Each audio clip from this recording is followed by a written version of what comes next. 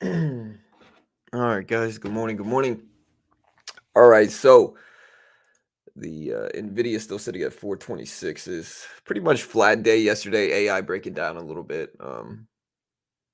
We do have jobless claims numbers today coming out. So, this later on today, we got Jerome Powell speaking, testifying in front of Congress later at 10 a.m. But jobless claims are the first thing coming out today at 8:30.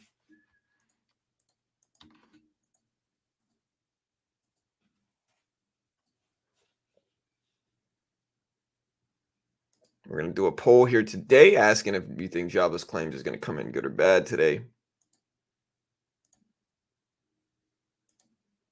What's up, DS Peggy?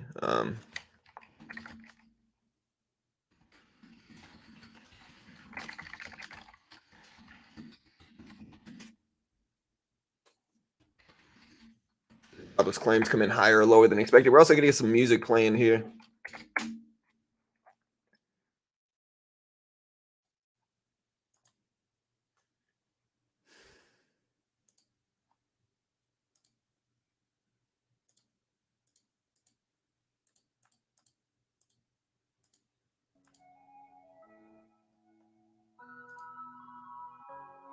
What's up, Mo? Layla.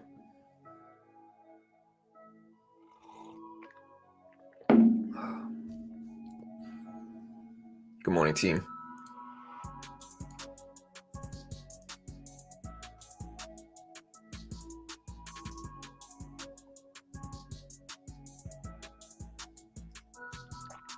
All right, 55% think they're going to come in higher. 45% think they're going to come in lower.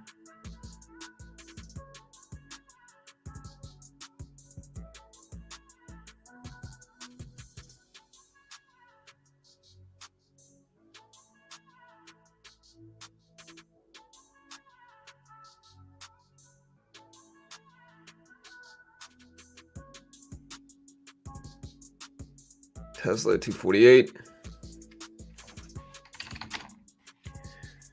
Yeah, it's all the way down to 250s, basically. Maybe that'll be a good trade to get in there. I don't know.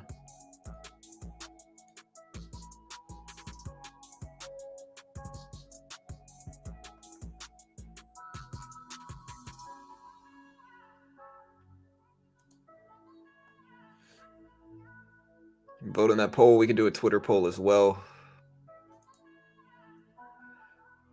There you go. You should be able to hear the music.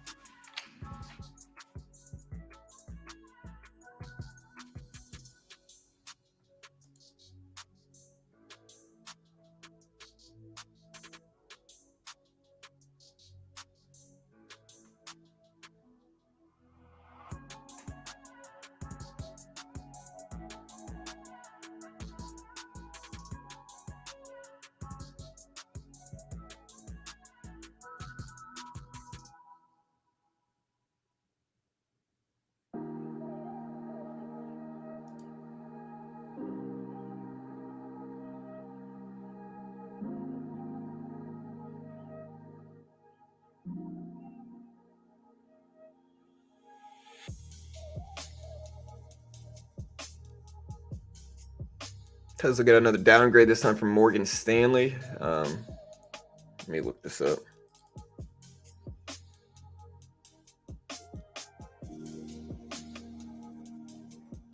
Credit Suisse files for debt shelf of up to $51.5 billion.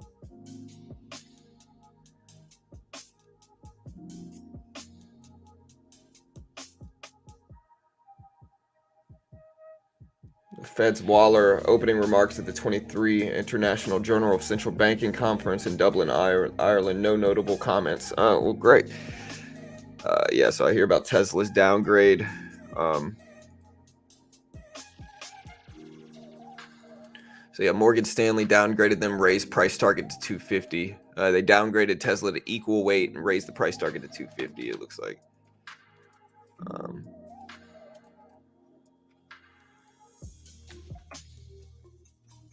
That number up there.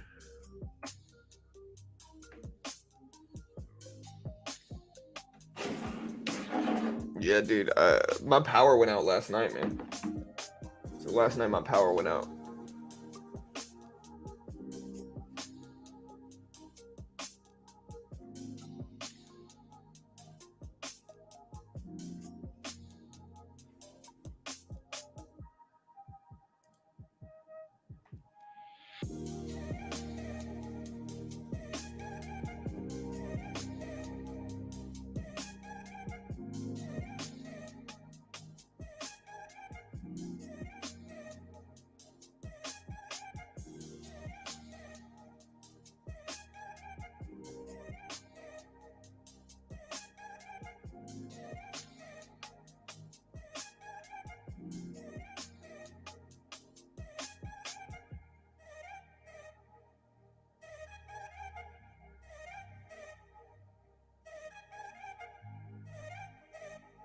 So the guy, so we have a quote from the stepson of billionaire Amish Harding, who is currently trapped and lost on the Titanic wreckage submarine.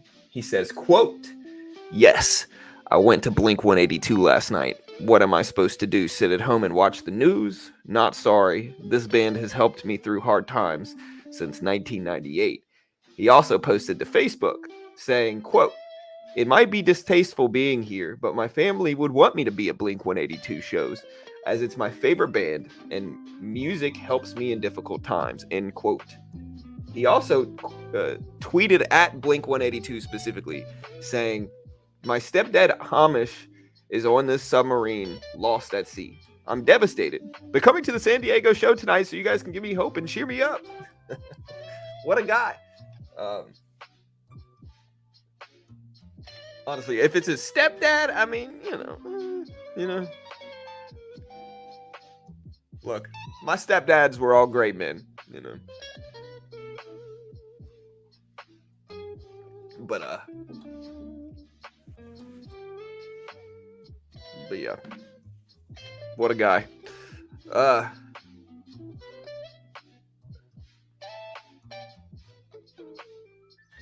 I mean, if your stepdad's a billionaire, I mean, you're just living life now. You know what I mean? This guy's just living life. Stepdad's a billionaire, you know, he's just living life. He also tweeted at a subscription website model, telling her that she can sit on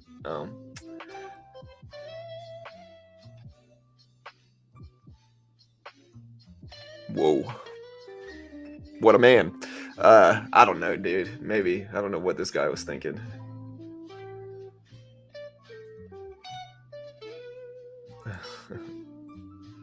Definitely top 3, TJ. No, I only had no.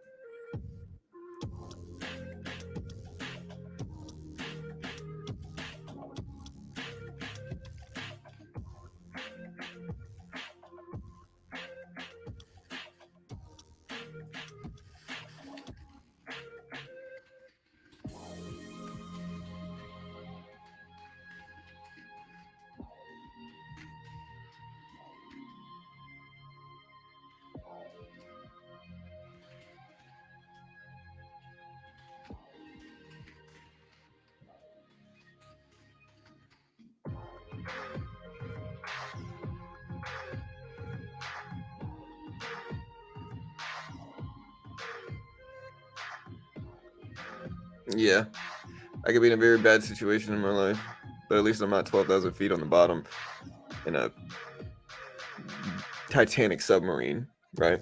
Optimism, sir. Glass half full type of stuff there.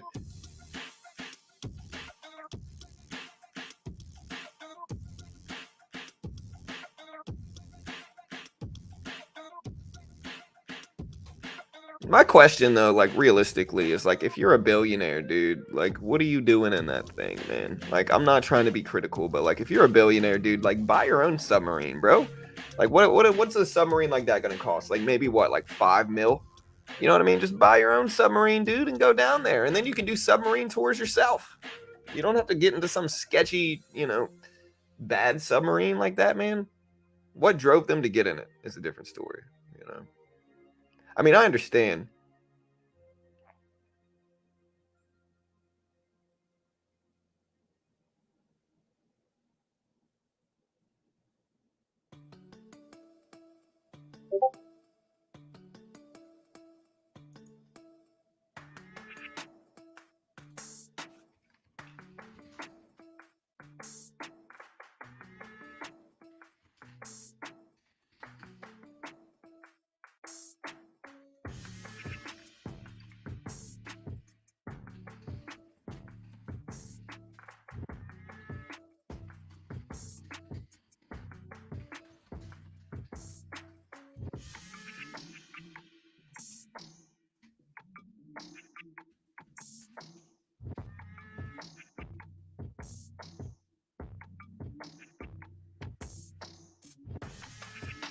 All right, guys.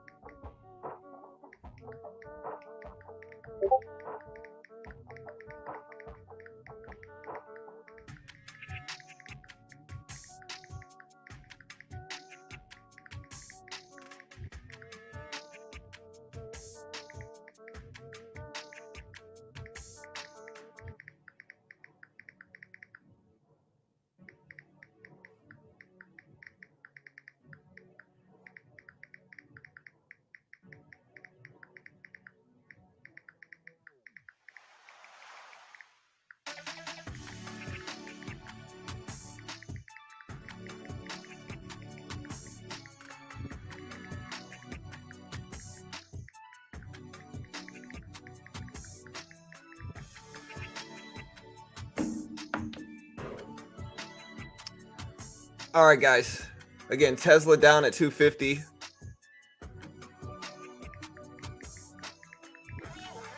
We also have Tesla. Break it down here. Is Tesla a dip buy right now after getting downgraded? I don't know. Let me know what you guys think.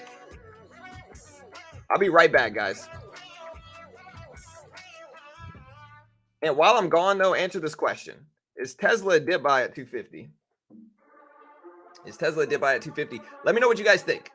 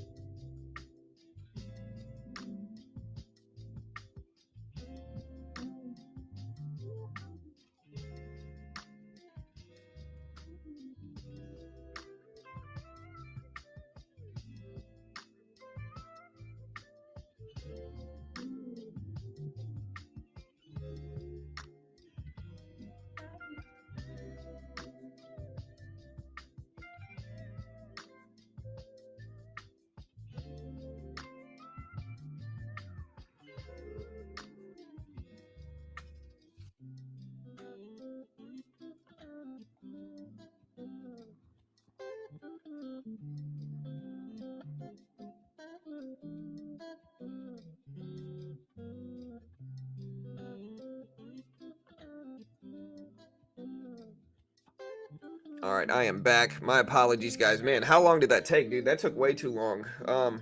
Is Tesla ripping up? Tesla's at 250.60s right now. We'll see if it continues to hold. It's at 250.60s. Yeah, bro, the AMC thing is just kind of crazy, dude. A lot of people just don't understand, man. A lot of people just don't understand. Like, again, it comes from inexperience in the markets, right? Like imagine that you didn't have any experience in the stock market. Imagine you had no experience in the stock market, and then imagine that like you entered it, and then all these people are telling you that one specific stock is just going to go freaking crazy, that if it doesn't, it's a conspiracy theory. If it doesn't, it's a conspiracy against the little guy, and everybody's just trying to keep the little man down with AMC, a movie theater stock in the middle of a global pandemic, right? Like imagine that. Like if you enter the market like that, you're probably going to be pretty what's the word, is it malleable? You're going to be able to, you're going to be like clay. They're going to be able to push you. And if you look at social media right now, there's a new conspiracy theory regarding AMC that sprouts up every freaking day. There's a new conspiracy theory regarding AMC, bro. Like, and it's mostly just from people who are trying to gain followers. Like, how do you, if they want to gain followers, how do they do it? They post on Twitter that there's some super secret conspiracy regarding AMC and it's going to go crazy. It's confirmation bias. Like, they're just telling people what they want to hear. If you're holding AMC for 2 years now and everybody's been telling you it was going to moon and then it doesn't, like, what do you want somebody to tell you? You want somebody to tell you that there's a super secret thing going on that only you and a couple other people know about, and AMC is just gonna fly up, guys. Just gonna fly up. It's confirmation bias, right? And so people are posting that and they're growing on social media. It's just silly, bro. Like, at a certain point, don't be dumb. That's what it boils down to. Just don't freaking be dumb. Like, think about it objectively. Like, don't let people manipulate you in that way. You shouldn't want that, guys. If you're an AMC believer, you shouldn't want that. All right. Maybe AMC goes up. I'm actually holding AMC. I'm down less than $30, but like I'm holding AMC right now. So we'll see if it goes up. Hey, hit the like button, hit the subscribe button. Sorry, I don't know how long I was gone, but it must have been a little wait. Jobless claims tomorrow today. Will it come in higher or lower than expected? I don't know.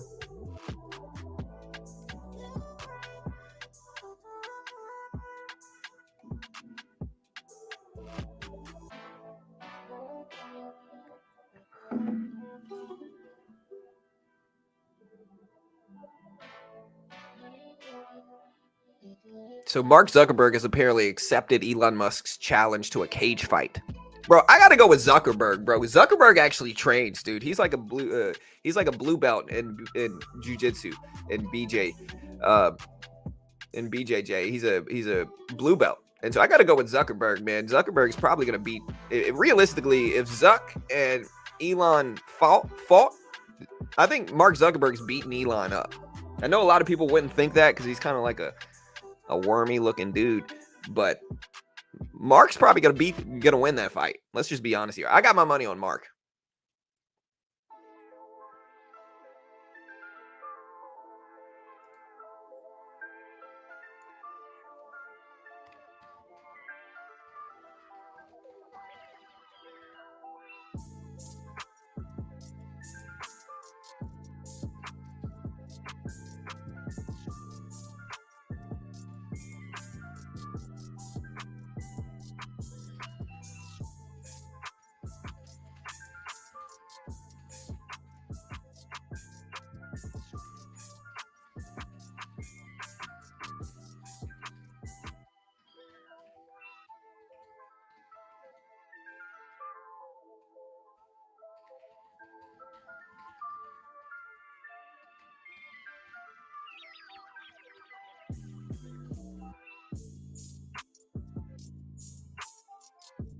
All right, guys. Again, but AMC with that said down to 4. Down to almost 420s right now.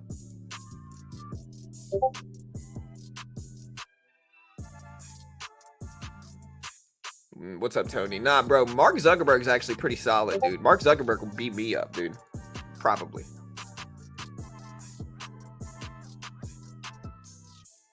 Yeah, like Mark Zuckerberg probably beat me up realistically. I hate to admit it because it's Zuckerberg, but like he's probably beaten both you and I up, Tony.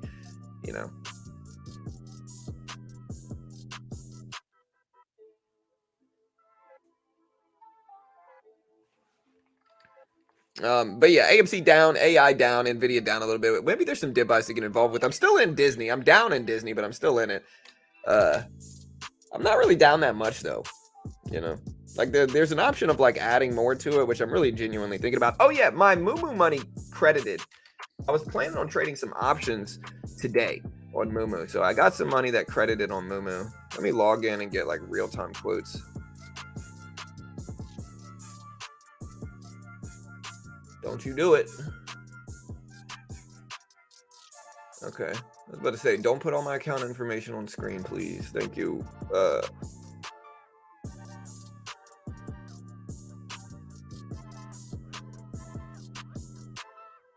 Anyway, there's a new version of MooMoo.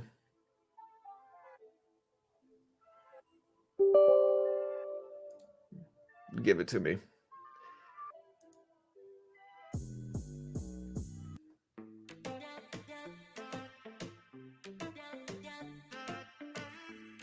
Yeah, bro, I can't win a fight against Cyborg Mark. I could probably beat Elon up, but like Mark Zuckerberg's a different question. Like I've trained a little bit. Like I know a little bit of jiu-jitsu. You know, like I know a little bit of jiu-jitsu, like a little bit of boxing, but not a lot at all. I'm still a white belt in jiu-jitsu. In boxing, I'm still pretty, you know, but I know how to box. I can jab, I can hook, I can cross, I can do a few combos, so I'm okay.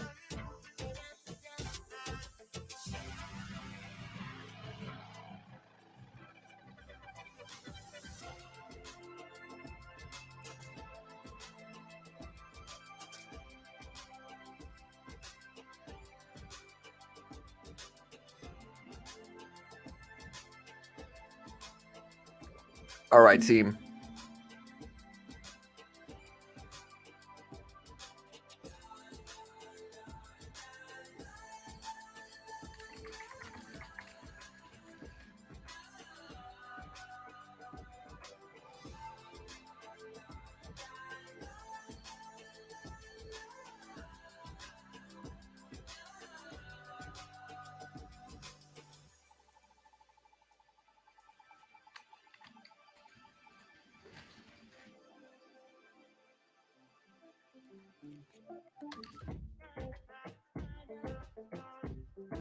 I'm a random poker player people haven't thought about in a long time. I gotta go with Jamie Gold. Does he even have a Twitter? Doesn't look like he does.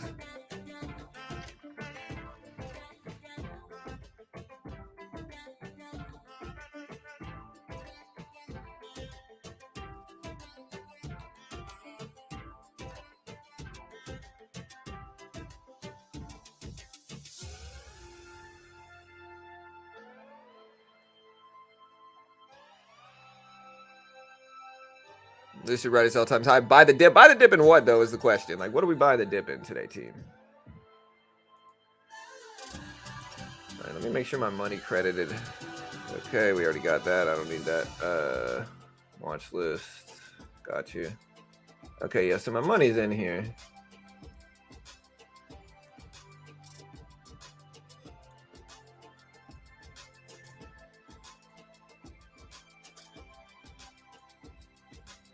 How do I switch to a cash account, though, bro?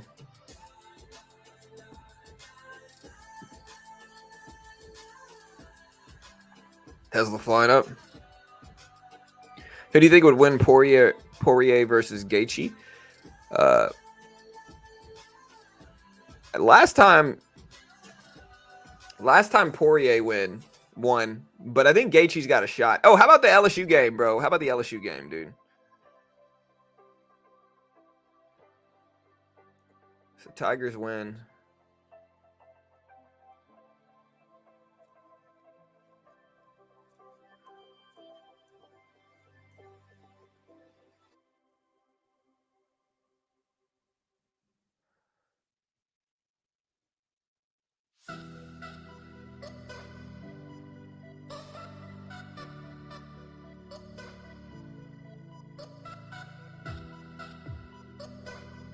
So who does LSU play next? I can't remember.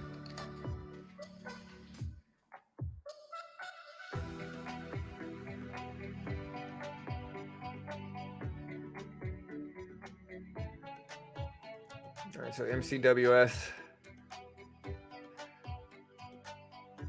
Yeah, Cade Beloso hit that 3-run home run in the right field.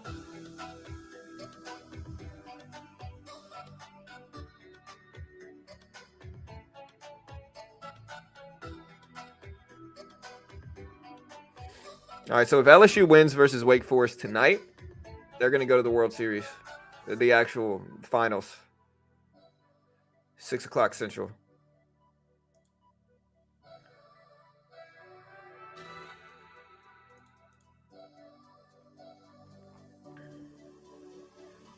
Keep your margin account? I don't think so. I mean, unless they change the rules for options. So, like, I'd rather... Okay, if I want to trade specifically options on MooMoo, what's the... like, what should I have? A margin? It's only about $3,000 account. Should I trade a margin account or a cash account, guys? Let me know what you guys think.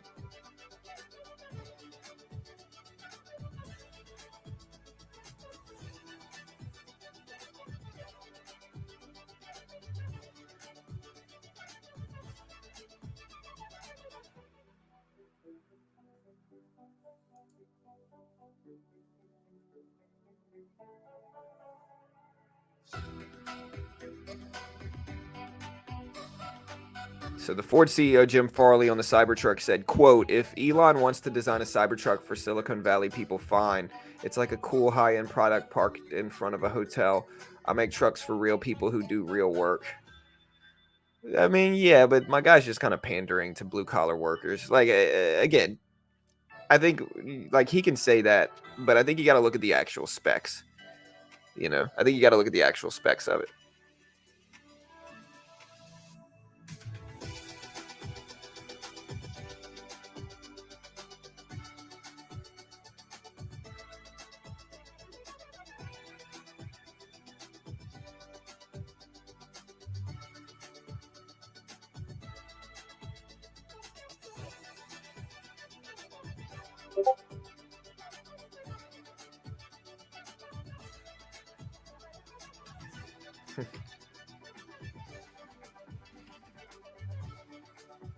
Yeah, again, I'll say it again.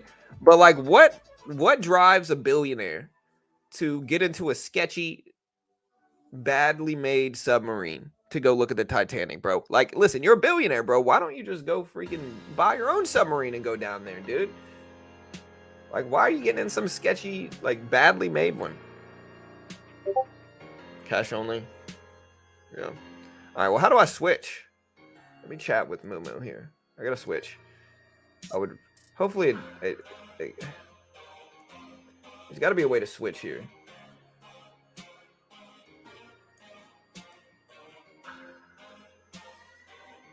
How do I chat with somebody? What's that? A shirt? Change skin.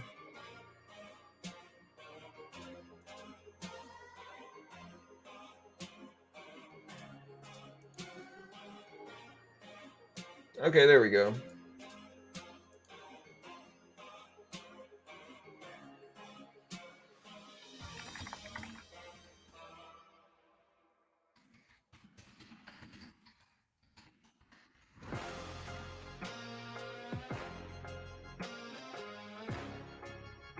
Disable margin.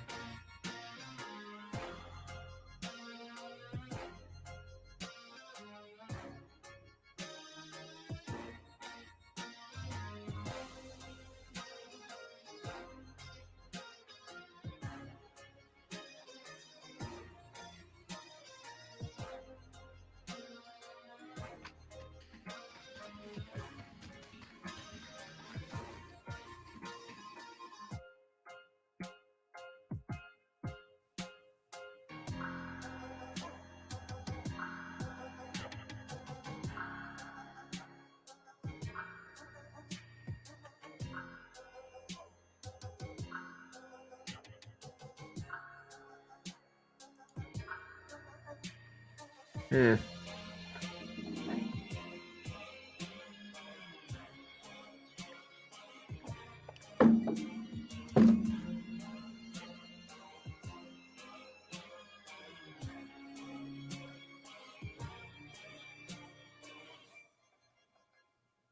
I think it takes 4 days. Yeah, we'll see.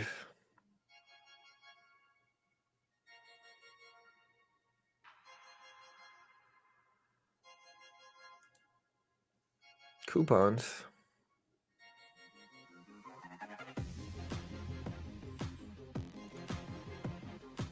Bank of England raised rates from 4.5 to 5%, so 50 basis point rate hike for the Bank of England here.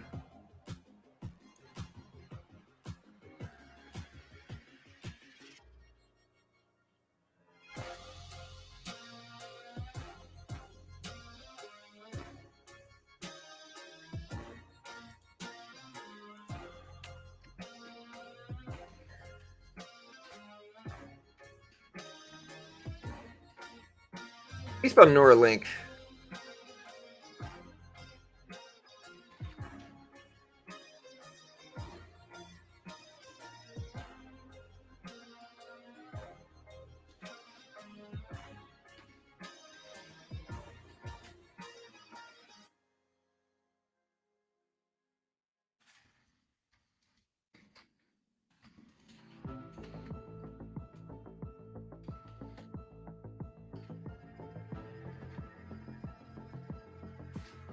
Does Mark Zuckerberg not even have a Twitter account? Oh, man.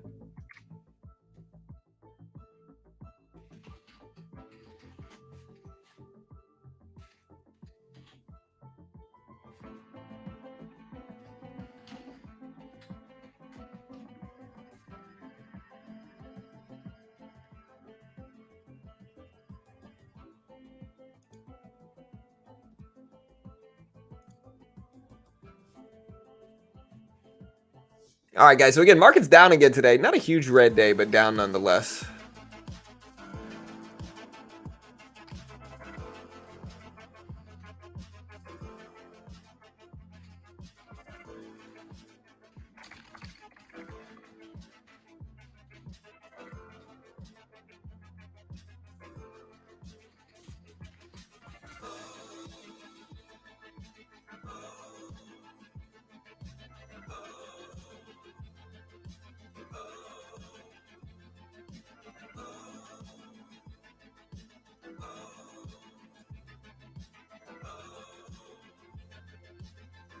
All right, guys.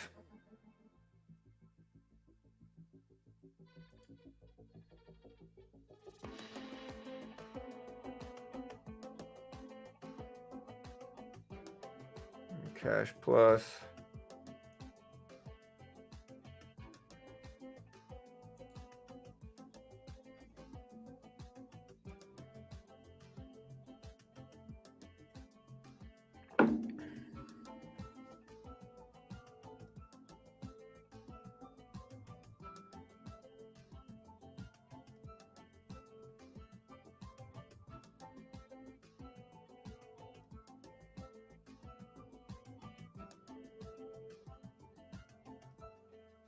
All right, so I think here, sorry, I'm still learning MooMoo.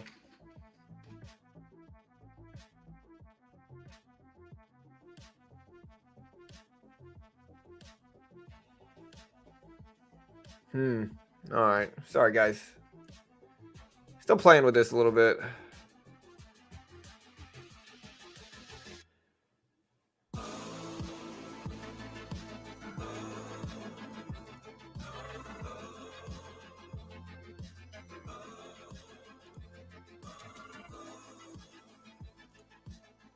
Again, let me know if you guys think there's some dip buys to get involved with today. That's what I'm really genuinely interested in, is some dips.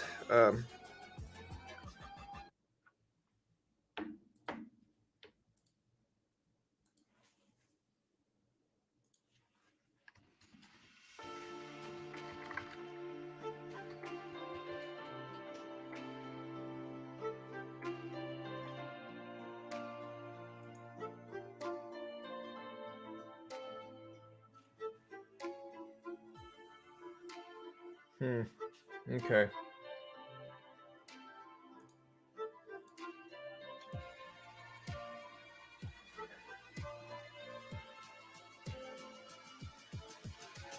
Bro, MooMoo, you didn't send me the code.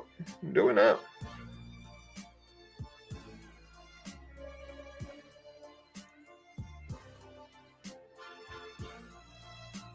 Yeah, dude. Honestly, our power has been sketchy in Texas, dude. Like our power went out yesterday for a little bit. There we go.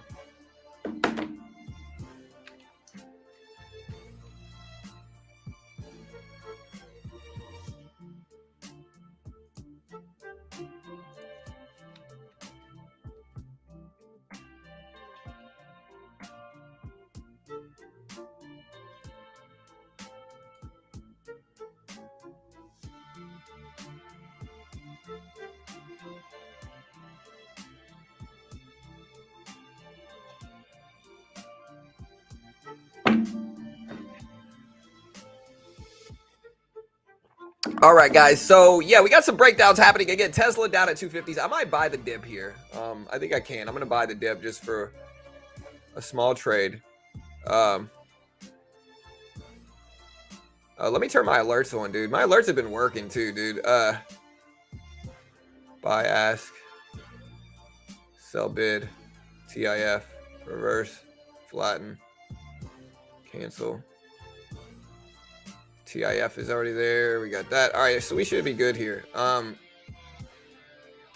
gonna go ahead and buy 25 shares of Tesla here.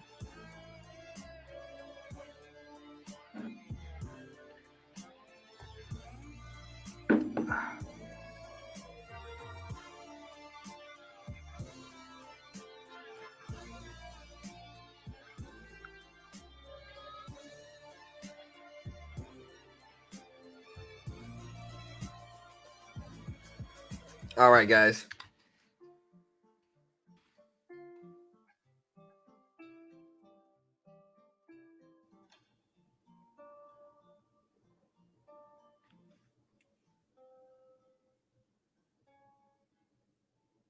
What's that noise? Is my kid up right now, dude? Is my son awake?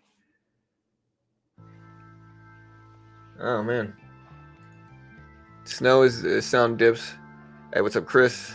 The entire power in Texas. Yeah. Yeah, I mean, yeah, dude, the storm was sketchy, bro. The storm was bad. Like, power went out for a while.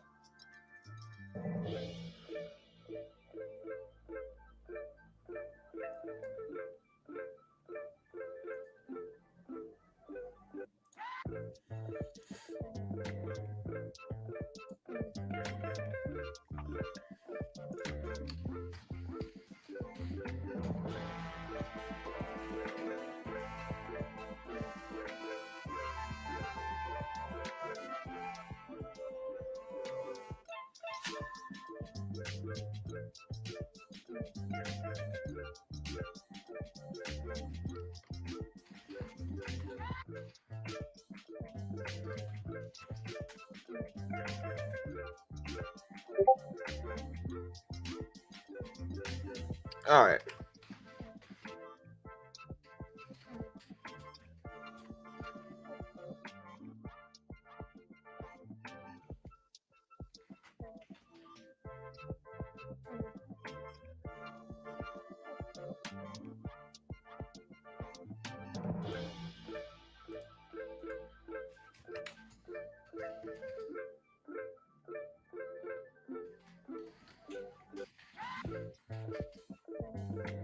All right, guys.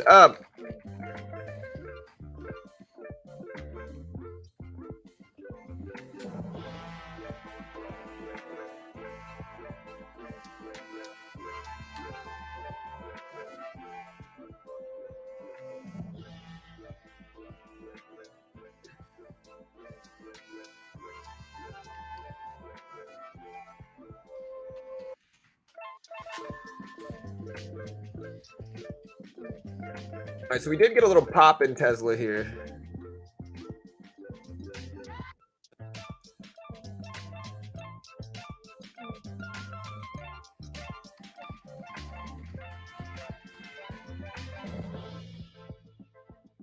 We got a little pop. I'm gonna wait a little while.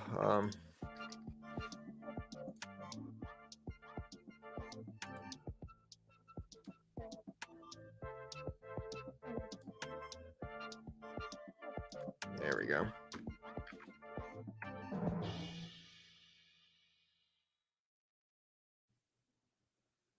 All right, guys, I'm just kind of hanging out here waiting. Where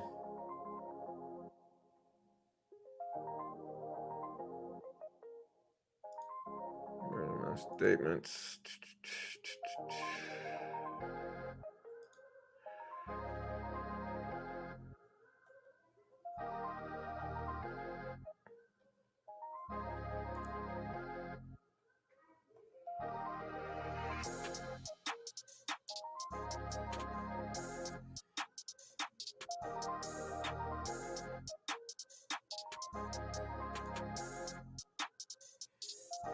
All right, guys. So again, Tesla is up there. I'm probably gonna take a little bit off here. We got the bounce. And again, I am using Chart Prime for this. Wow, nice little gains. I'm gonna take half off, just lock in profit, and then I'm gonna try to sit on the rest and be patient on the rest here. Um,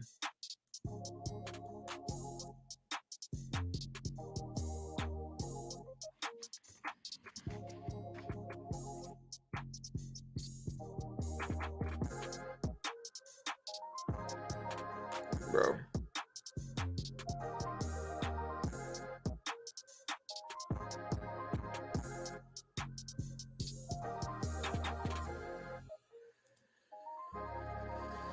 All right, guys.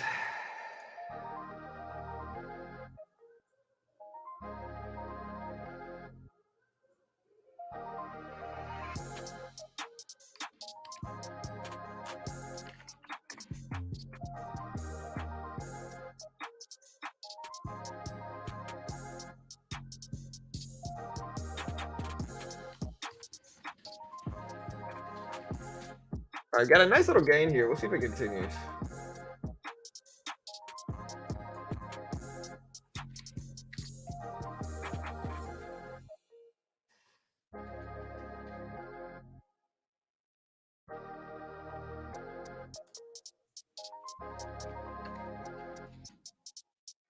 All right. Sorry, I had to mess with something with MooMoo here. But yeah, guys, so nice little gains here on my Tesla trade. I think I'm just going to let it work. I think it's down enough to where it's still justifiable to take this position. Job market tight. John's still overall bullish. I mean, it's more nuanced than that, man. Like, what's your time frame on whether I'm bullish or not? It really depends on your time frame, brother. Like, I am bullish in some time frames and bearish in some time frames, but again, it really just depends on what time frame you guys are talking about. Again, if we're talking about short term, I think anything could happen. I'm kind of neutral short term. I think that we could be considered extended on the upside, and so I think we could pull back in some arguments. I think we could also dip heavily in some arguments, but I think the natural state of the market is that it goes up over the next 30 days. I'm neutral. I don't really have a bias over the next 30 days. I think the market could be considered extended on the upside short term, and so I think there's an argument for a pullback.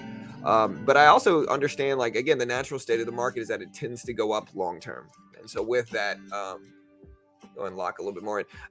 The natural state of the market is that it tends to go up long term, and so with that,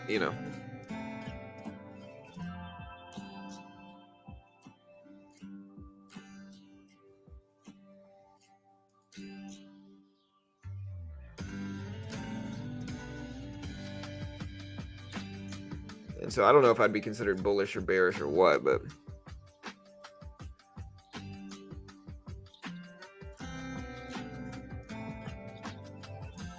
Which one, Tony? On what platform are you talking about, Tony? All right, so we got a nice little pop up on Tesla here. We caught the bounce.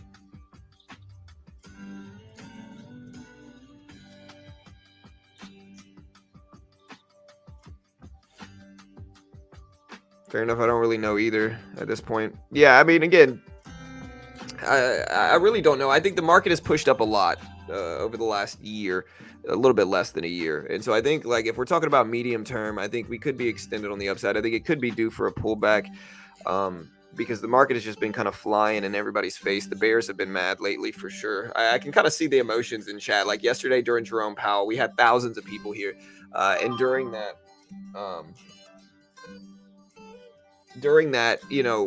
I just saw a lot of emotion, a lot of angry, like upset bears at the market. A lot of people saying the market was rigged and all this different stuff. And again, the reality of it is the market doesn't have to do anything. The natural state of long-term markets is that they go up. And short term, who knows what's gonna freaking happen? Again, that's kind of the way I look at it. I think it also depends on the economic data that we have coming out. So today we got jobless claims at 8:30. We got Jerome Powell speaking at 10. We also have existing home sales dropping at 10 a.m. as well. And so we got that stuff going on. Tomorrow we don't really have much. So like tomorrow we don't have much. We have manufacturing and services PMI at like 9:45, but aside from that, the day is pretty slow. Outside of that, we got PMI like purchasing managers index data coming out.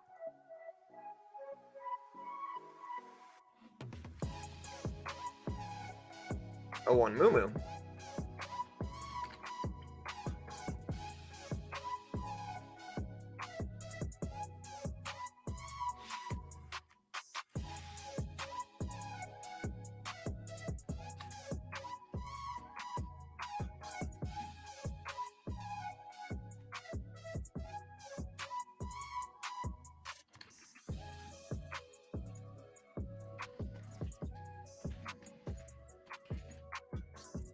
All right, so again, Tesla up there. We'll see if it holds. The bears more so. Yeah, just a lot of bears emotional is what I see. Root in what way? Bears upset, you meant bulls? No, I meant bears. Okay, during the last couple economic releases, the market has pushed up a lot.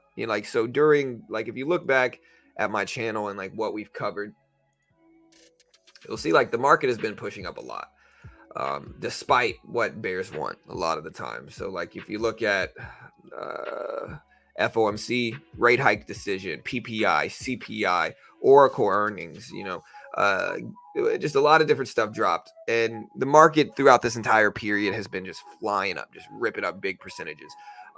With that, most bears that I see are pretty emotional about it. They're saying it's rigged, or that it's manipulated, and all this stuff, and that the numbers are wrong, or they're just saying a lot of different stuff. I understand we pulled back the last few days, but again, that's despite, like, if you look at a 20-day chart, it's pretty obvious, like, the market has been incredibly green over the last 20 days, despite the pullbacks we've done over the last 2 days. The market's not going to push up forever.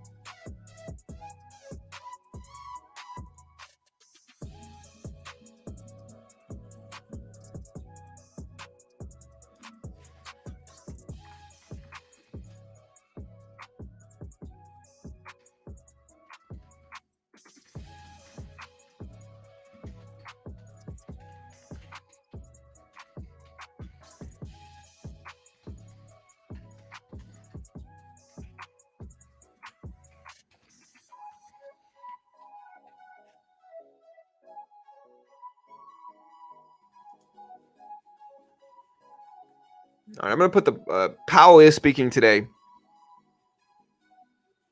Yeah, so MooMoo free unusual options, at least some of it.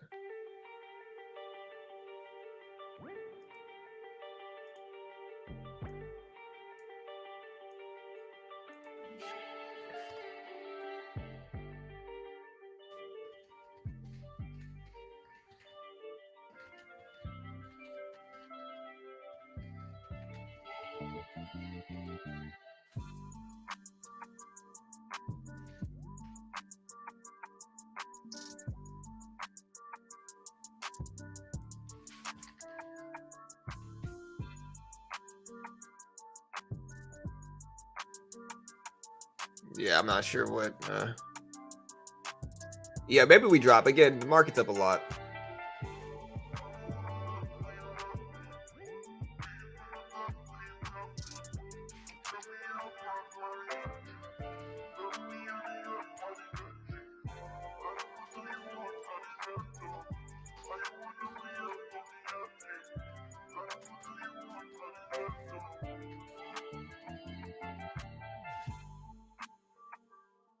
So again, we're up in Tesla. Part of me wants to add to it, but I think I'm just going to sit tight.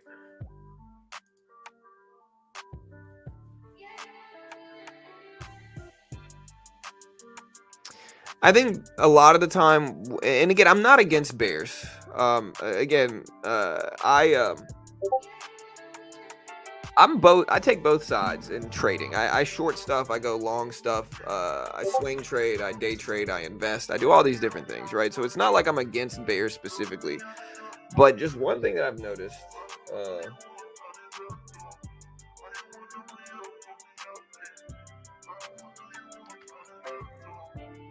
Uh, but bears are typically much more emotional than bulls are. Like bears are usually the ones that call names, that like attack other traders. Like bears are generally the much more emotional ones that I've seen. Um, and again, that's just my own, experiences.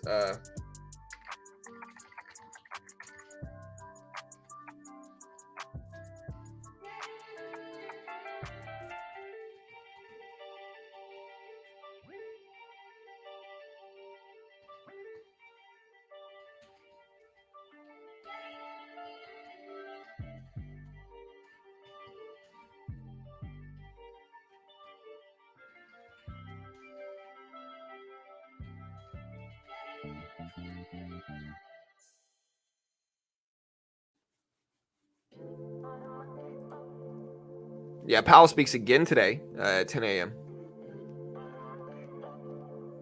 No, there's a lot of people making money.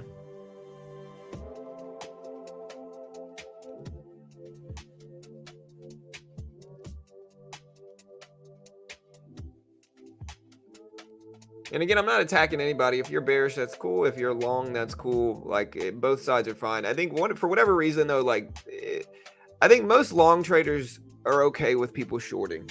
It depends on what it is, but I think for whatever reason, like bears just attack long traders like it's the Bloods and Crips. You know what I mean? Like it really shows emotion. And again, maybe it's just my own streams. Like maybe it's just when I stream these big Jerome Powell press conferences, like yesterday where we have 4,000 people here. Maybe we just kind of see a little bit more of the toxic come out when we have that many people here, and I think that's probably pretty normal.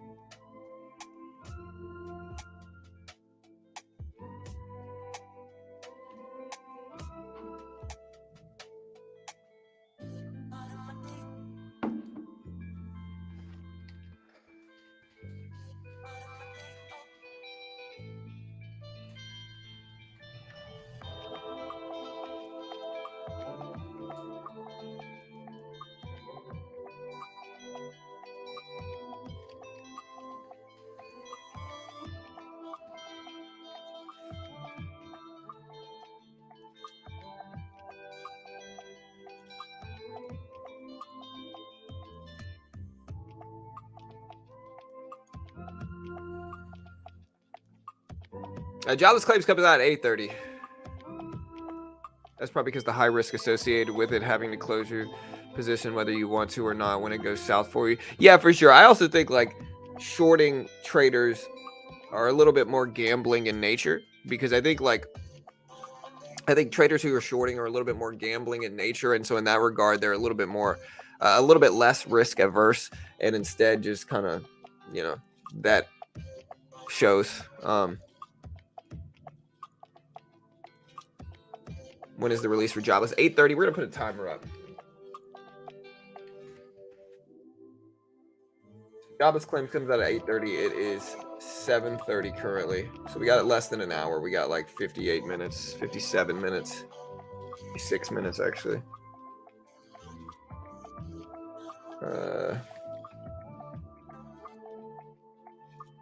right, so we got our timer up here. Jobless claims. Tesla's still doing pretty well up there. Tesla's still moving. Again, the SPY dipping down a little bit. Is it time for a pullback buy, though? I guess is the question. Jobless claims, I guess, will influence it, but we'll see.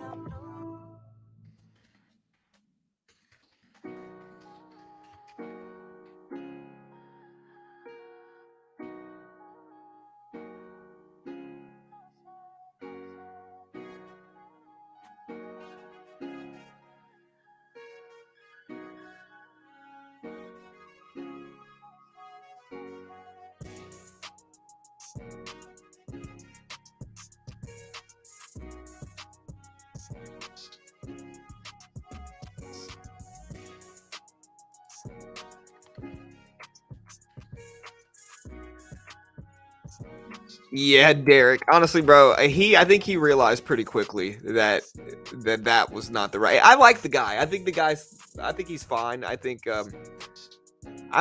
he just really wanted to be right in that situation, and so, he kind of argued it, but his argument didn't make sense. You got to understand, like, my personality type is the debater personality type. And so, you know, if he's gonna argue with me, bro, you better make sure your argument is sound, because I will pick that argument apart. And I did. I mean, I think if you really look at what he said, man, he basically said that he wants to take the lesser edge way of trading as a test to himself, and that smart people do what's harder, is basically what his argument was. And my response to him is, like, smart people are going to make money in the easiest way possible. A smart person's not going to say, hey, I can make money in this way, which is easy, and I can make money in this way, which is difficult. Instead of going the easy route, I'm just going to go the difficult route. That's not what smart people do. Smart people say easy, hard, I'm going to do the easy money. That's what smart people do. And so, but he's cool, man. Again, he's just bearish. And so, again, I think a lot of people have been sold on this big doomsday scenario where the whole market is going to crash and fail. And I think that has a lot of people trying to be little clones of Michael Burry, basically. Like, everybody wants to be Michael Burry.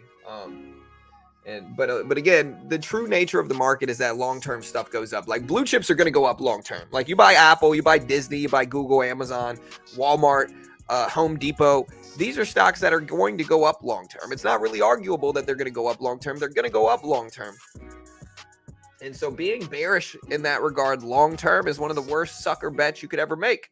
You're trading against the biggest, most profound edge the market has. And again, you see it. I had somebody reach out to me, like a programmer that I've been working with. Like, I've had somebody reach out to me, and he asked me, he said, hey man, this latest run, this last 8 months surprised a lot of people. He said, the last 8 months, what does your community think about this latest run over the last 8 months to a year? And I told him, I was like, look, bro, I've been saying this for over a year now, that the market doesn't have to crash, that the biggest edge is long-term, stocks are going to go up. And what happens, guys? Like, if you really look at it, think about it objectively, what I'm about to say. All right. Banks and other big institutions put out these sensationalized reports talking about how scary the market is and about how the market's going to crash. Who do you think's putting out these reports telling you the market's going to crash? Right? It's the banks. It's the big boys. They're putting out these reports, right? And then they're convincing retail traders to not buy up stuff, They're convincing retail traders to be bearish and short bias long term. And the big banks are the ones that are making the money over the last year. They're the ones that have been riding these gains up. And retail traders are mostly the ones that are trying to be Michael Burry and missing out on some of the biggest edge. If you see it percentage wise, what the market has pushed up at, like what levels the market has pushed up at over the last 8 months, a lot of retail traders miss that move completely because they're trying to wait for some parabolic, crazy market crash. And again, they're getting talked into it by the big boys in media, right? And so they're missing out on the most profound edge the market ever gives you, which is that on good years, the market's going to push up over 10%. And that's exactly what it's done. But a lot of retail traders just missed out on it because, again, they're believing what the sensationalized market media is telling them, which is it's doom and gloom. It's the end of the world, When the dollar pushes up, oh, the dollar's up so much, inflation's so bad, it's the end of the world. When the dollar starts to drop, oh no, the dollar's crashing, it's the end of the world. No matter which side of that coin, they're going to say it's the end of the world, and they're going to talk retail traders into missing out on the long side, and that's what's happened. And I think that causes emotion. And I think when people think about what's happening, I think it's too difficult for them to admit within themselves that, like, that's what's going on. And so they just kind of double down on, oh, well, the market's wrong, or the market's being manipulated, or like whatever it is. But again, a lot of y'all are missing out on the biggest edge you can get, which is, you hold stuff for years, you're going to make money.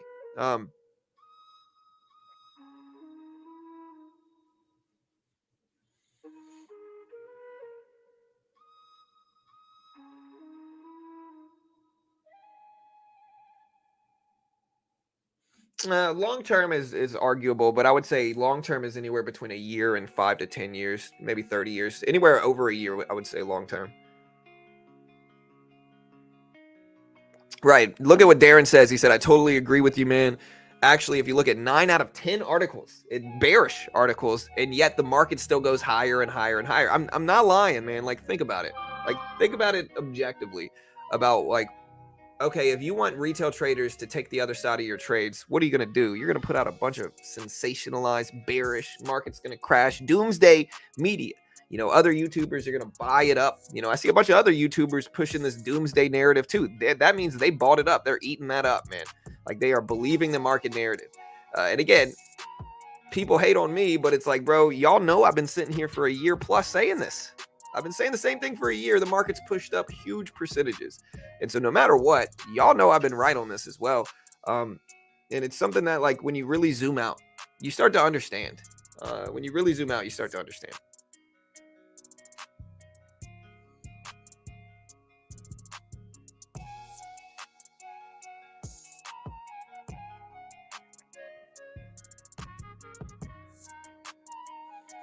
What does it mean if jobless claims is low? Does it mean we are highly to enter recession? No. Jobless claims drops weekly.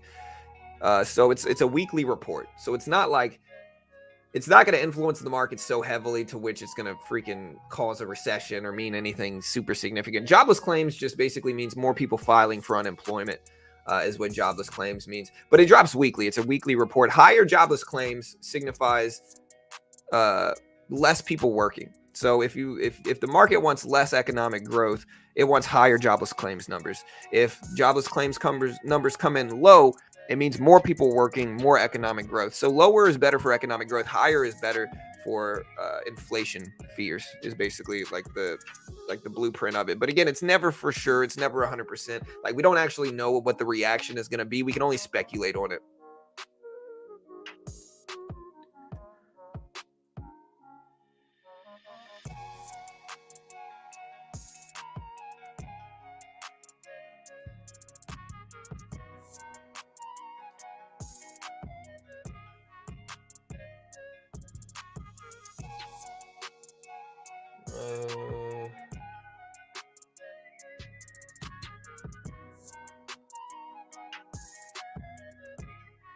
So Tony, is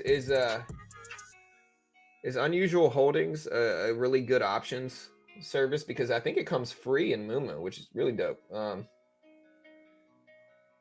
I'm trying to figure out how to rank myself higher here.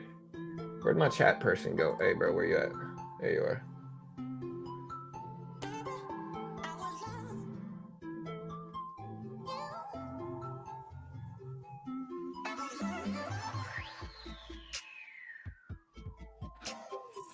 All right, so I guess I got to use the app. Yeah, I mean, I'm just going to let it work. It's a little baby gate anyway.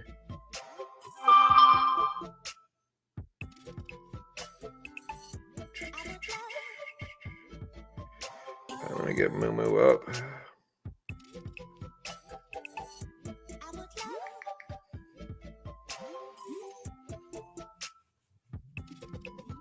All right. Counts. All functions. Option level.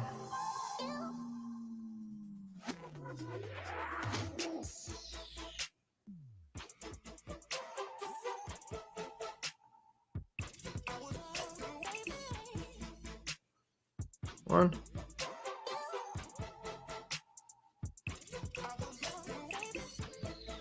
Okay.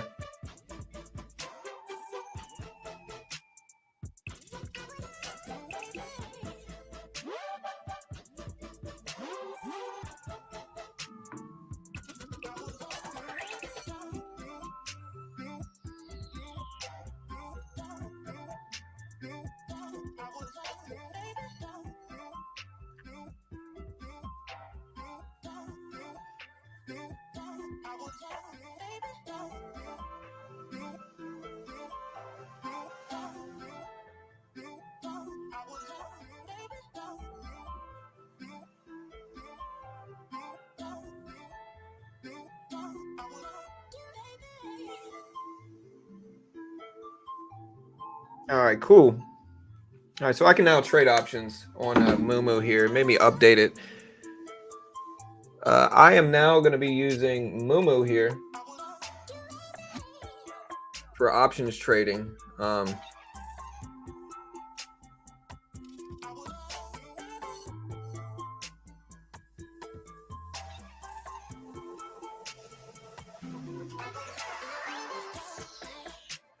Here, let me set my trading view alerts for Chart Prime.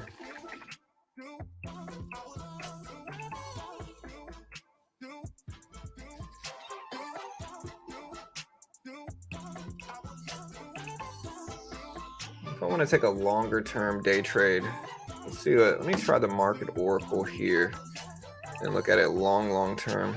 That's nice. Okay, a 15-minute chart. Cool. Yeah, it looks pretty good. Ooh, man, 15-minute chart looks powerful on Chart Prime, dude. I'm not even gonna lie. Let's go ahead and set this alert on the SPY. 15-minute chart. Put the market oracle up. Select possible reversal up.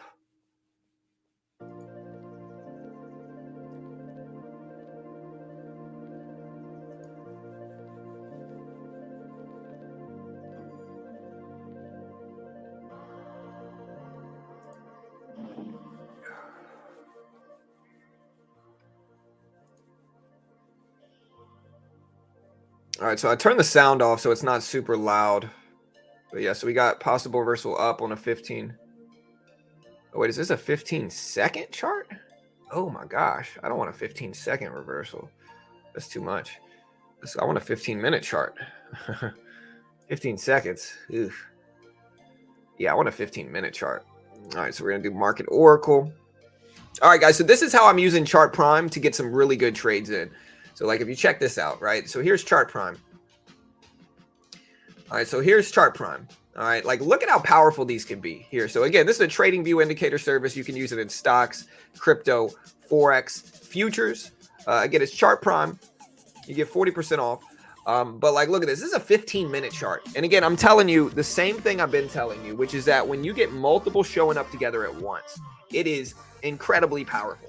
Incredibly powerful. Again, I can't guarantee you're going to make money. They're a sponsor of mine, but just look at this, right? Possible reversal up in a bullish engulfing candle. Nice bounce. This is over like a 3-hour period. Look, reversal up signal here. A bounce over like a 3-hour period. Same thing here. Reversal up in a bullish engulfing candle. And the real edge is when multiple show up together at once. Look, when you get an engulfing candle and a reversal up signal, powerful bounce. Same thing here, reversal up bounce. But it's more powerful if you get the engulfing candle that goes with it, to be honest. And again, you can keep looking at this. This one was wrong, of course, but that's the first one that I've seen that was wrong. Reversal down, drops.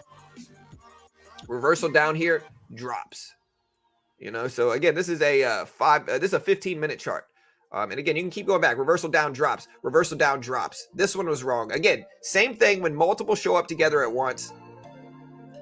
Nice drops over like 2-hour period there. And so again, I'm setting these alerts. The way I'm doing this here on Chart Prime is that I'm setting alerts like this, right? I'm going to alert. I go to Market Oracle. This is the regular Market Oracle. It's not the Market Oracle Pro. It's just the regular one, right? I'm going to the regular Market Oracle right here. And when I go to it, I just click possible reversal up. I want it to give me a notification if it's a possible reversal up. I don't want it to give me sound, and I just go to create. And then I do the same thing for a reversal down. I go to the Market Oracle here. I select possible reversal down. And then we make sure it's going to send me an email, a pop-up, and notify me in the app. Create.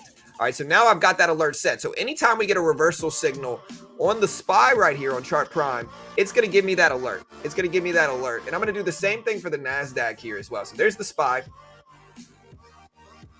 I'm going to do the same thing a couple different times. I'm going to do it here. I'm going to add another alert, but I'm going to do the NASDAQ here. But the NASDAQ, for whatever reason, hasn't been working. I'm just going to use the US 100 since it's basically the NASDAQ. Let me see what the NQ looks like to make sure it's right. Because, I mean, you can kind of see the same thing here, though, where you get the reversal up signal.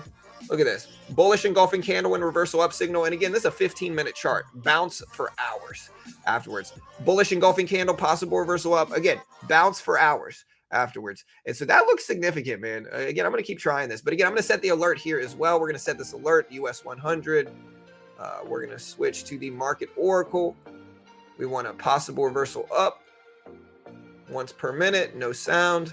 And we're going to do the same thing on the downside. We're going to add the alert, Market Oracle, possible reversal down once per minute. There we go. All right, we're also going to do it on a 5-minute chart as well. So we're going to switch to a 5-minute chart.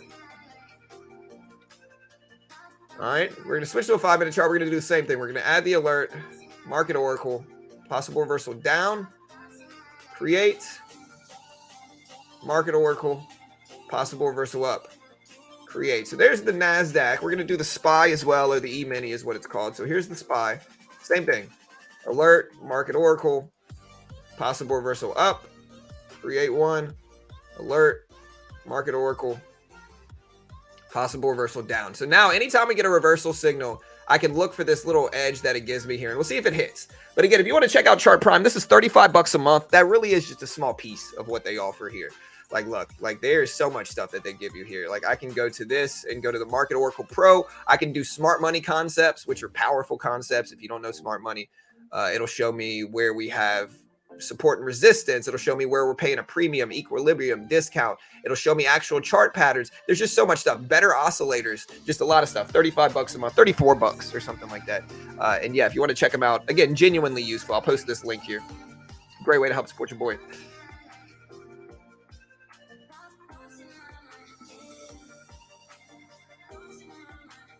You can find the link in the description if you want more. Our Tesla trade is consolidating right there. We got 10 shares of Tesla left, but we're just kind of playing with it. The SPY is bouncing up some today, so look at the SPY bounce.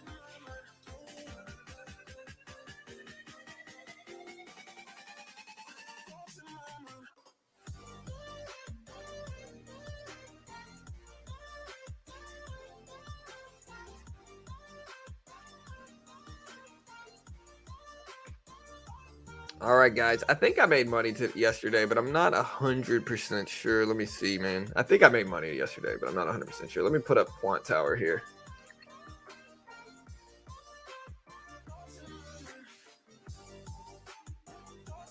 Should I add to Tesla again, or should I just chill?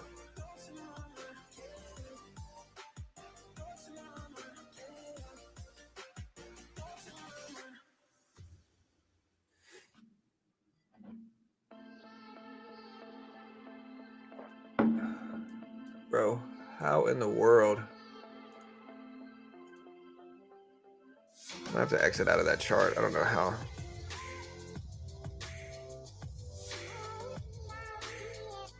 There we go.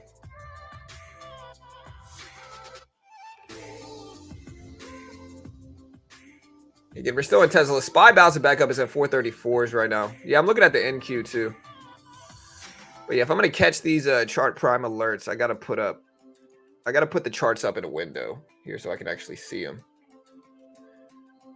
Let me get the smart money concepts out.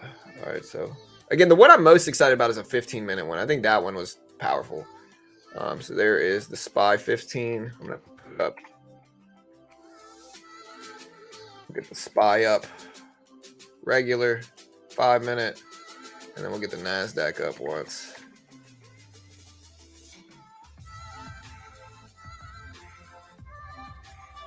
Yeah, the NASDAQ's been acting kind of funny on TradingView. Maybe it's just me though, but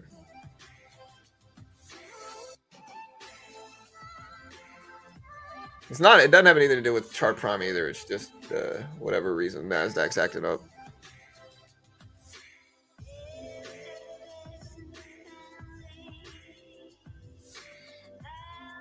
For TradingView, I get all market data. It's like less than 15 bucks a month for like everything.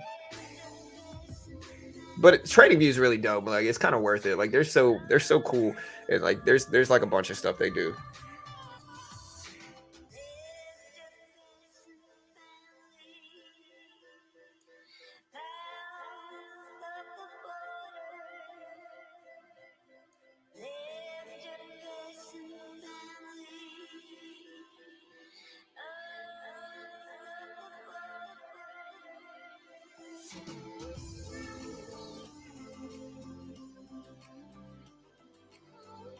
Wait, is this a scammer?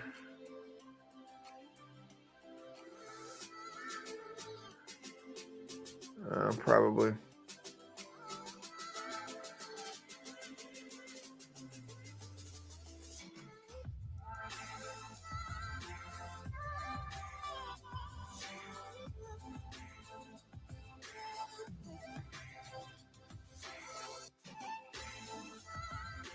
All right, so again, we're in Tesla. The SPY testing that 200 EMA right now on the SPY. So the SPY's testing the 200 EMA.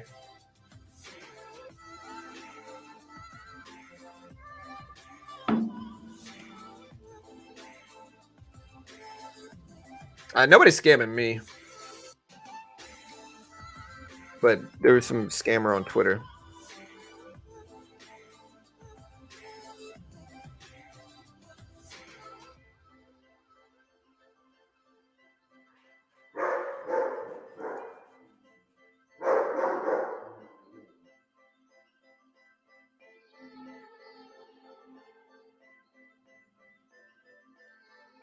Here, I'll be right back. I just heard some noise in my house. Yeah, trading view, it just takes time.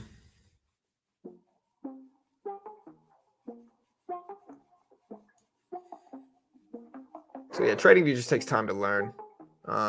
It really is something that you just kind of got to mess with and figure out. SPY started dip is at 434s.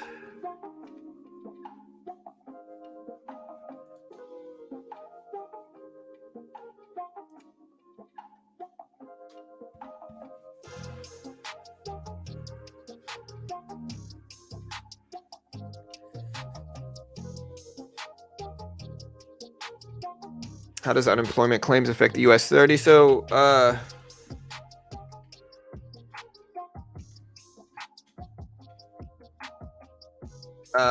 so they're going to affect markets. Now, we don't know how they're going to affect each individual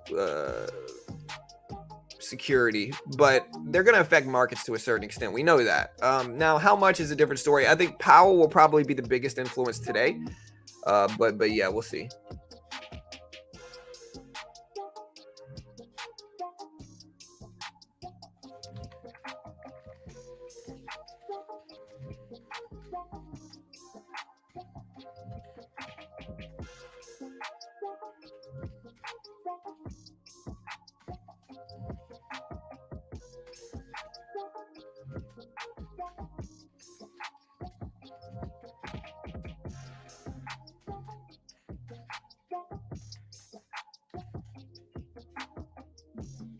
All right, guys. So again, market's trying to hold.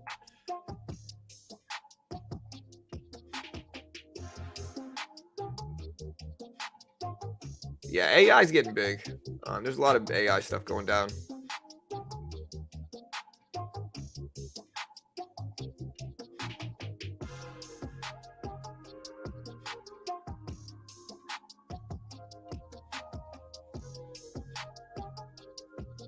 Bro, so many people, bro. Like, at what point, like, again, at what point is the AMC community going to stop?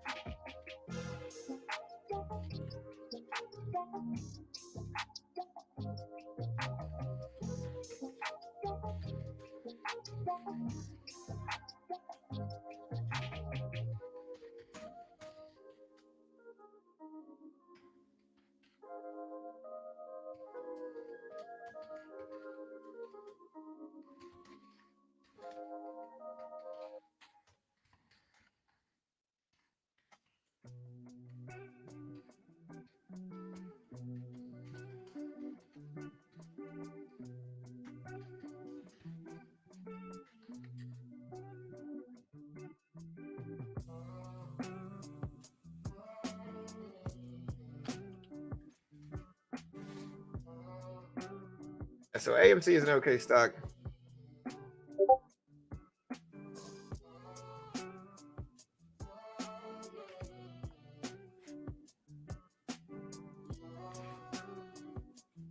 Look, I made a Twitter post, and this is what I said. I said, AMC traders, please stop believing the nonsense. AMC is an okay stock. Possible chance it could go up longer term. There are also risks. Mother of all short squeeze scenario is very low probability. That is not FUD, but truth. Stop being gullible and believing every jerk trying to grow online.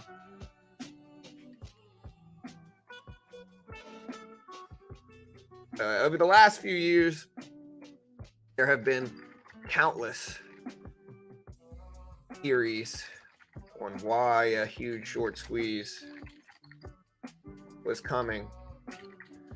Most of them are done by people.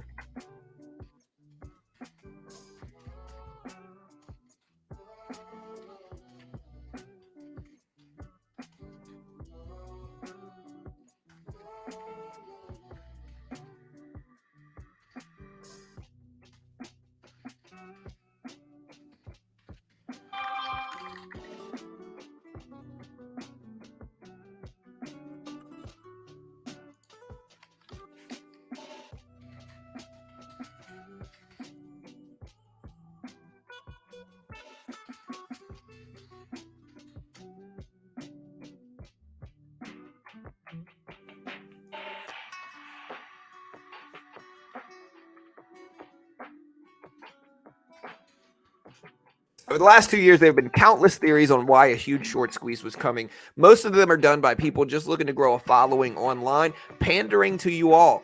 Most are silly. You should not like to be manipulated. Stop believing the nonsense, guys. Like,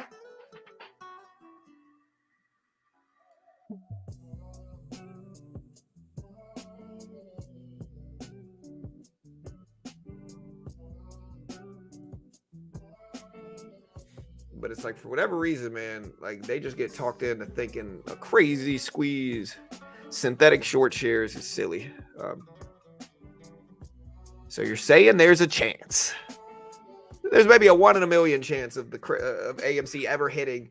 I would say there's maybe a one genuine like guess here. I would say there's probably about a 1 in 5,000 chance that AMC over the next 20 years ever hits $1,000 a share. About a 1 in 5,000 chance, maybe that AMC ever hits $1,000 a share over the next 20 years. I think that might be I might be overestimating the likelihood in that situation.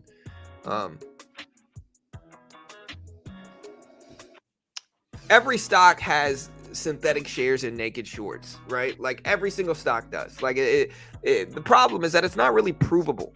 And like it's just a bunch of conspiracy theories going around. Like it really is. Like it's just it's not really provable. It's mostly done by people who are just looking to go grow a following online. Like it's confirmation bias. Like look at what confirmation bias is, and you'll recognize that that's precisely what we got going on here.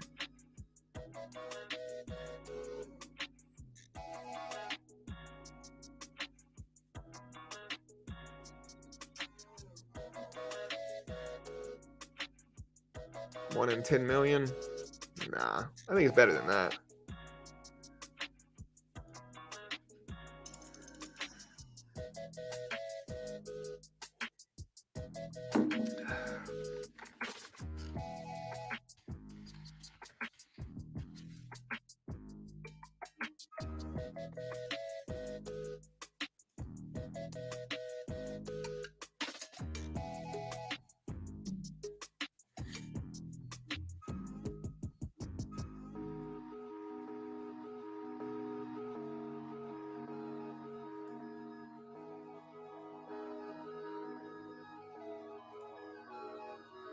Yeah, I made the post. At this point, I don't even care if people get mad at me for making this post. It's not like hopefully they snap out of it.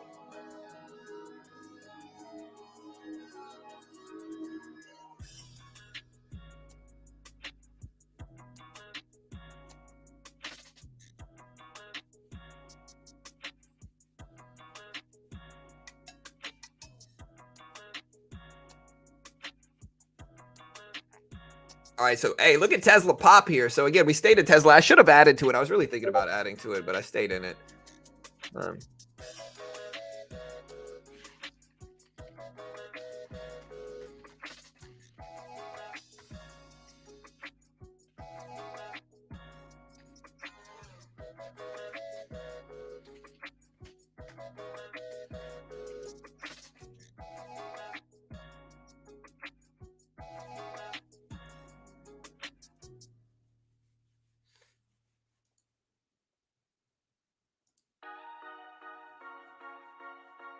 Gotta have high hopes for Fallout Boy, man. Honestly, we listen to that. Honestly, I run out of music to listen to.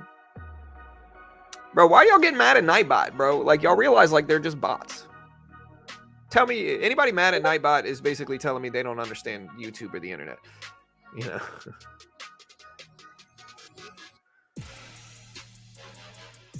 Like, don't yell at my bot. He's my friend, okay? He's my online bot friend.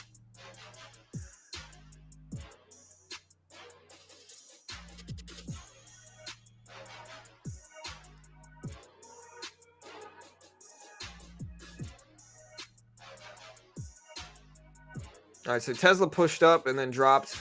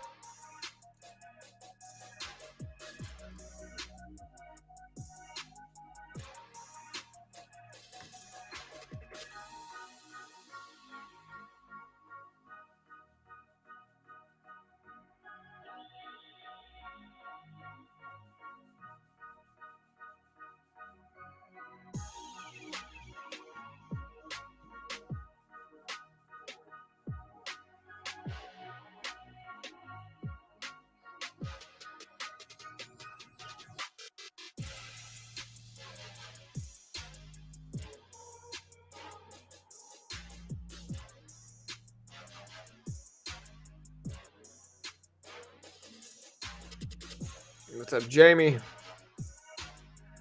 Yeah, some of them are good questions. Some of them were good. The Buttercream Gang, bro. Honestly, I remember that movie from a kid. It's the cheesiest, worst movie you could ever watch. But it's hilarious when you watch it back. The acting's bad. Like, it's just hilarious. The Buttercream Gang. I think we're talking about the same movie. It's that cheesy gang. Is that the movie where the guy has his group of friends going up? I saw this movie as a kid. It's like a Lifetime movie or something. The guy has his group of friends. And like they're best buds, and then his friend like moves away or something. I can't remember what happened, but his friend like moves away, and then his friend comes back, but he's like a wannabe gang member. You know what I mean? And like he's doing gang member things, like pushing old ladies down and like stealing cans of food from the store or something. Like now all of a sudden he's bad. And he's like, Billy, you were my friend. Billy, don't be like that, Billy. You know, is that the Buttercream Gang? I think it is. Honestly, it's been so long since I watched that movie. But if I remember correctly, that movie is now a cult classic because it's so bad. It's kind of like, what's the movie of...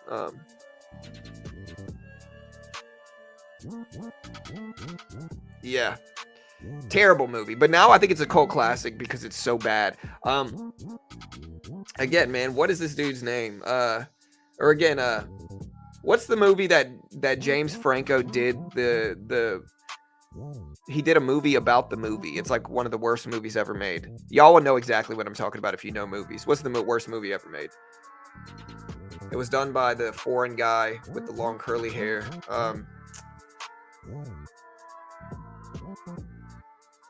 Here. The Disaster Artist, I think, is the name of the movie that it's about. But it's about the movie... The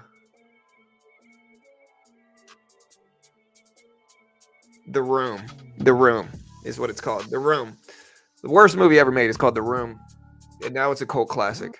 Oh, hi, Mark. Yeah. Yeah, you guys know. Tommy Wiseau, yeah. NVIDIA push it up. Is it really? All right, so here's Apple on the left. Apple gapping down a little bit more today. There's NVIDIA. All right, see, we got jobless claims, and then after that, we got Powell, Big Papa, Big P coming on.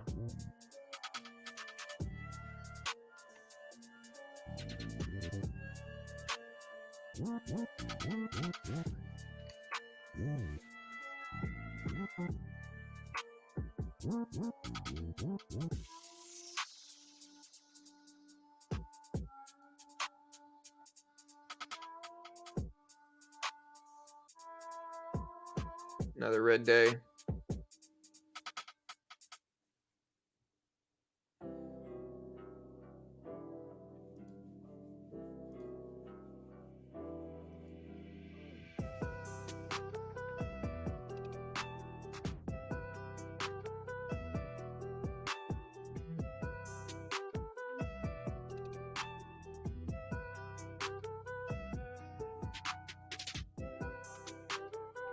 All right, guys. So Tesla with a nice little hammer candle here. We were watching that too. Again, I'm waiting for everything else. I got a couple different charts up. We got the SPY and the Nasdaq 15-minute, and the SPY and the Nasdaq 5-minute chart up. Let's put a 15-minute chart up.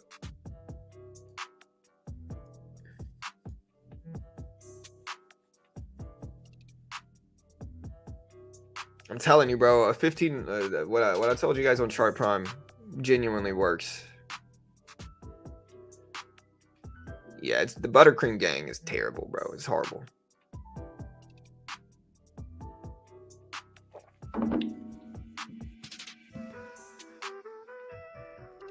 Tesla might actually be the biggest meme stock in history. Yeah, but Tesla has a business, man. It has a business. It has good EPS. The EPS, like, again, despite what people say, right? Like, you got people say, oh, Tesla sucks, right? A lot of them are motivated by political bias, number one. And again, I'm not really political. I disagree with a lot of what Elon has said on social media, to be honest. But I don't let that influence my trades or anything like that. I think the reality of it is that Tesla does pretty well for itself in terms of EPS, right? It's not like it's a bad EPS stock. If we look at Tesla here, Tesla does pretty well for itself in terms of income it brings in. So like Tesla does pretty well for itself in terms of income it brings in. What I would really like to do is figure out how. Okay, there we go. There's Tesla right there. So yeah, Tesla right now has a PE ratio of about 76. So it's not the greatest, but it's not the worst either right now with AI stocks and the crazy tech boom. So the PE ratio is higher.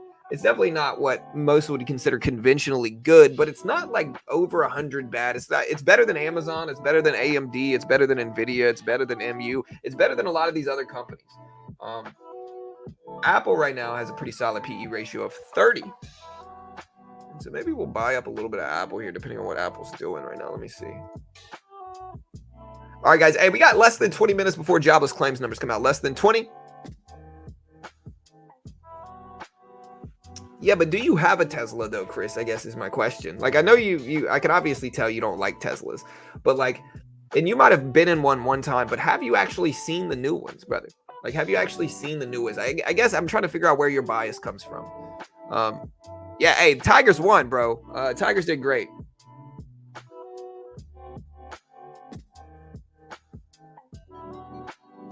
Yeah, I heard a lot of good things. But they're not going to be perfect, but they're super fast. They're electric. Gas, or the mileage is good. They're super fast. They're electric. You don't have to pay for gas anymore. And, they drive themselves to a certain extent. I think those 4 or 5 things is a pretty good sell on Teslas. So it's no wonder they do well, but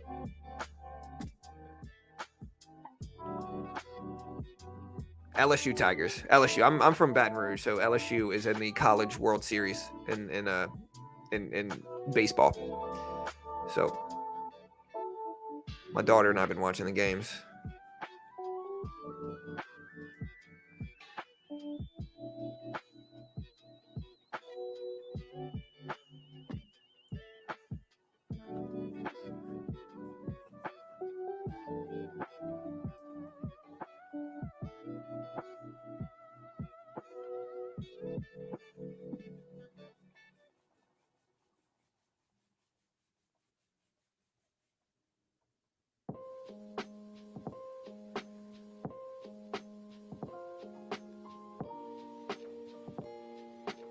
All right, so Tesla break it down. I could cut it. I think I'm just going to let it sit. I mean, I'm already green.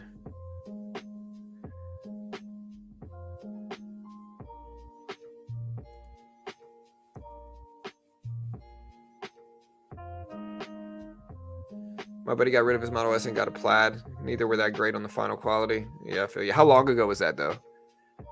Because most people I know love their Teslas. I think the quality will pick up, though, even if it's not there now. I don't know about Disney. I don't know what you guys should do.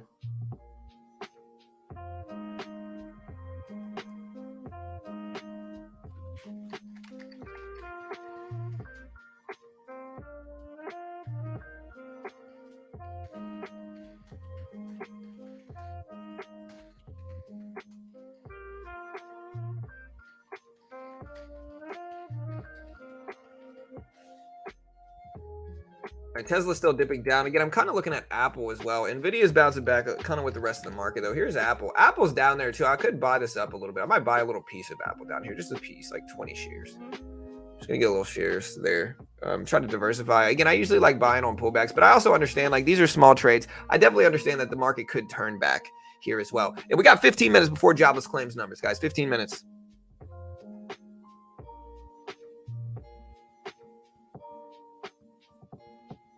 Also, guys, you don't do me a favor, hit the subscribe button. Today, we will break 110,000 subscribers. So thank you guys so much for that. Honestly, that's really dope. That's really fun, man. And then next week, we got some stuff too. So the good news is that this week is busy. Next week is busy. The week after that's busy. We're just busy, bro. Next week, we got Tuesday, we got durable good orders. Wednesday, we got NBA mortgage data and some other stuff. Lagarde and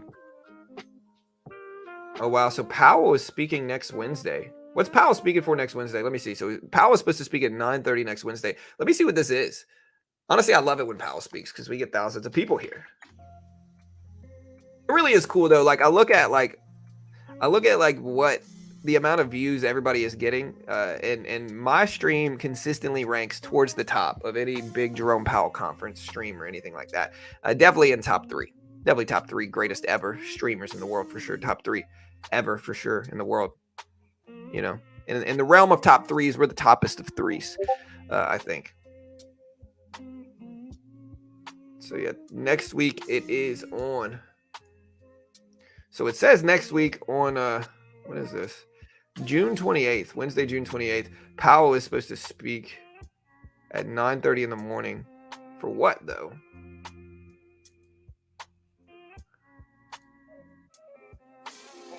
Yeah, that again, the reason people tune in is because they know I'm going to cover it. And so, you know, it's a good place to sub and you'll get market data too. Jobless claims numbers coming out in 13 minutes. 13 minutes. So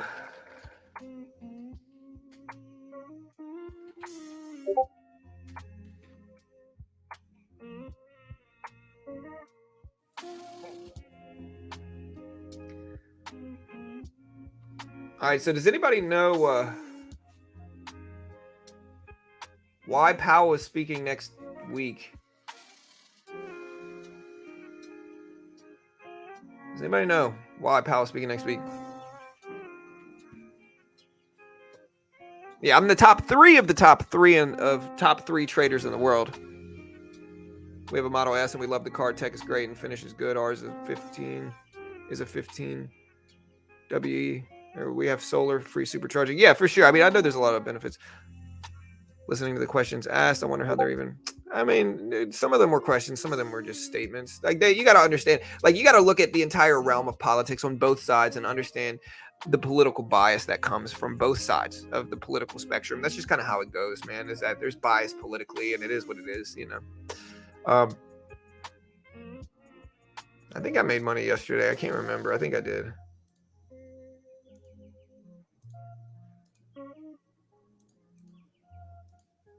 Yeah, so we made about $180 yesterday.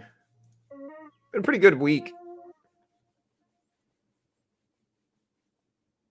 So here's the last 7 days of my trading here. Here's the last 7 days of my trading on Top Step. We are up about 3,000 over the last week. We bought a little bit of Apple. Still waiting for the alerts to show up. Hey, thank you, Diamond. I appreciate you. Thank you. Yeah, I don't know why Powell is scheduled to speak here.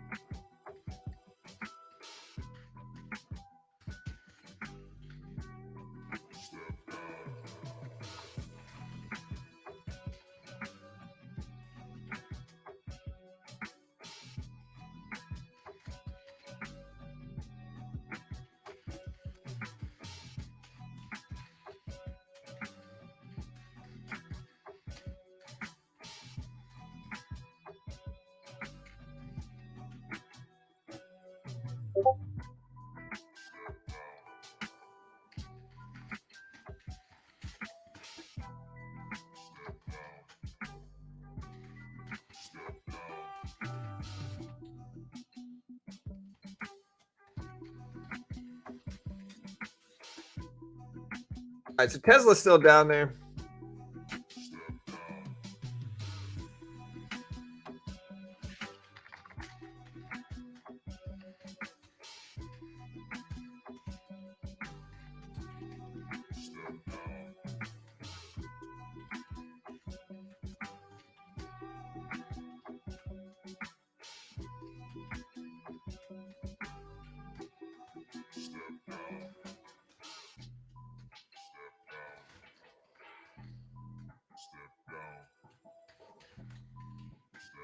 All right, guys. So Tesla's still there. I could add to Tesla. I think I'm just going to wait. We did buy a little bit of Apple.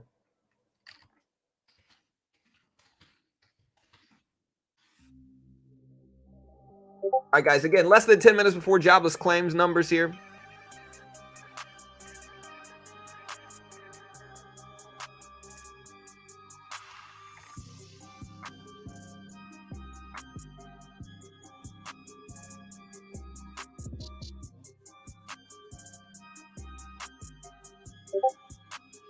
Yeah, a lot of stuff going on.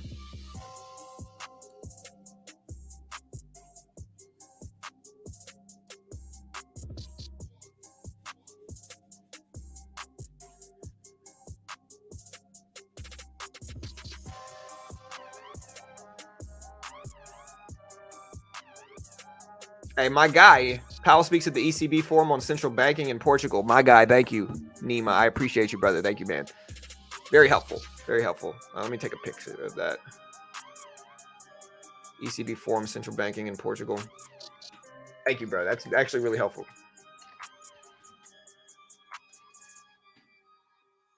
I think I covered this last year around the same time. Okay, yeah, that's what it is. So he did the same thing last year. I'll have to go back and see what he said, but I'm pretty sure he did the same thing last year. But yeah, we're covering it. But my guy, thank you, man. All right, guys, we got we got over 7 minutes, but it's a time. Time is running out before jobless claims numbers come out. Let me see what we posted here. We said, hey, do you think jobless claims will come in higher? Lower. 58% said higher. 42% said lower. And remember, we do have Powell later on today. And so again, heading into this, guys, there's a few different stuff that I'm going to plug here. One of them is MooMoo. If you open up an account on MooMoo and deposit at least $100, you get 5 free stocks, right? So if you think about that, you're at least going to get what? Like at least what? 5%, 10% at least of your, now I can't guarantee you're going to get 10%, but you should at least get 5 to 10% of your investment if you deposit $100. If you deposit over 1,000, you get 10 free stocks plus the 5 previously. So you'll get 15 free stocks if you deposit over $1,000 on MooMoo. If you deposit over 5,000, you'll get those previously 15 free stocks plus a free share of either Google or Tesla. And MooMoo is really, really nice here. If you go to their options section here, right, they give you free unusual options. If you go to unusual activity, it'll show you the actual option activity on MooMoo. So really solid for options, really great option platform. And again, they're just really, really cool here. Like free paper trading. If you go to explore, they give you free heat maps. Just really, really nice. I like it better than Webull. I like it better than TOS. And they do pre-market trading starts very early at like 4 a.m. So I can trade nonstop. I don't have to wait until 7 a.m. to trade on MooMoo like I do on TOS. And so yeah, just a lot of reasons to use it. Great app. They show you heat maps. And so you can see yesterday we had drug manufacturers were green. Oracle was green in software, but everything else was pretty much red in software. Oil and gas was green yesterday. So you can kind of see those improvements. Insurance, we've got utilities were pretty green. Spec was green. Credit was green and semiconductors red. Internet content was red. Software was red. Consumer electric was red, like Apple. Retailers were red. Banks were mixed, but mostly red. And so, yeah, that's kind of what went down yesterday. Again, super useful. You can use their screener to find, like, again, just a really high quality screener. And you can paper trade. Again, free unusual activity for options. And so when you consider everything that they get, free stocks, great platform. It's one of the reasons I'm switching over to MooMoo. And so again, if you want to check that out, I'm going to pin this to the top of the page. check out MooMoo. Great way to help support your boy in this channel. There's the link. All right, guys, less than 5 minutes. Less than 5 minutes. Gonna go ahead and pin it to the top of the page. So somebody said, how do you get those stocks? So you deposit the money and then you just kind of wait.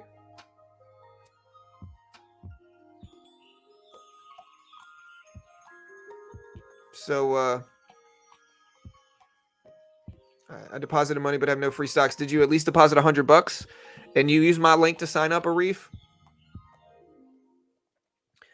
I'm pretty sure you got to wait 5 to 7 days to get your free stocks. It takes a little bit. They got to wait for your money to actually settle, and it takes a couple of days unless you wire it. If you ACH transfer, it's going to take about a week.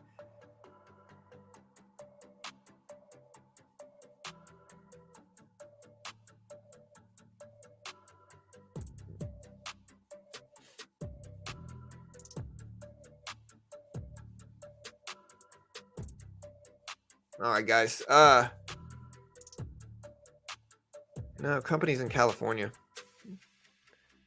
Yeah, you have to wait 5 to 7 days for the money to transfer. Anyways, guys, we got less than 3 minutes here. We're still in Tesla.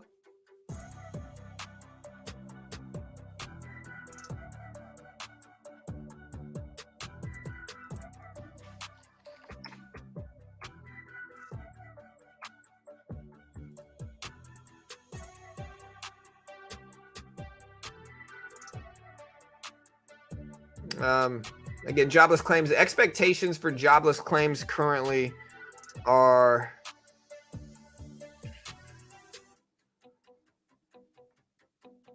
so again, jobless claims are expected. I believe they're expected at 250,000. Today is the 22nd. So yeah, jobless numbers are expected at 260,000 for jobless claims. 260K for jobless claims.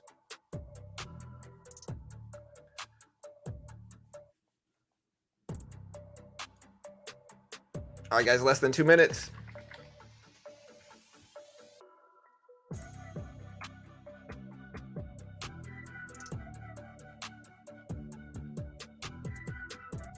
Yeah, I mean, honestly, Chuck is probably a troll, guys. I would be very careful engaging with Chuck.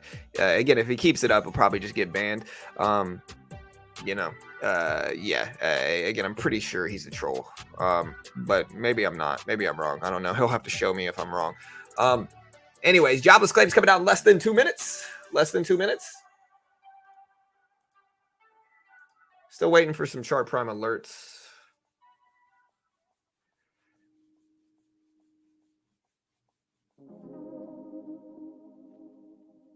Okay, got you, Arif.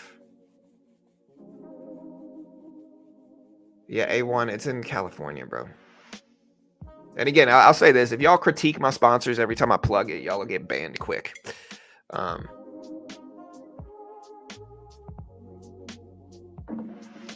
Yeah, I mean, it depends. I wired money and I got it yesterday. So, I mean, wiring takes same day. It just depends. ACH transfers always take about a week. You know, maybe less. All right, guys. Hey, we have a minute left. About a minute left. A little bit over a minute.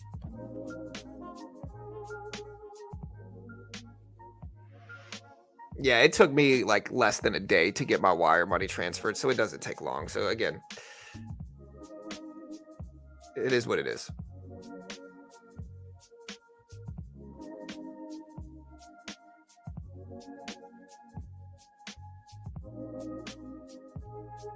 Yeah, Robinhood and Webull do. Yeah, Webull, they're overseas as well. So I mean, again, I think MooMoo's got a lot of reasons to use it. Buy crypto, we all get rich here.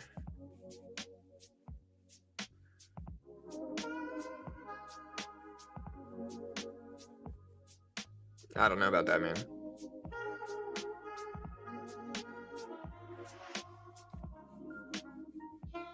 All right, guys, 20 seconds. Make sure you hit the live button next to the play button. I'm also going to throw it in sub-only mode. I think that's going to get rid of a lot of these trolls, which is kind of what we need right now. We just need to get rid of these trolls. Again, 15 seconds, guys. 15 seconds before we get jobless claims numbers. Let's prepare and be ready. Again, we're throwing in sub-only mode. Announce yourself. Show us that you're subscribed. And here's the report right here. All right, so there is the report. Jobless claims numbers showed up at, we don't have jobless claims yet. It's expected at 260. Jobless claims numbers showed up at, doesn't look like they're out yet. Bear with me, guys. Give me a second. Doesn't look like they're out. We have the current account in the National Activity Index, but it doesn't look like they've dropped jobless claims numbers yet. We're still waiting on the release.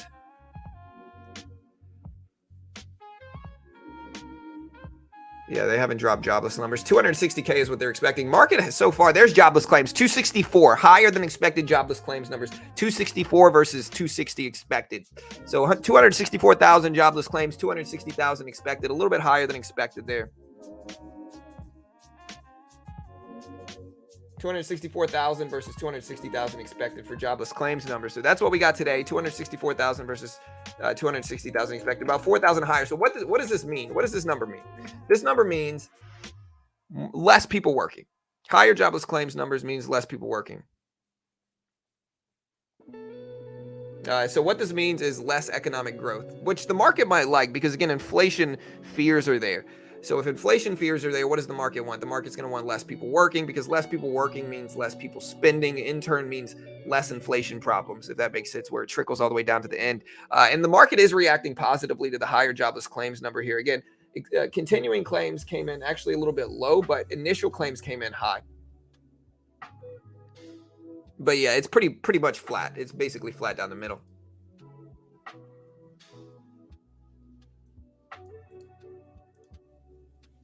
Tesla's loving this here. And again, we're sitting in this. We're also on Apple right now. We're going to let these ride up. Market seems to like the jobless claims report.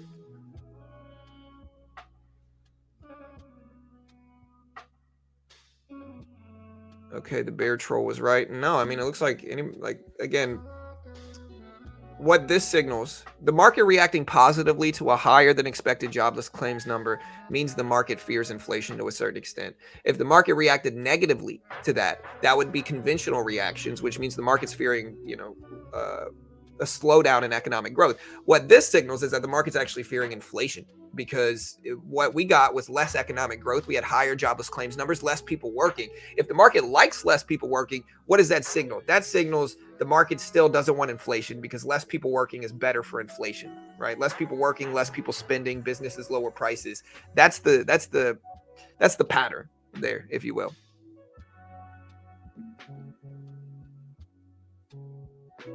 Powell speaks today.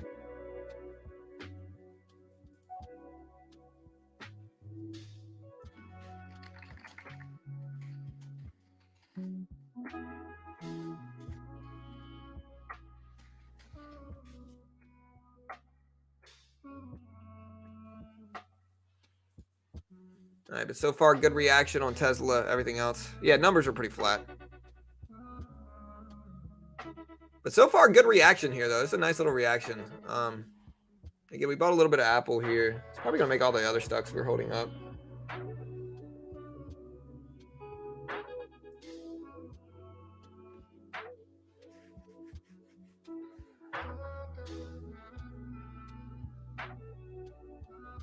I've asked, and I'll ask again, at what point do we begin fearing inflation? Are we going to wait for the clock to strike midnight? I mean, the Fed has been raising rates pretty aggressively, for the last year. They're now pausing, which signals that they're worried. Now they don't want us to hit a recession, right? By pausing or skipping or not raising rates this last cycle, the reason they're doing that is so we don't go into a recession. Banks have rebounded really nicely. GDP growth has slowed, but it's not negative.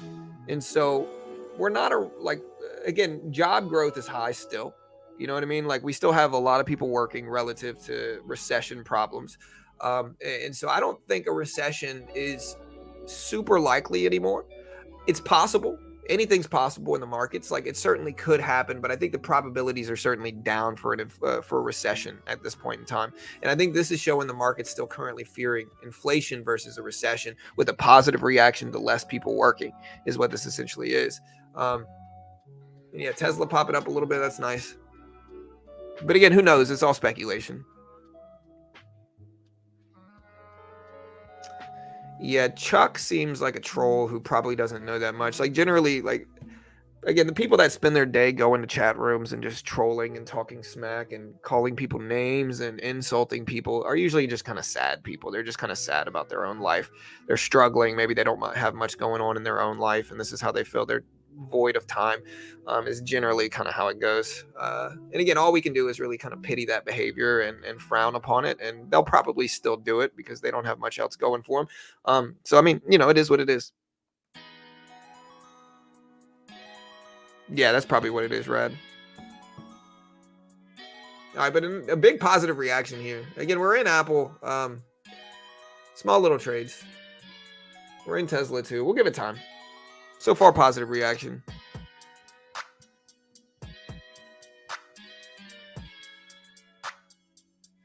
It's already out. Why is it so late being published here? My guess is you're delayed on the stream, AH. We covered it within 10 seconds of the report coming out. And so you want to make sure you hit the live button on your player, your live button next to the play button. That'll make sure you're actually caught up on stream because it sounds like you're delayed. We cover all the major economic data usually at least within 30 seconds, usually within 5 seconds we cover the data.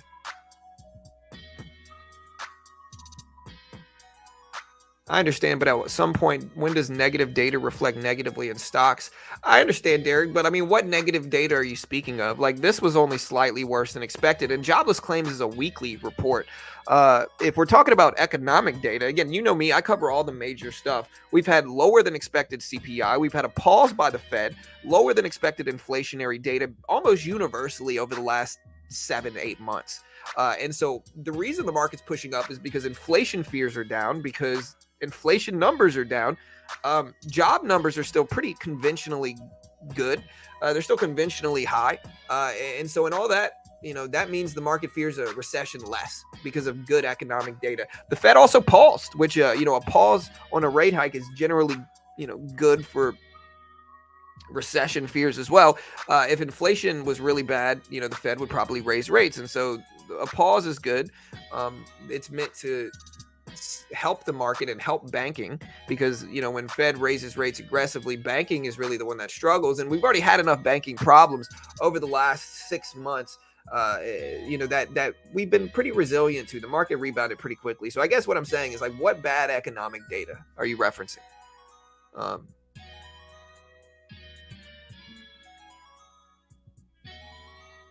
Hey, thank you, Jonathan. I appreciate you, bro.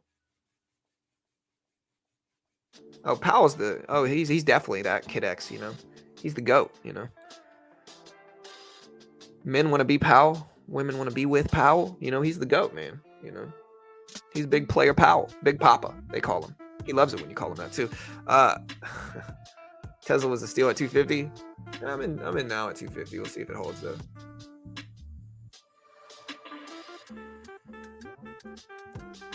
Pause means something breaking. I don't think a lot of people understand what a pause actually is. Raising rates is a sign that inflation's bad, right? Like when the Fed raises rates, and the Fed raised rates for a long time. At this point in time, we've seen enough damage to inflation that the Fed didn't need to raise rates. They think we'll need to raise it 2 more times this year. But what that means is, like, when we have at least 4 left, that means we're also going to get 2 more pauses most likely this year as well. And so in that regard, that's good. I think that's a positive sign. And again, I'm not just saying this now that the market's been pushing up. I was saying this a year ago when everybody was super bearish and skeptical and screaming about an imminent crash that never happened. So.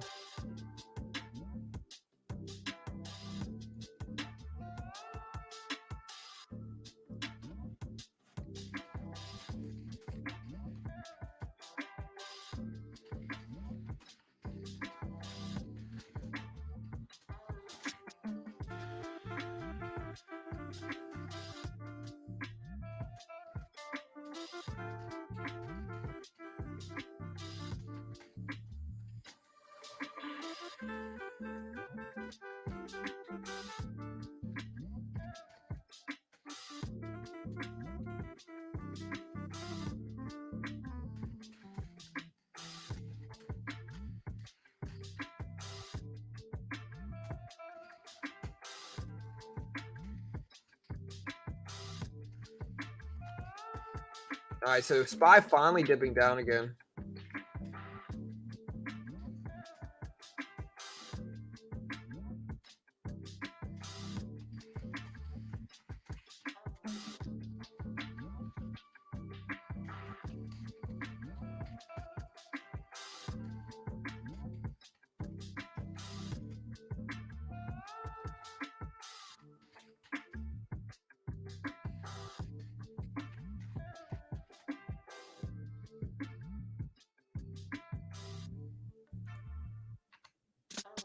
All right, guys. So we got a little pullback coming here.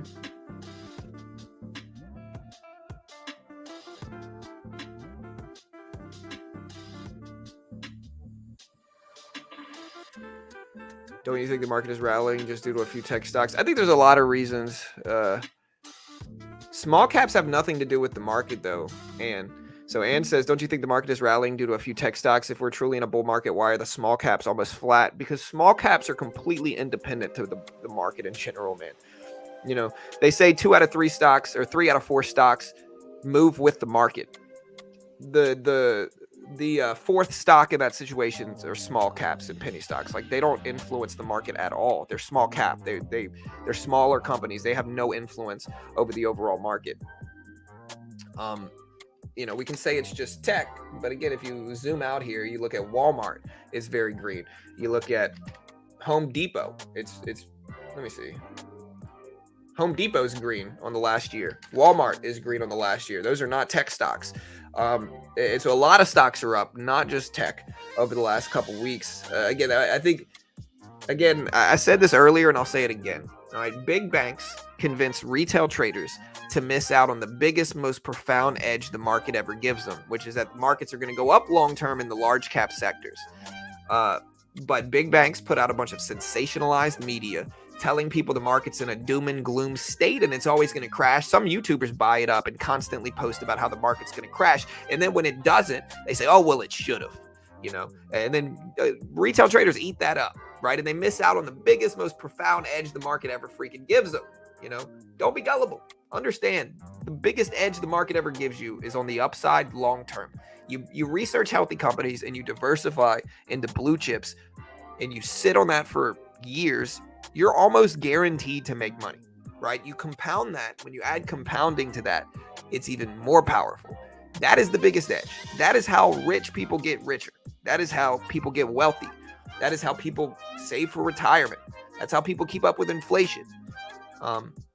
And a lot of you guys are watching The Big Short too much and idolizing Michael Burry, where you're missing out on the biggest edge the market gives you.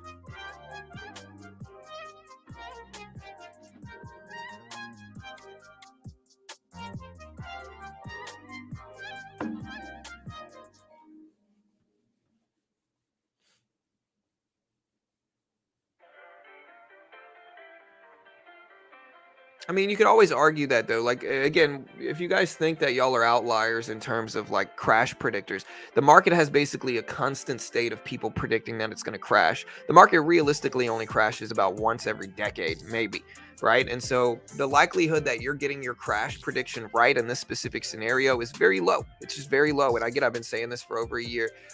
It's actually much more probable that the market's going to go up long term. Even if we do crash, again, we'll have to wait and see. But we're definitely not seeing that currently. Inflation's getting better. And again, what's really going to be a big tell of this is GDP comes out next week, right? I think GDP drops next week on the... I think GDP drops next week.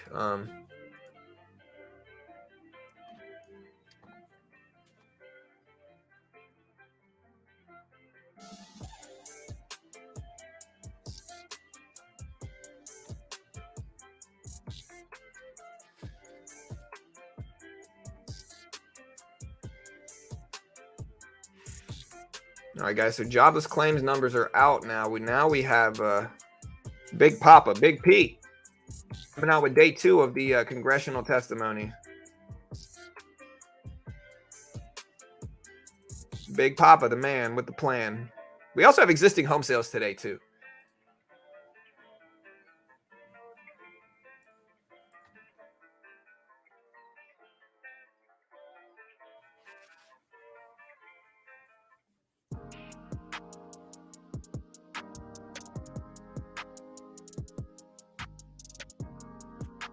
To be honest, if I would have taken this advice back in March of 2020, I'd be very well off. Instead, I played into small caps. That's kind of how it goes, though, brother. Again, what a very common pattern I see here on my channel, and this has happened a lot. Like believe it or not, anybody that watches this stream for long periods of time understands how right I've been about the market. over the last year. Like, everybody knows that. Again, I said the same thing. Fun fact, I said the same thing in 2020. When after the 2020 crash, I started buying up stuff, right? And I've given this story before. In the 2020 crash, I started buying up stuff when United Airlines was just down huge percentages. Here's UAL, right? So UAL at the time was down to like 24 bucks or something like that. Yeah, it was way down here. And I made videos on like another channel that I had at the time, an investing channel. I made videos saying, hey, I'm buying up United Airlines down here. And people hated so hard on that. They came with the same logic that I'm hearing today, or that I heard a year ago, was the same thing I heard then, which was that these are garbage picks. The market's going to burn. The market's going to crash. The market's going to drop. A lot of people told me that. And a lot of people did the exact same thing. But I bought up United Airlines in the 20s. I bought up MGM at like 14 bucks or something like that. It was like 14, maybe $16 for MGM. Yeah, so I bought up MGM way down here at like 14 or 15 bucks. I bought up like a bunch of them. Walgreens, I think I bought up. And again, sure enough, the logic was the same. Hey, the market's down a lot over the last year. I'm going to buy up these dips. And within like a couple weeks, I was up huge percentages. And then it's crickets. It's silence. Or it's either crickets or it's the market's manipulated. It should have crashed, you know. And then again, we zoom out even more and we look at it now 3-4 years later, and you can kind of see the natural state of the market, guys, is that the market's going to go up. And so again, banks talked a bunch of people into not buying that dip as well. And the market flew up afterwards. And so I guess the point is that you got to understand the real edge long term. Shorting is fine. You can short in day trading. You can short on like a very short term basis, pun intended, I guess. Like, you can short. But if you try to short long term, it's a sucker's bet if you're doing anything in large caps. If you're trying to short anything in large blue chips, long term, it's a sucker's bet most likely. Now, you could short mid caps. Mid caps can be powerful shorts because a lot of those companies are up and coming. They're overhyped and they will fail. A lot of them. But shorting like established blue chip companies is the worst idea you could ever have long term. Short term, do whatever you want because short term price action, nobody really knows about it. But again, I'm kind of a broken record with this, but I hope people listen. I'm not trying to be condescending. I'm trying to tell people and have people really understand the true edge of market action, which is that blue chips are going to go up long term. That's a big edge. And a lot of people miss out on that edge because they want to be Michael Burry. Here's the Q. Again, we did buy Apple. And I think I'm pretty flat in this one right now. Oh, we're green, but not very much.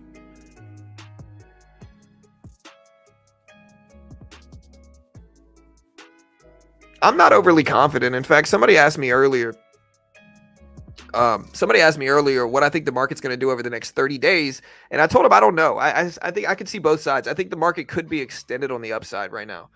I think the market's moved up a lot over the last couple months. The 20-day chart on the SPY shows, heavy green action over the last 20 days. Like, look, the bears are going to act like these last 2 days were just game changing. But like, again, you can kind of see a 20-day chart here and see how much the market's moved up over the last 20 days. That's a lot of extension, and so I do understand, like, I'm not super bullish short term right now. Maybe we go up, but I'm not super bullish short term.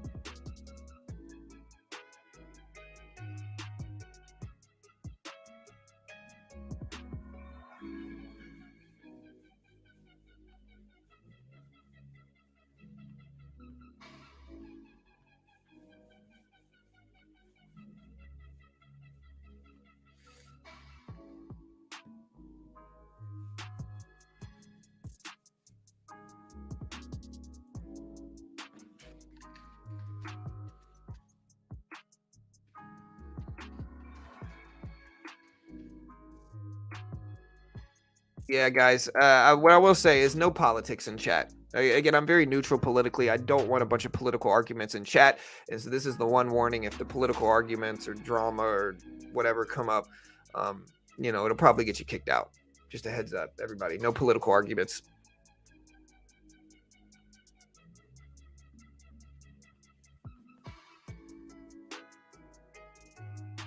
Gas has gotten much better, Justin, I think. So he says, Maximus, if you look at certain items like eggs, milk, inflation has gotten better. I think in gas, it's gotten a lot better as well. Again, a year ago, gas was what, $5.80 a gallon? Right now, it's $2.80 where I am in Texas. It's $2.80 a gallon in Texas. So gas has dropped a lot in price. It's dropped, 50% or so. Yeah, again, too much political bias. I think political bias is bad for the market as well. I think a lot of the people that think the market's going to crash, they're thinking that because of political bias, right? And you got to understand the election cycle in politics, which is that, like, think about it like this. Again, I've said this many times, and I'll say it again. Over the last 2 years, right, up until about 8 months ago, the dollar was rising way too much. So the dollar was going up way too much. And so what did the political analysts say? They said, "Oh no, inflation is the end of the world. It's inflation. It's the end of the world." Right? Over the last 8 months, the dollar has corrected heavily. It's dropped a lot over the last 8 months. And then what did the political analysts say? They say the dollar is crashing. Oh no, the dollar is failing. The dollar is crashing. And so no matter what happens, they're going to tell you the sky is falling. Ignore it. Maybe it is, but I hear it too much to believe it, And so just tune out of politics. There's too much political bias.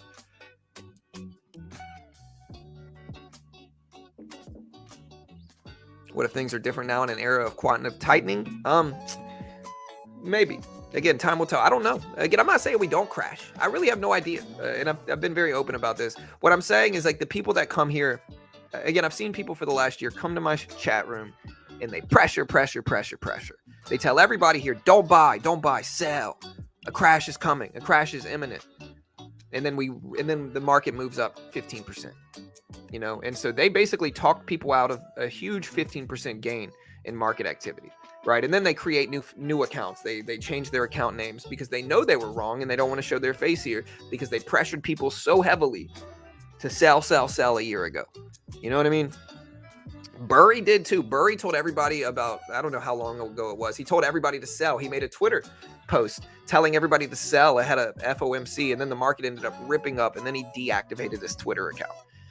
Because he couldn't handle the heat. And I like Burry, but he's certainly not always right. He overpredicts crashes is what he does.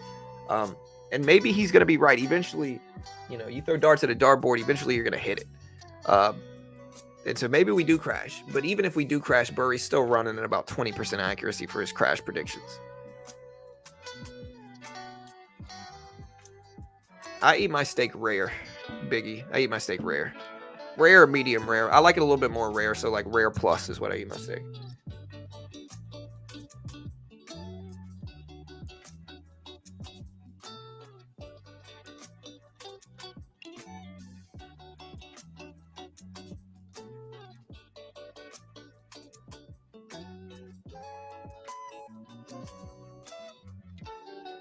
The housing market is about 40% fewer homes for sale than before the pandemic. Well, yeah, it's probably because interest rates have doubled. But I mean, that's normal too. Interest rates were very low on average for the last decade. They were like 2, 3, 4%. Like, that's very low conventionally. The average interest rate over the last 50 years is actually around where we are now, which is 7. And so is it what people are used to currently? No, but it's still pretty normal. It's still pretty average in terms of interest rates. But still, because people are kind of conditioned to want or to think that normal is low, they think normal, or because people are conditioned to think that low interest rates are normal. Now that we have actually normal interest rates, they think it's high.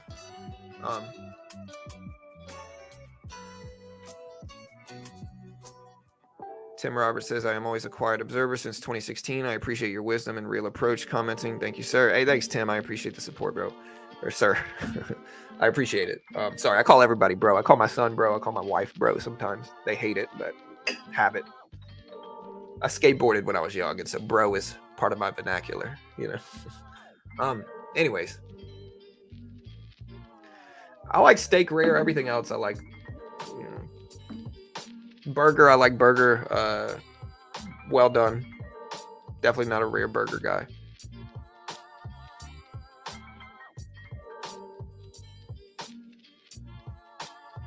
All right, Tesla's still consolidating here. We'll see if it holds again. We get Big Papa speaking in about 30 minutes, or in about an hour, actually.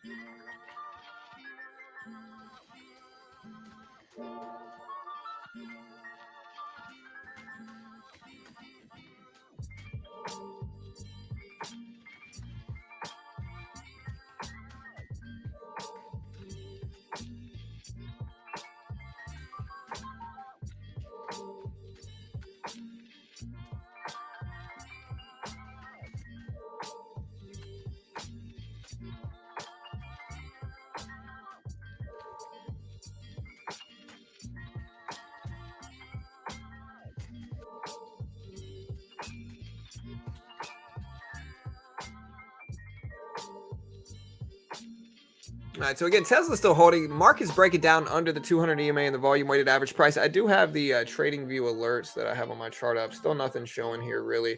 And again, I'm mostly looking for 15-minute alerts, but I think I do have to be patient with these.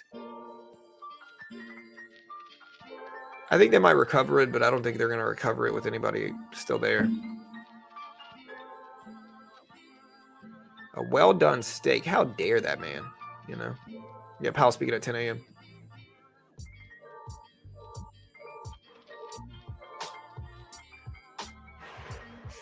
Hey, what's up, Greg? What's that noise? Here, hold on. I heard something.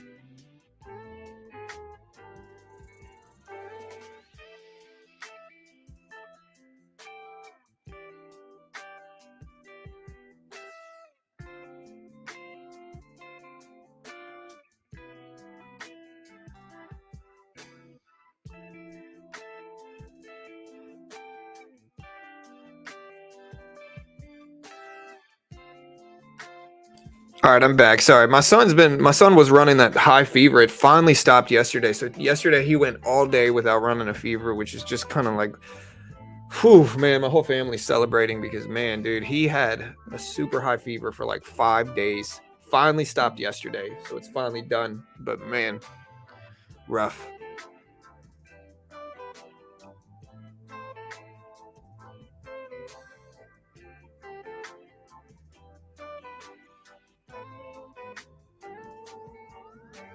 And so I was taking his temperature, and his temperature was negative. His temperature was 98.6, which is great. Honestly, that's what we need. Yeah, no worries, man. Yeah, dude. Honestly, my wife gets stressed out when we travel. I get stressed out when my kids are sick, man. You know, I hate my kids being sick. It's just not fun at all. But again, Jack's feeling great. He's dancing around. He's wanting to play video games, and he's okay now. All right, so Tesla moving back up here. We're at 251.20s here, guys. 251.20s.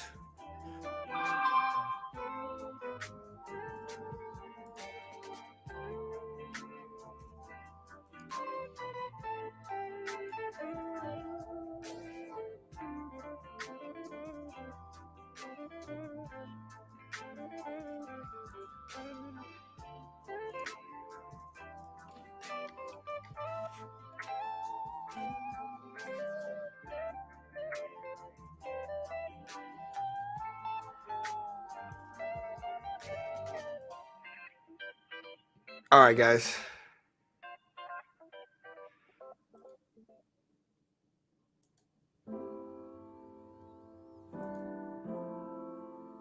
Tesla moving back up again. We're still at Apple. I think I'm just going to try to let this sit. I'm slightly green in it.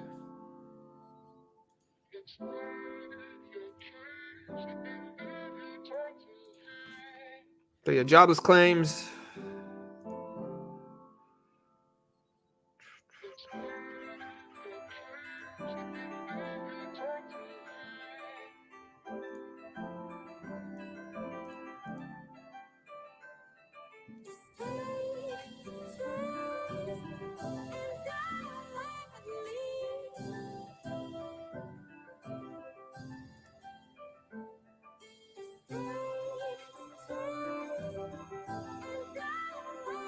Okay, guys, so I just confirmed with MooMoo. So for the people talking about how you don't see anything show in MooMoo for 60 days, so your stocks show up uh once the deposit arrives, your stocks will show up in your account. You can't sell them for 60 days, which is what all platforms do as well, right? But again, you open up an account on MooMoo, you get 5 free stocks. You open up an account and deposit $100, you get 5 free stocks, at least $100. I would deposit like 101 just to be sure, but you deposit over 1,000, you get 10 plus 5, so you get 15 free stocks. You deposit over 5,000, you get those 15 plus another free share of either Google or Tesla. And again, MooMoo is really dope. MooMoo is really dope. If you look at MooMoo here, again, one of the things that is like really well known for having good options is unusual activity, and they give you free unusual activity and options on MooMoo. And so just that reason alone, this is like a paid subscription in other places, I think. Not 100% sure, but I think. Again, they give you free paper trading, free heat maps as well. Like, look at the heat maps here. So you can kind of see what the market is really doing. I can go to the best performing sectors and look at that. I can look at all across the world. I can look at recent IPOs and what new IPOs are dropping. I can look at announcements. Their news section is some of the best in the world. So I can go to their news section here and see like all the big news articles that come out. Like, again, for a free platform with zero commission, and you can trade the full extent of extended hours trading, I think it's a pretty easy choice, to be honest. I think it's a pretty easy choice. I definitely like it more than TOS and Webull. And with the free stocks and all that stuff, and free paper trading too. So like you can deposit $100 and just kind of paper trade if you want and learn to use the platform. It's really fun, man. It's really fun. And so yeah, check it out.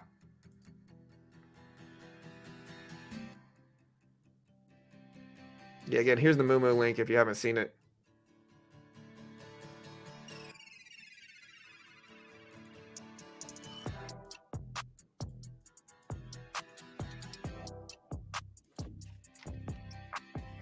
All right, so again, Tesla's still rising here.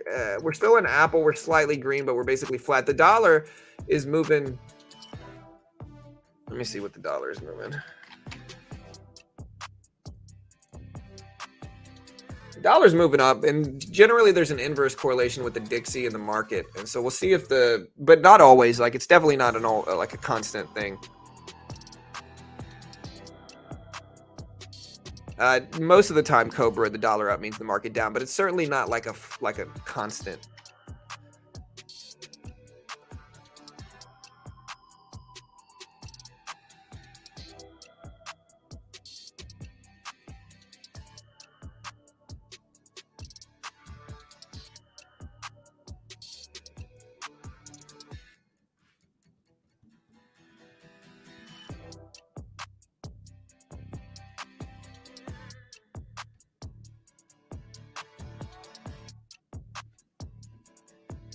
Yeah, I think being able to trade at 4 a.m., most of the time you don't want to. I think it's mostly should be reserved for specifically when like you're in a position and you need to get out, right? If you're in a position and you need to get out, being able to trade at 4 a.m. is valuable because a lot of places are not going to let you do it. Like on TOS, I can't trade until 7, which sucks because like if something bad's going on, I got to sit there and stare at it. Man, look at Tesla rise here, guys. Tesla pop. We bought the dip. You love to see it.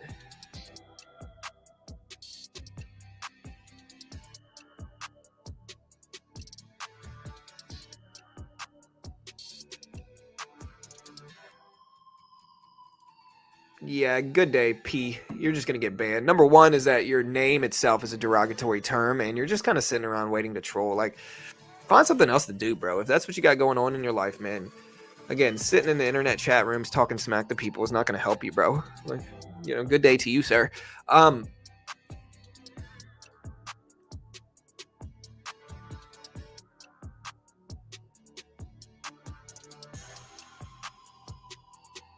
The market could go bullish today. I'm not sure.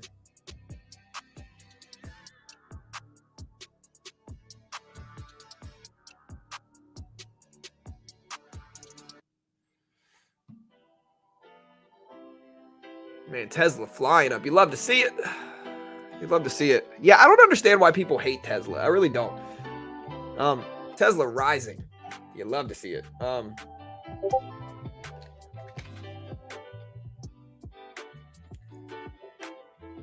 lock in a little bit more profit at the top and just kind of sit back and chill now that we made our money on a little day trade. Thoughts on Lucid? Whew, man, I don't know. Yeah, man, just weird people, bro. Like, again, I'm sure. Again, I have a few theories on who the trolls are.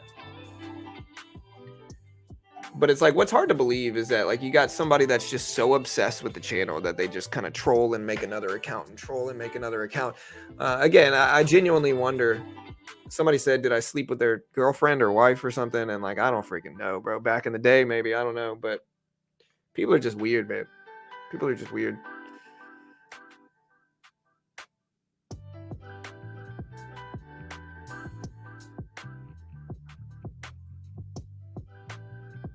When I hear terms like flying, well, flying is subjective. And so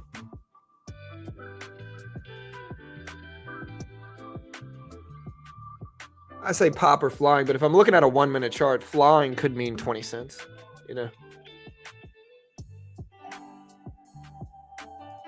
But I would say this is a pretty big move. I mean, Tesla moved like $3 a share over the last couple minutes. So, I mean, I would justify to say that's flying. Personal vendetta against you. Honestly, again, I got a few theories on who these trolls could be. There's a couple people that wanted to be guests, and then I basically stopped allowing them to be guests, and it could be that. Honestly, that's definitely one of the theories for sure. The other one is just people I know back home. Like, I'm from Louisiana, you know, and a lot of the friends that I grew up with, they're just not really doing anything. Like, they're just struggling, right? And so, like, maybe if they're struggling and, you know, they see me on the internet, you know, that might kind of hurt them a little bit. They might not like that. And so that might be where it comes from. Or, you know, the other option, it could just be randoms. You know, it could just be randoms that just don't have much going on in their own life. You know, either way, you know, I hope them the best. I wish them the best, man. I really do. It's all love here. I mean, I hate them forever, but like, it's all love here, you know. Tesla now pulling back a little bit. It's down to 252s.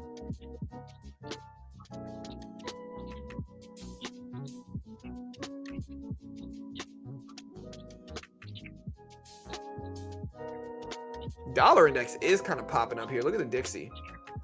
I'm going to put the dollar index. We're still in Apple. I don't know what to do with it. I think I'm just going to sit in it. But there's the dollar index. Dollar index is at 102.20s right now, guys. 102.20s.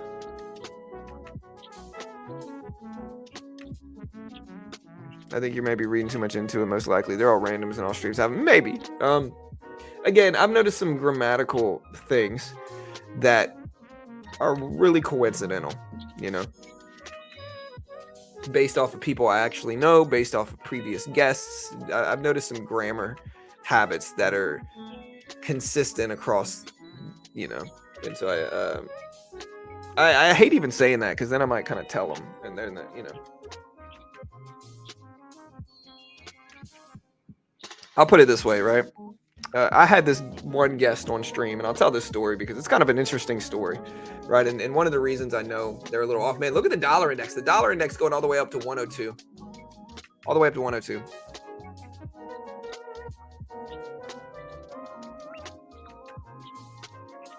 Yeah, so, well, no, it's actually a funny story, Raz. So I had this guy that wanted to be a guest, and he would text me on the phone. And when I first got the trolls, he was one of the only people I told about it. I said, hey, man, look, all these trolls have the same grammar habits. I said, they don't capitalize names. They don't use periods. They use multiple commas throughout each one. And so their grammar habits are all the same. And so I know it's the same person. I know it's one person, right? Like, I know this is all the same guy. And so I tell him that, you know, and he had a need to be on stream. He really wanted to be on stream, right?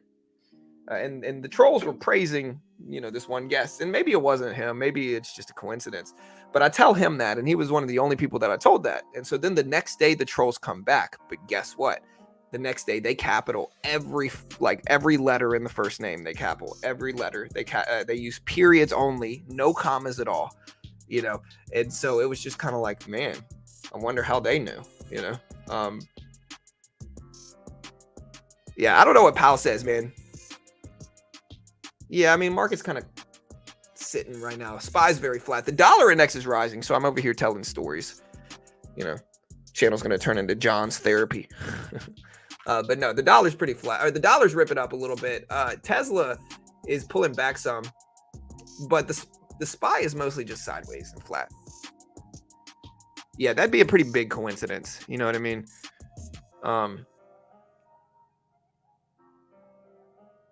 And I think like he really wanted me to believe that it was these people that were all just praising him and talking bad about me. And so I think he let that desperation show himself a little bit, to be honest. But the dollar index up to 102.30. Yeah, I don't know. Again, a lot of people say Powell's going to tank the market. I don't know. Yesterday, the market did drop a little bit from Powell. So the market did dip a little bit yesterday, but it wasn't like a crazy big drop or anything like that.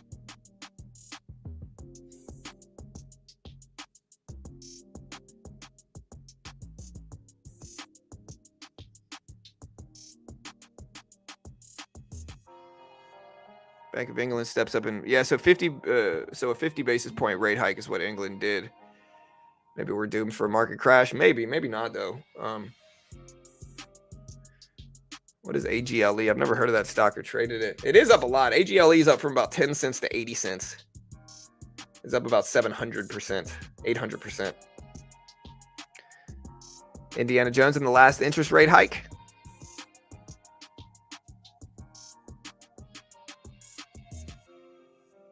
What can Powell say that we haven't heard since FOMC? Well, he's definitely going to say inflation is still elevated. He's definitely going to say that they're going to raise rates at least a couple more times this year.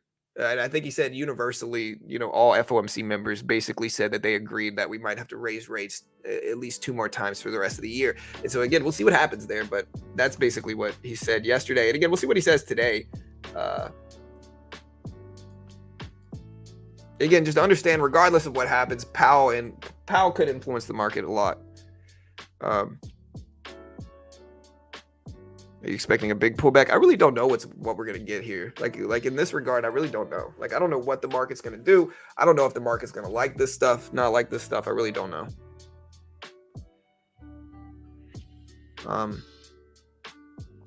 Today is the second half of the Powell report, and so again, I really don't know what we're gonna get.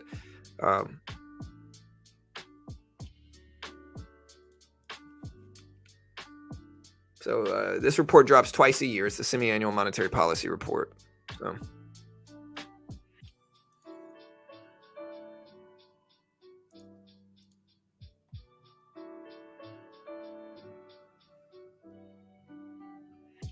All right, guys, the dollar index up to 102.20s. 102.20s. The SPY at 433.80s here. Tesla's still trying to hold. I think we're still in a little piece of this. Yeah, we are. I'll sell this and then look to add back after the Jerome Powell press conference. SPY dipping down under the volume weighted average price. So the SPY is dropping down a little bit now.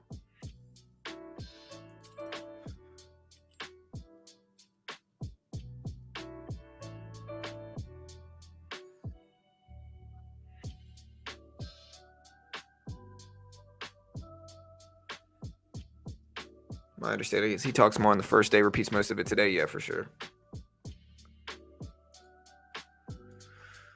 All right.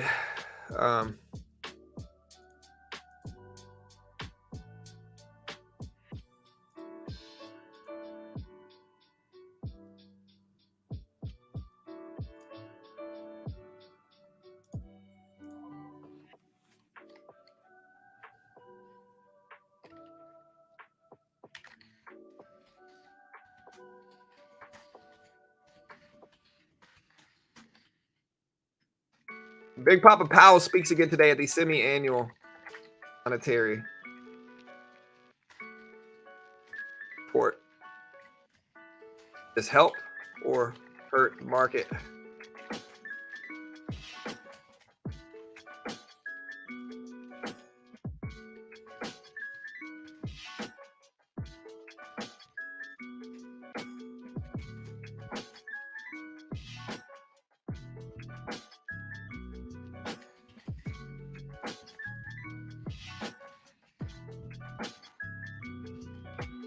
All right, guys. Big Papa Powell.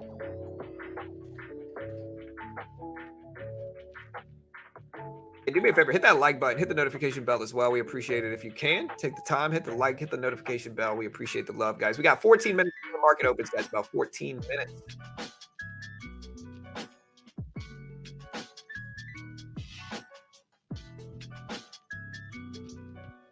We're going to put this stream up on Twitter.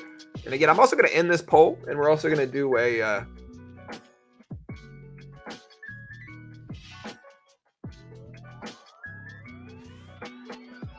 poll up here. We'll make it 3 hours. We'll make it 4-hour poll because that's about right.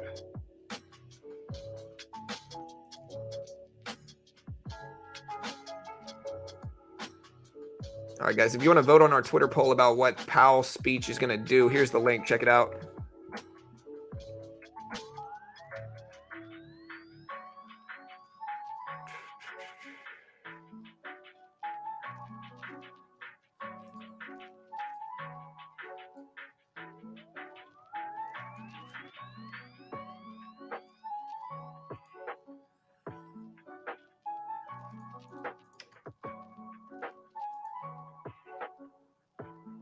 All right. Again, we also are going to be day trading futures today at the opening bell here. So I'm going to put Tesla and the SPY up. There's the dollar index. The dollar index has popped up, a solid amount. Here's Tesla right here. So Tesla at 250s.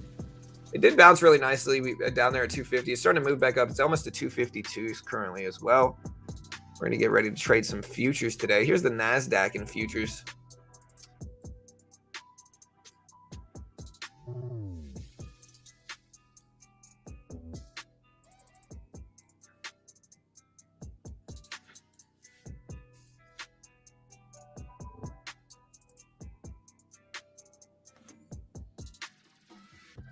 I don't know. Yesterday, I think he almost had a red tie, which is just a horrible idea for Powell, man. Why would he ever do that? Why would he wear a red tie?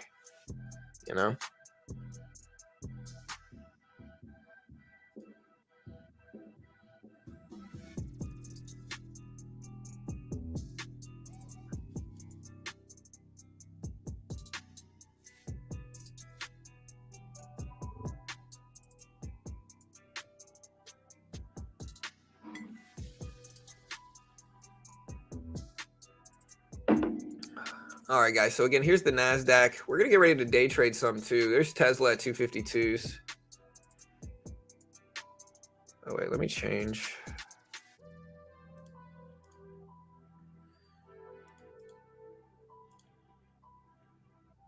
There we go.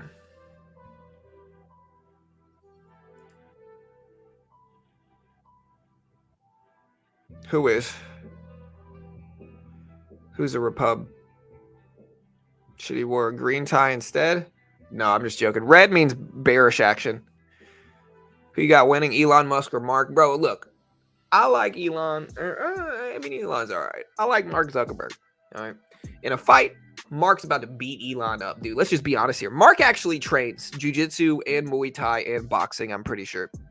And so Mark actually trains. If Mark and Elon fought, it doesn't matter how tall Elon is. Mark's about to beat Elon up, dude. Let's just be real here for a second. Anybody that trains is going to be somebody that doesn't train within reason. And I think Mark's going to beat Elon up if they box.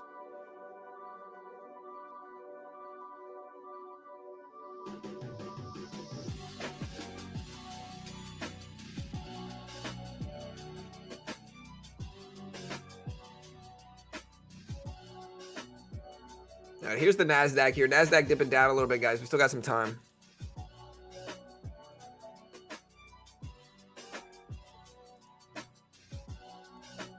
Still in this downward trend for the NASDAQ here.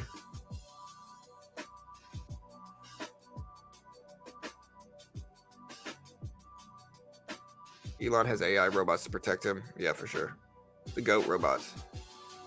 It's like Austin Powers. All right, so we asked people here. We got 4 votes. All of them think the market's gonna hurt the market. Again, vote on our Twitter poll right now at Beginner Trades. Let me know what you guys think.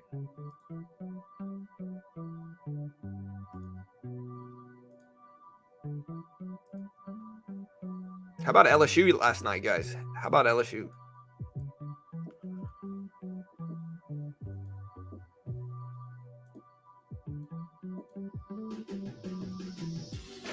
Still dipping down here. Let's try to trade a little bit here.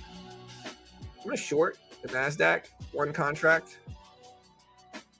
Let me make sure this is the right account. There we go.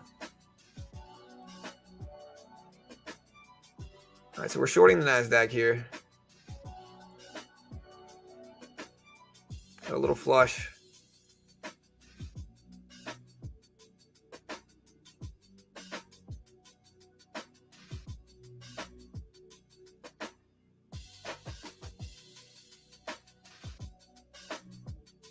Dude, I got the signals for a 15-minute chart up. I still don't see anything yet. All right, so we're shorting the NASDAQ. There we go. Dip some more. Come on. Don't you bounce back. Yeah, we're dropping. There we go. Let's drop some more. I just want to build up a cushion. The goal is to build up a cushion first. All right, we're flat again. I don't like that pop. We'll give it a second, though. I mean,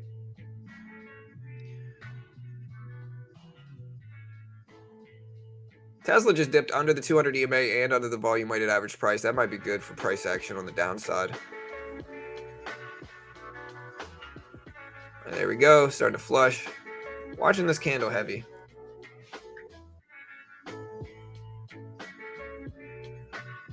I think we're going down until Papa testifies.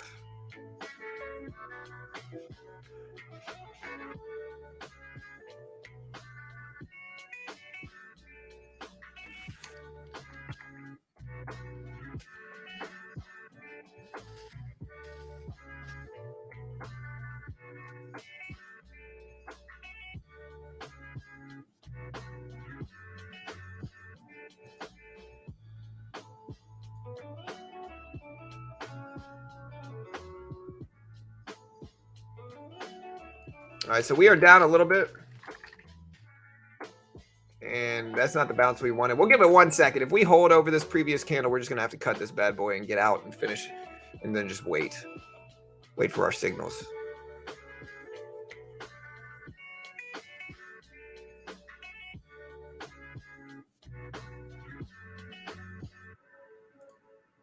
Nice little retracement down here.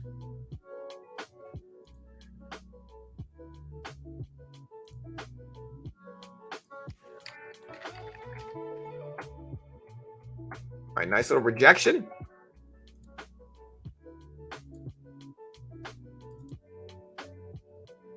Nice little breakdown. We're up about 30, 35, 40. All right, we're going to go ahead and cut that, make our little $40 there. So we're up about 40. Not a bad little green trade.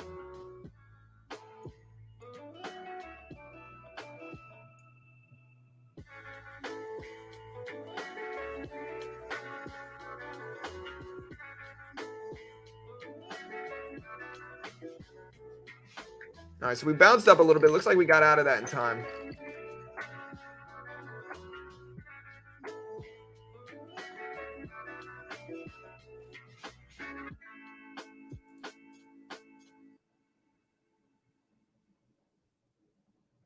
Looks like we got out of that just in time.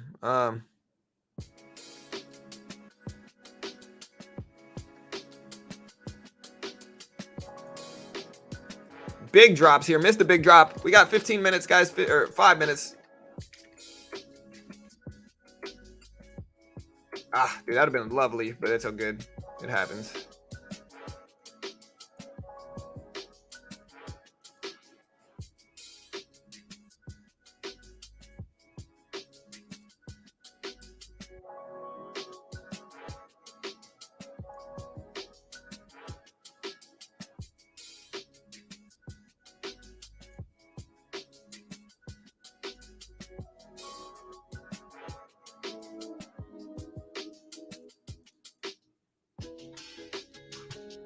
Big drops testing the lows here. Waiting for these signals to show up too.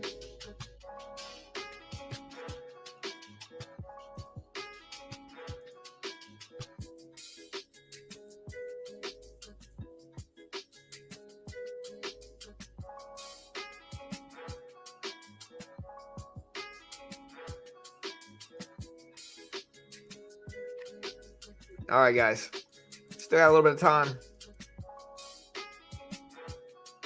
Got a decent little breakdown here. What the heck, man? Link here.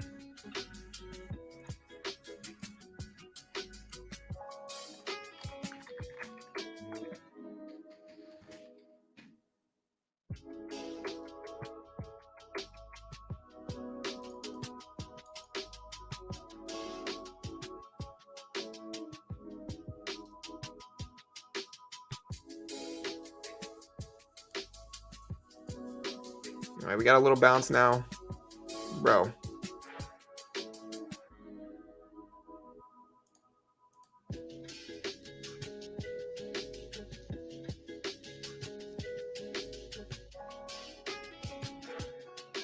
right, so we got some votes here. Shout out to the followers. All right, guys, 3 minutes. Sir, what trading platform do you recommend aside from Robinhood? I feel like I need better charts. Check out the link pinned at the top of the page. It's MooMoo. Again, if you open up an account and deposit over $100, you get 5 free stocks. If you deposit over 1,000, you get previous 5 plus 10, so 15 free stocks. If you deposit over 5,000, you get that plus a free share of Google or Tesla. And the charts are solid, platform's solid, scanners are solid. Again, let me know if you're bullish or bearish. They are a sponsor of mine, so I'm biased. But again, we got about 1,000 votes, 61% think higher than expected jobless claims. We're going to do a Powell poll here. And we are bouncing up a little bit, guys. I'm going to say, does Jerome Powell testimony cause a bull or bear reaction in stocks?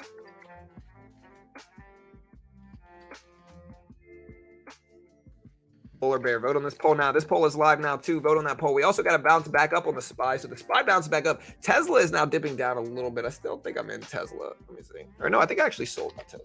Okay, good. I'm out. So yeah, I capitalized on my Tesla trade. We're going to go down until after. Yeah, maybe. Bearish on Apple right now from yesterday. I'm in Apple currently, but I haven't checked on it in a minute. Oh, we're nicely green on it. That's cool. So yeah, we're in Apple currently. We're green on it. Not too bad. I think I'll let it ride.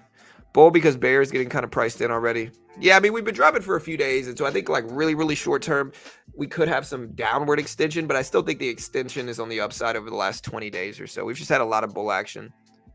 All right, guys, here's the opening bell with less than a minute.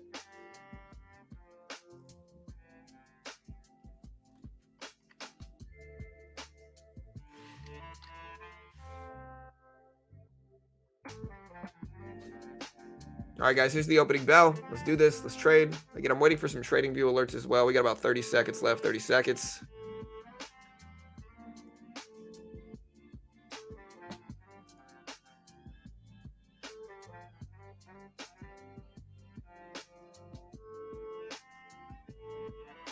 All right, guys, SPY at 434. So SPY is right around the volume weighted average price, 200 EMA level. Tesla's still breaking down, and it looks like it was a good move for me taking a little bit of profit in that one earlier today. Again, just patience here, guys. Patience. There's the opening bell. Tesla dipping down some. Here's the NASDAQ moving with everything. We got a little bit of a cushion on the day so far, and we do have Powell speaking in 30 minutes, so that might influence things too.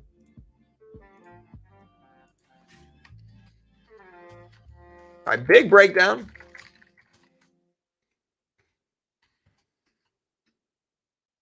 All right, big retracement.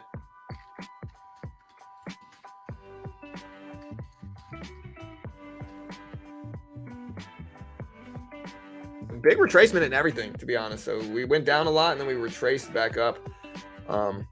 Apple is surging up. I'm going to go ahead and take some profit in that bad boy, man. Thank you. Hey, that looks good. Go liquidate some of that position. Took half of that off on Apple because we're up a lot short term. Market had initially bearish reaction, then retraced. Apple was the one that's treating me nice, though, today. It looks like.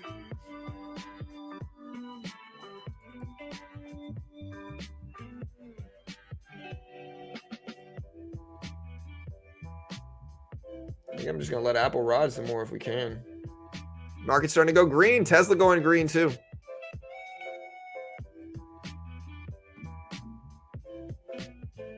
All right, we're moving up nicely here, team. Look at these moves.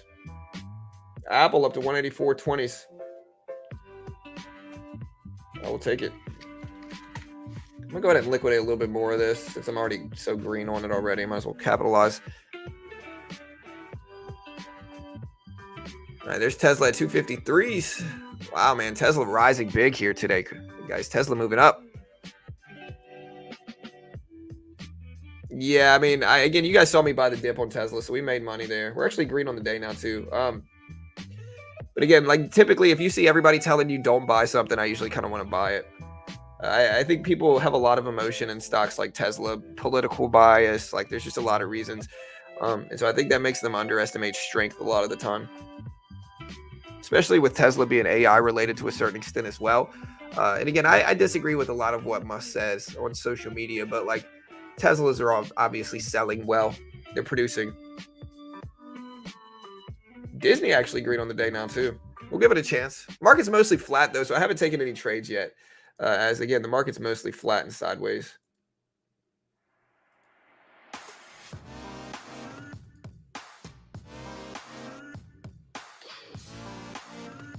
NASDAQ is acting funny though, guys. So man, look at this. Look at this pop. So the NASDAQ is acting funny. Hey guys, the US 100 is the NASDAQ though, if I want to look at it on TradingView, right?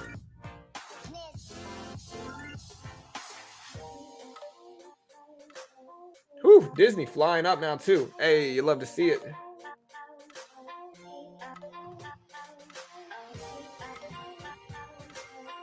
Apple.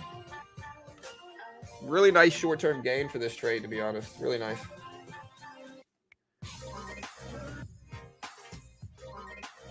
Big bull action here coming in. Again, we got Big Papa speaking in about 28 minutes, 27 minutes.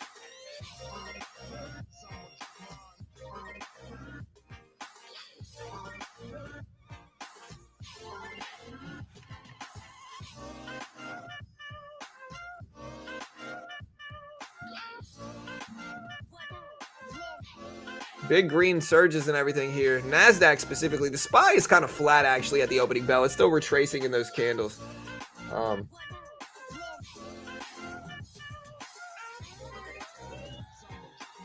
Apple's still doing really nice.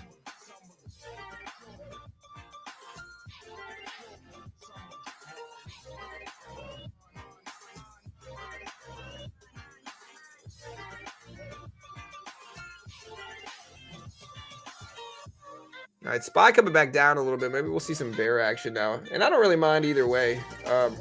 Again, I'm mostly flat now on Apple. Mostly got out of Tesla a couple minutes ago. So no matter what, I'm still going to be fine. At this point, we're just kind of waiting for a signal. I could buy this dip. And we got a quick little pop back up.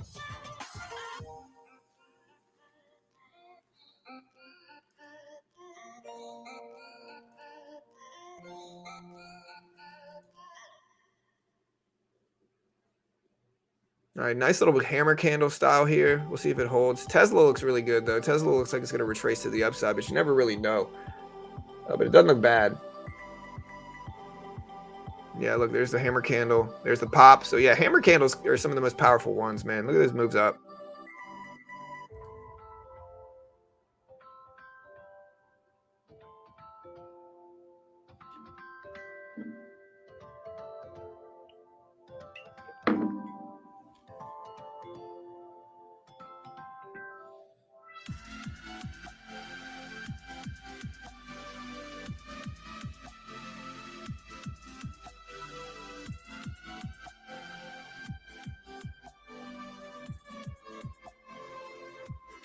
Apple testing highs again here, man. SPY breaking highs again. NASDAQ breaking highs. Or SPY testing highs. NASDAQ's actually breaking highs on the top. These market open highs. Now we're tracing some.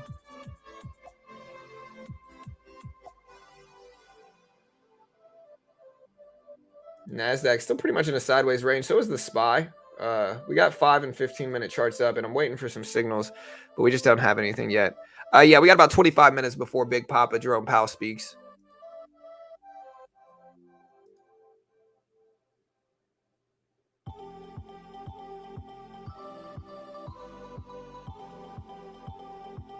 Market's consolidating towards the top of the opening range here.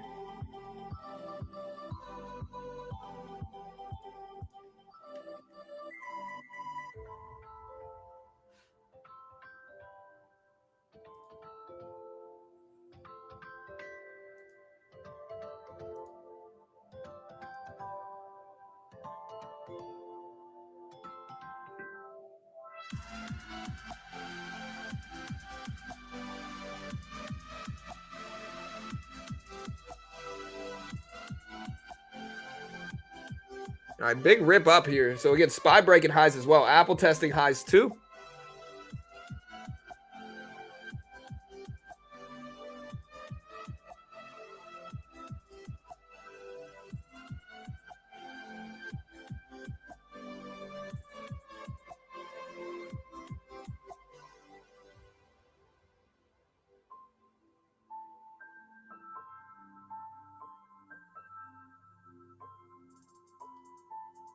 All right, huge green action, to be honest here, man. The market is popping up big on the NASDAQ, at least. The SPY is a little bit slower, but it's still pushing green from the opening range here.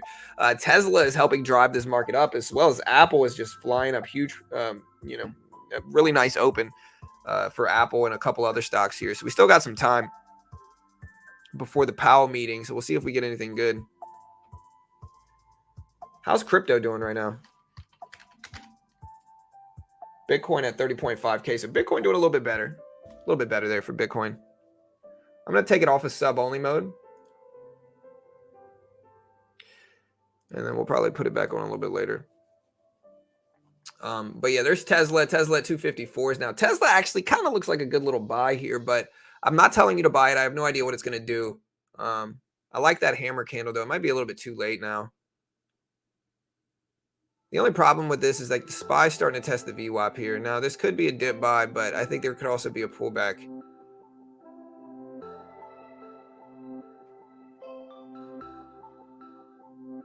Big drops in the market here, guys. So the SPY is dipping under the volume weighted average price.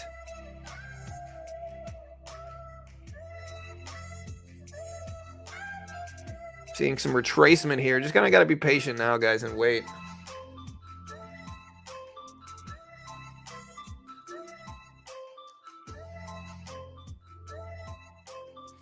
I know, looking at our votes, we got some votes here for the Powell speech.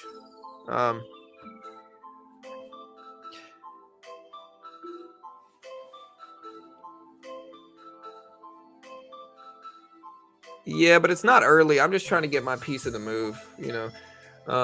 You're saying I get in early, and that's fine. I understand that mindset, but again, you got to understand a lot of the time I'm scalping, and again, what I'm going for with my specific system is a high accuracy. I'm going for high accuracy, like neutral reward to risk ratio, right? So like I'm looking for like 60 to 70% accuracy on these trades, and I'm about breaking even in reward to risk, right? So if I'm risking 20 cents, I'll make 20 cents and so forth and so on, right? But again, mine's don't get it twisted. It's a high accuracy system is what it is. Yeah, I mean, they're both up nice, Apple and Tesla. Again, the two stocks I bought this morning in pre-market. I understand people thinking I don't hold on very long, but again, you got to understand there's always a direct correlation between how long you hold your trades and your risk and reward systems. So again, how long you hold your trade and your risk and reward system is big.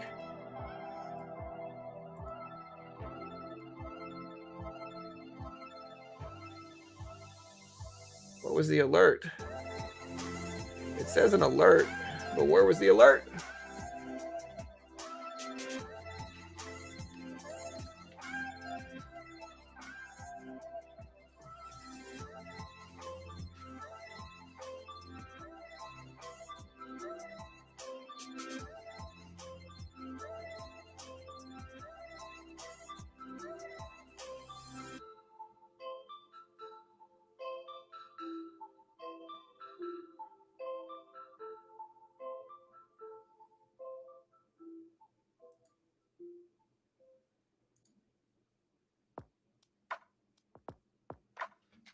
What time is it on my chart? So I got a possible reversal down signal here on the SPY.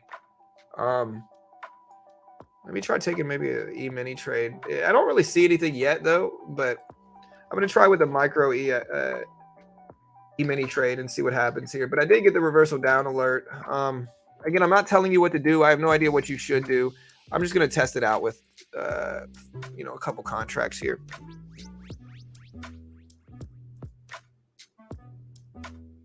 Man, look at Tesla rip up, though. I think this is going to influence it a lot, though, as Tesla's pop.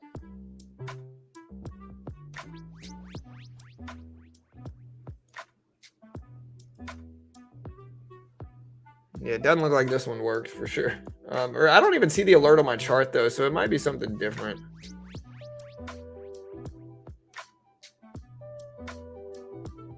Oh, it was a possible reversal up, dude. Oh, man. I'm taking the wrong direction.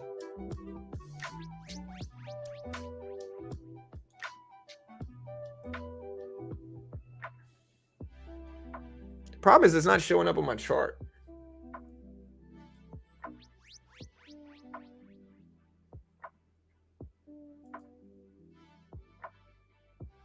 So it might have canceled out or just not worked completely. I don't know. That's not good, but we got a retracement.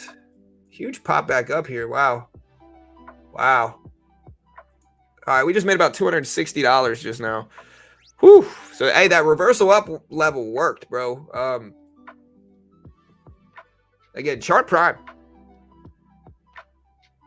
Kind of a chart prime. It gave me the reversal up signal indicator, and then it worked. And we got a huge reversal up, too. So that's pretty powerful, man. Again, I can't guarantee it's going to work for you. They are a sponsor of mine, and so I'm biased in their favor. But, I mean, you can kind of see it right there. I got to look at the time it showed up. It was a SPY. Oh, it was a SPY 15-second alert, and it worked, too. I forgot about those.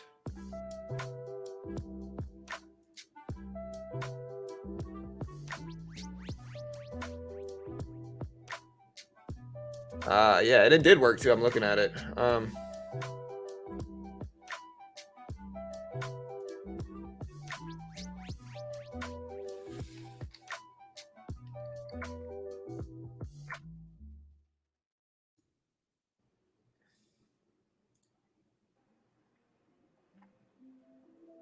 right, we got the nice little pop up. Again, if you want to check out Chart Prime, check out the link in the description.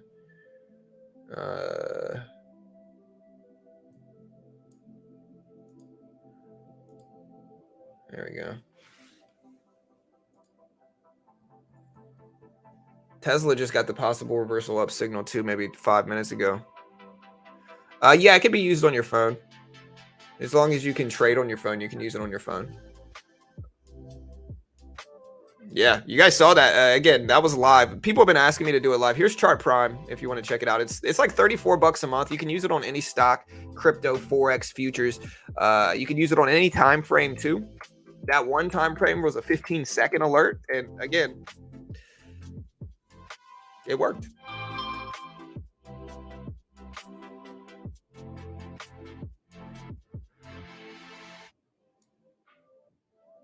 So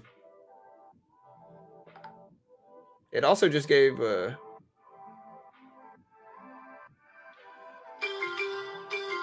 couple different ones, but yeah.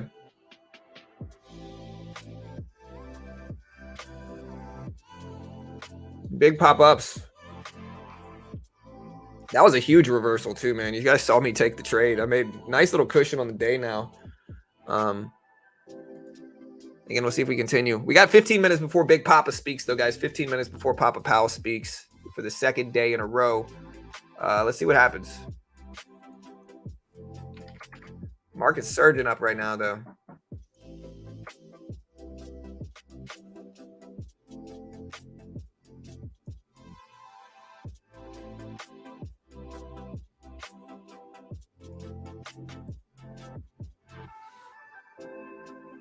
Again, Tesla testing the top of that range again. Disney reversing completely. Apple's still surging up too.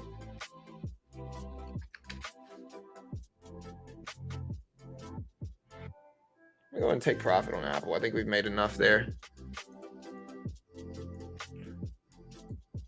Nice green day in stocks and futures so far.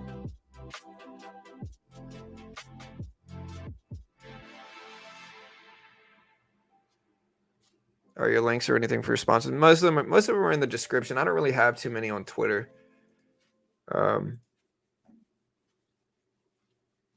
There's the NASDAQ popping up some.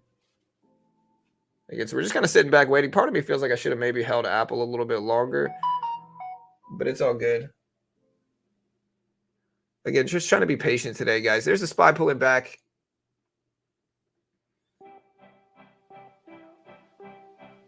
Yeah, I don't know what the market's doing, guys. I really don't know.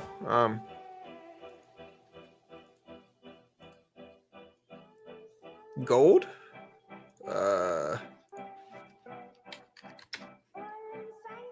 Gold's been pretty flat today. I mean, it moved up a little bit. Now it's pulling back, but the NASDAQ just hasn't stopped here. So if you want volatility and the SPY's not giving it to you, look at the NASDAQ here, man. The NASDAQ has been flying this morning. Well, yesterday was the House. Today is the Senate. And so it's both sides. So yesterday was the House. Today is the Senate.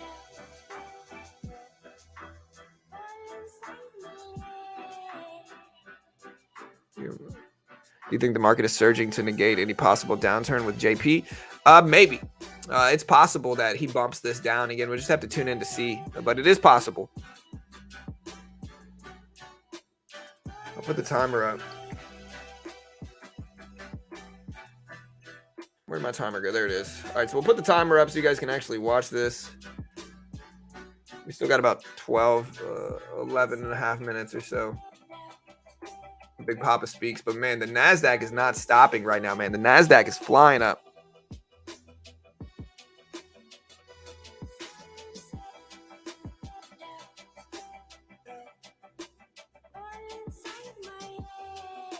BT, do you have a list of all the tools in your stack? I'm using, check out the description. Is mostly the different platforms and tools that I'm using. All right, guys, we're at 88.60s for Disney. It's starting to rebound, almost green on the day.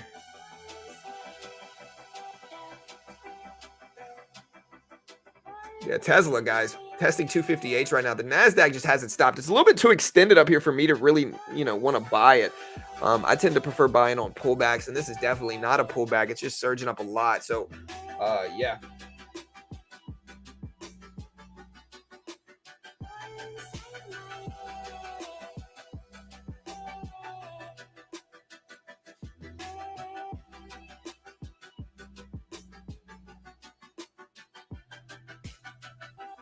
Disney testing the top of that range. Apple, very strong day for Apple. Apple over 185s today. Again, Google at 121s.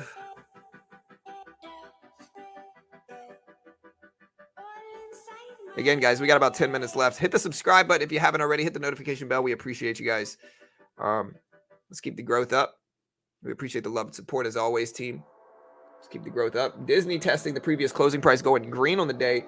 Google's approaching it. It's almost up to 121s. Microsoft currently, team, is all the way up to 336.80s, guys. 336.80. So Microsoft, NVIDIA, very green day for microchip stocks. AMD, MU, NVIDIA, Google, or Microsoft, AMD, NVIDIA, Tesla. AI stocks are doing well today, guys. AI-related, tech AI-related stocks. Disney starting to pop up as well, almost up to 89s. So that's nice to see. Gold is down slightly on the day, but NASDAQ looks like it wants to test the top of the range again here. And again, will Powell help or hurt the market, guys? Vote on the poll. Will Powell help or hurt the markets?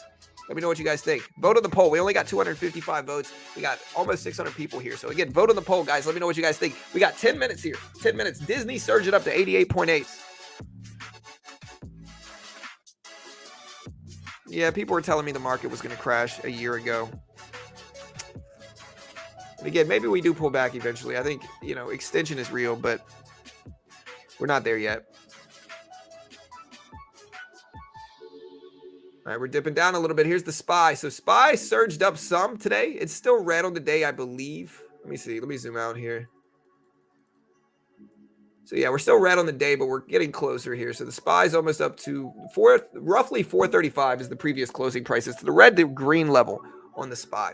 Really, the market's getting dragged up by a couple different sectors today. One of them is tech. Tech sector is pretty much all of them are doing well except for like a couple. But Microsoft green. So it's mostly microchips. So Microsoft, AMD, MU, Nvidia, Tesla, all green today. Very green. Apple, very green as well. So tech is doing good today. If we have retail like Walmart's up as well. Target's down. Walmart's up.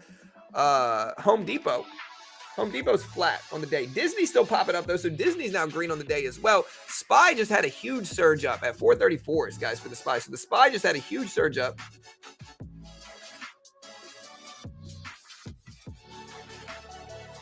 Big green action for almost everything today. The SPY is pretty much flat ahead of Big Papa Jerome Powell speaking today. So we're pretty much flat right now ahead of Big Papa. Oh yeah, we do have existing home sales dropping in about 8 minutes now. So we do have existing home sales. That's true. We'll cover that too, and then yesterday they were a little late on the report anyway, so yeah, I saw that, Milton. That's good.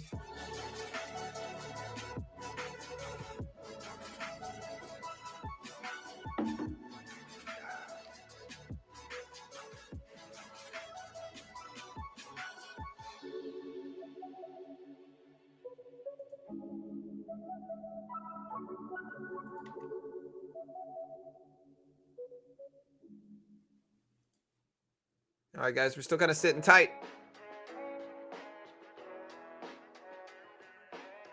Again, bull or bear right now, guys. Powell speaks in 7 minutes. 7 minutes. Let me know what you guys think of it, whether you think it's going to be good, bad, or not. But Big Papa speaks soon. Again, let me know what you guys think. We got like 7 minutes.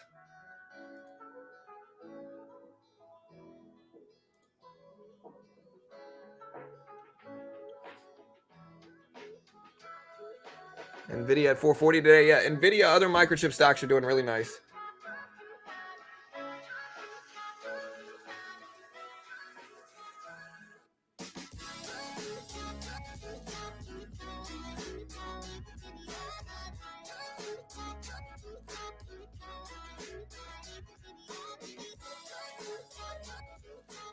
The market's popping up here. Everything else has been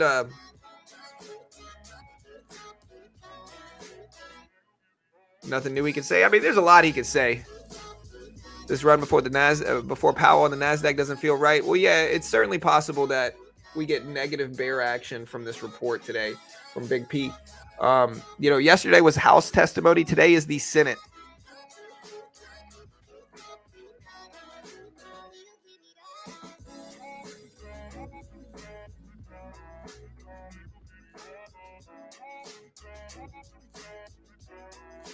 All right, so the Dems currently hold the majority in the Senate.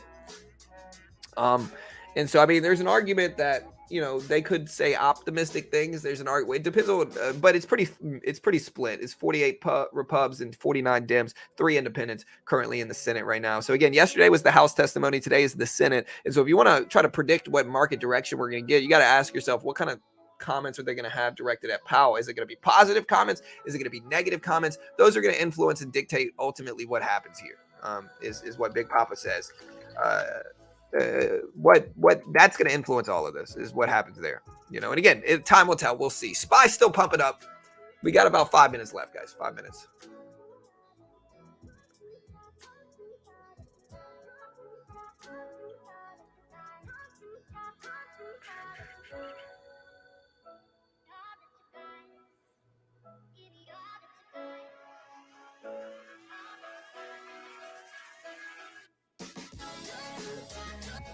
CPI will come super low. We'll see, man. CPI has been low for the last couple weeks. Disney's still surging up nicely here.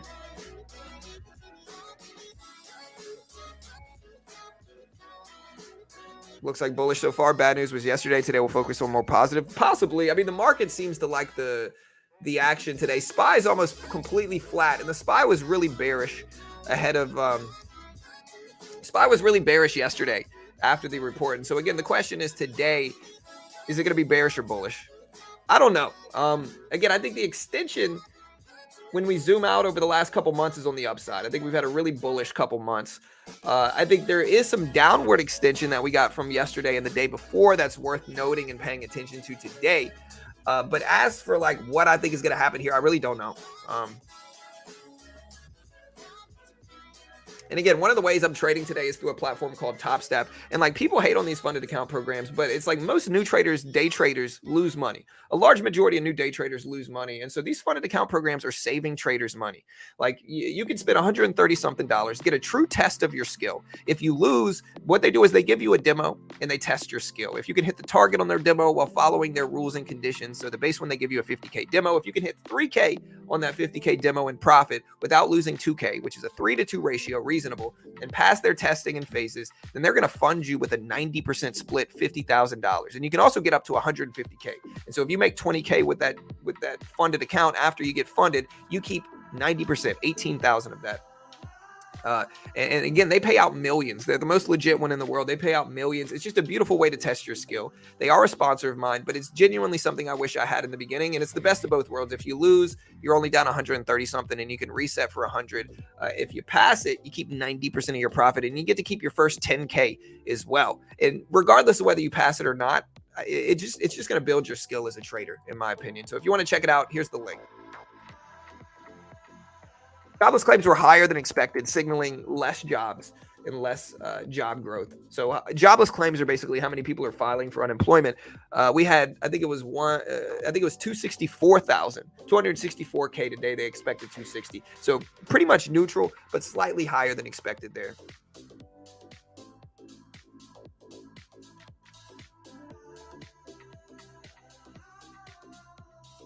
All right, guys, we got 2 minutes here, 2 minutes. About 700 people here. Again, hit the subscribe button, hit the notification bell. We appreciate it.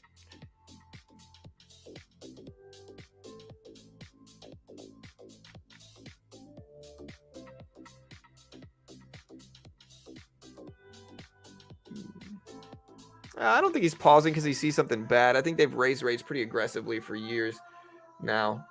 And so in that regard, I think I don't think they're going to raise rates forever. I don't think, they're supposed to. I think they're supposed to slow it down over time, and that's exactly what we did prior to this last pause.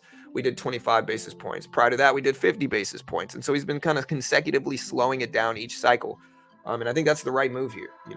Anything too brash in one direction can hurt markets. I think slowing down rate hikes is good. SPY still technically green on the day now. The SPY just broke over the previous closing price. We are now technically green on the day on the SPY, guys. Technically green on the day. Get ready. We're about to post this right now. Be ready. Again, we got the Powell conference waiting in tow. Big Papa Jerome Powell about to speak.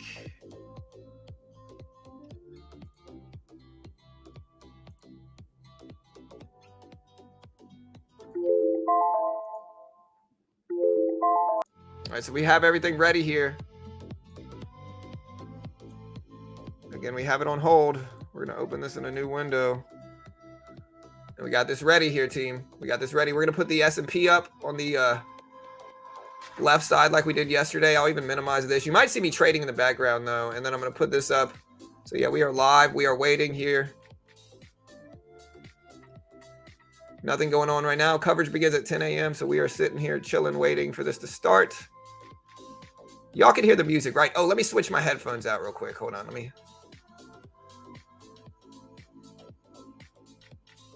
switch my headphones out. Hold on.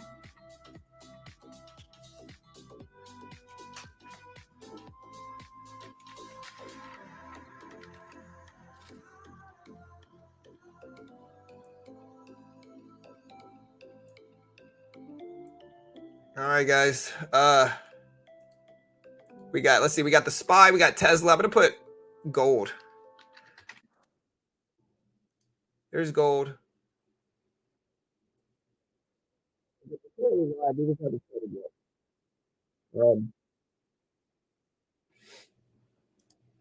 Let me make sure we share this. Again, they're just not starting yet. Here. There we go. We are good. I'm going to stop the music. All right, so it says the semi-annual monetary policy report to Congress. Coverage begins momentarily. We are live, waiting for this to start. Nothing yet. We can jump ahead, see that it's just not started yet.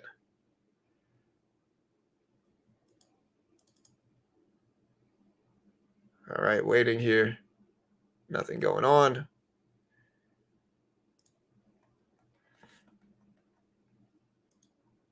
I'm not sure how long the speech is going to be.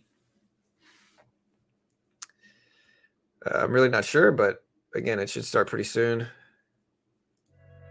Make sure my sound works. There we go. We're good there. We're getting some nice bullish action today, though, man. Look at the NASDAQ. I'm going to put the E-mini up. I like looking at the E-mini a little bit more than the NASDAQ.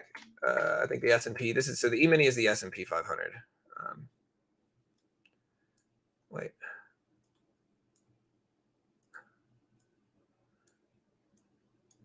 Where's the price scale? Weird. Here, I'm going to exit out of this. This is strange. Here, this one's better. I don't know what that one's doing.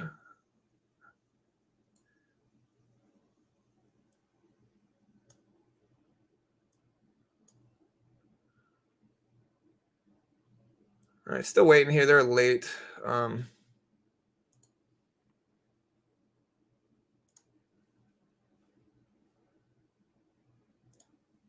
Yeah, I don't know what they're doing, but they're late. They were late yesterday too, so I mean, it's not a surprise or a shock that they're late.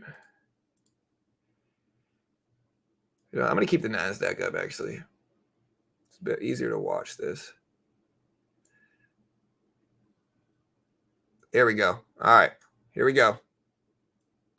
For the economy to truly deliver security and opportunity for American workers, we need plentiful job opportunities.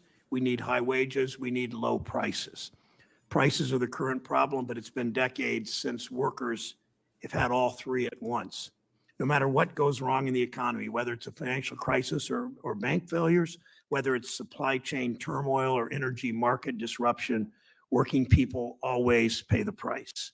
Meanwhile, corporations always somehow find a way to increase their profits. They always find a way. Financial crisis, profits go up. Mass unemployment, profits go up. Global pandemic, profits go up. War in Europe, profits go up. Increasing energy costs, profits go up. When supply chains ground to a halt when Putin invaded Ukraine and the economy reopened and demand surged everywhere all at once, the rest of us saw problems to solve. But in many corporate boardrooms, executives instead saw an opportunity. For the largest multinational corporations, inflation has been a perfect excuse to increase profits by raising prices far beyond the costs of their inputs. The main tool that many in this town look toward to rescue us from inflation, hiking interest rates, can do little to solve that problem. It's little wonder then that when American workers see the high prices at the grocery store, at the pharmacy counter, at the gas pump, along with rising borrowing costs for mortgages and credit cards and car loans, they remain skeptical of government and its willingness to address the challenges people face. Inflation, of course, is a complex problem. The Fed's been fighting it with a blunt tool, and we made progress. Inflation is at the lowest level in the last 2 years, giving hope that the price of consumer goods will continue to decline. And despite the experts' prediction, job growth remains strong. The country added 339,000 new jobs in May. Ohio's unemployment rate, 3.6%, is the state's lowest in 20 years. Unemployment for Black and brown Americans remains near historic lows. Think about what actually means for workers in Alabama and Ohio and North Dakota and Louisiana and Minnesota and South Carolina. What that actually means for workers all over the country. It means Americans have more opportunity and choice in their lives, even in places they haven't seen a lot of options in recent years. It means people have the power to demand raises and retirement security and paid sick days and control over their schedules. It means more Americans have the dignity of work that comes with a good job that can provide for your family. And look where that kind of power for workers is taking us. Last month, wage growth outpaced inflation. That's the way it should be. Today's hearing comes at a critical time. Last week, the Fed decided to pause interest rate hikes after 10 consecutive increases and to maintain the rate at its current level. For the many of us who are concerned that further rate hikes could do more harm than good, it's welcome news. The challenge you face, Chair Powell, is to ensure that workers continue to see higher wages while also continuing to rein in inflation. In previous hearings, you've noted with justifiable pride how careful management of the economy helped millions of workers return to the job market. It's those workers who stand to lose the most if the Fed overdoes its rate hikes, loses sight of the dual mandate, and drives the unemployment rate back up. As you've also noted, Mr. Chair, increasing interest rates is not the only tool we have to fight inflation. The Fed is not the only one with a role to play. Congress, the administration, everyone in government, and corporate boardrooms must do their part. There's no reason we can't continue coming together to bring prices down. More policymakers are finally recognizing what those of us in Ohio have known for years, that outsourcing the production of pretty much everything may mean higher profits in the short term, but it won't lead to a resilient economy with a strong middle class in the long term. We've taken steps to strengthen our supply chains in hiring and been bringing critical manufacturing back to the U.S., the CHIPS Act, the bipartisan infrastructure law, a number of things. We must continue that progress instead of lowering demand, which is just economics textbook jargon for making people poorer, laying off workers, denying raises. Instead of lowering demand, we can produce more, we can build more, we can grow the economy from the middle out. It's also our first semi-annual report from the Fed since the string of bank failures this spring. Those failures were caused by the same issue at the heart of so many of our economic problems. It's the Wall Street business model. Executives lay off workers. They put short-term increases in quarterly profits and their own compensation above everything and everyone else. At Silicon Valley Bank and Signature Bank, those in charge pushed their banks to grow too big, too fast. They made risky bets. They got massive profits. Executives were paying themselves bonuses right up until the moment that at least one of these banks crashed. To most Americans, that's not surprising. People have gotten all too used to big bankers treating the industry more like a game, or maybe more precisely, an endless ATM for themselves, secure in the knowledge they won't pay any real price if things go wrong. Mr. Chairman, as Senator Scott and I teamed up on a 21-2 vote yesterday, those days for bank executives are over. Chair Powell, I look forward to hearing today how the Fed will protect American workers in the fight against inflation and promote an economy with a strong, growing middle class. Senator Scott. Thank you, Chairman.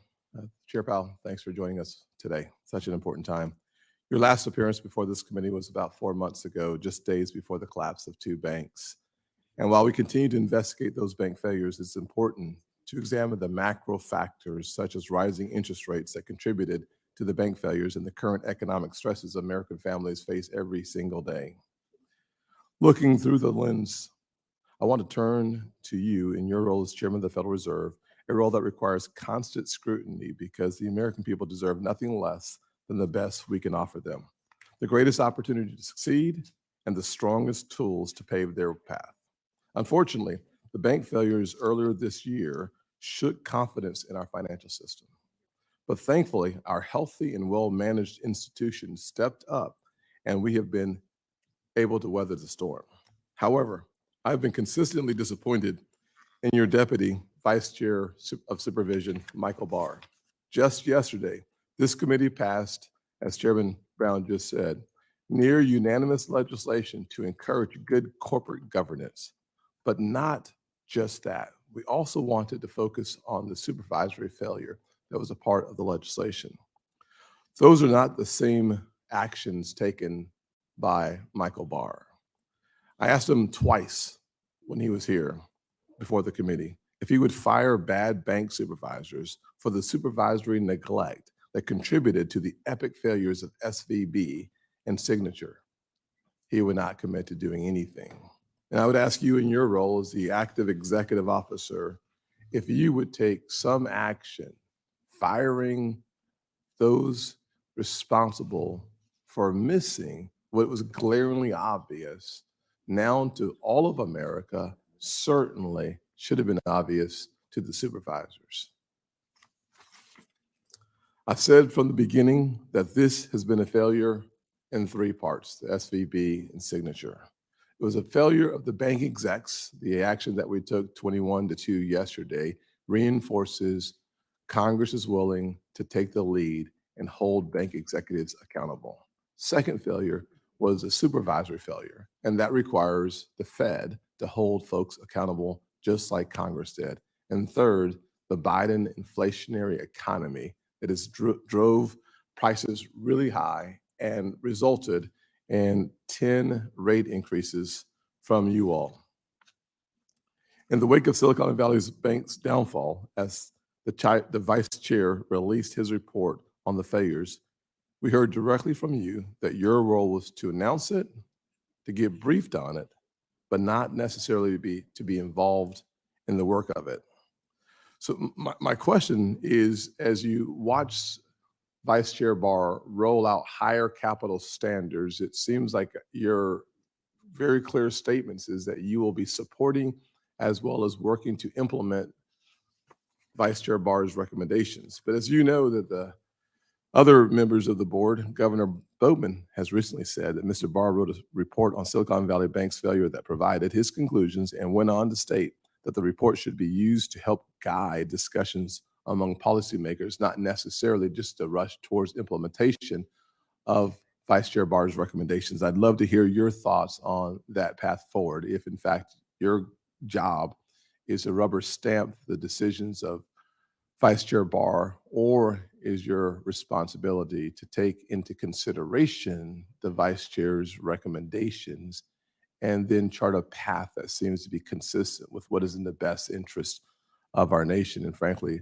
of our financial institutions? I do not believe that increasing significantly the capital standards is in the best interest of small businesses or people looking for loans. The more capital we put on the sidelines, the less capital there is for us to see our financial institutions loaning the money out.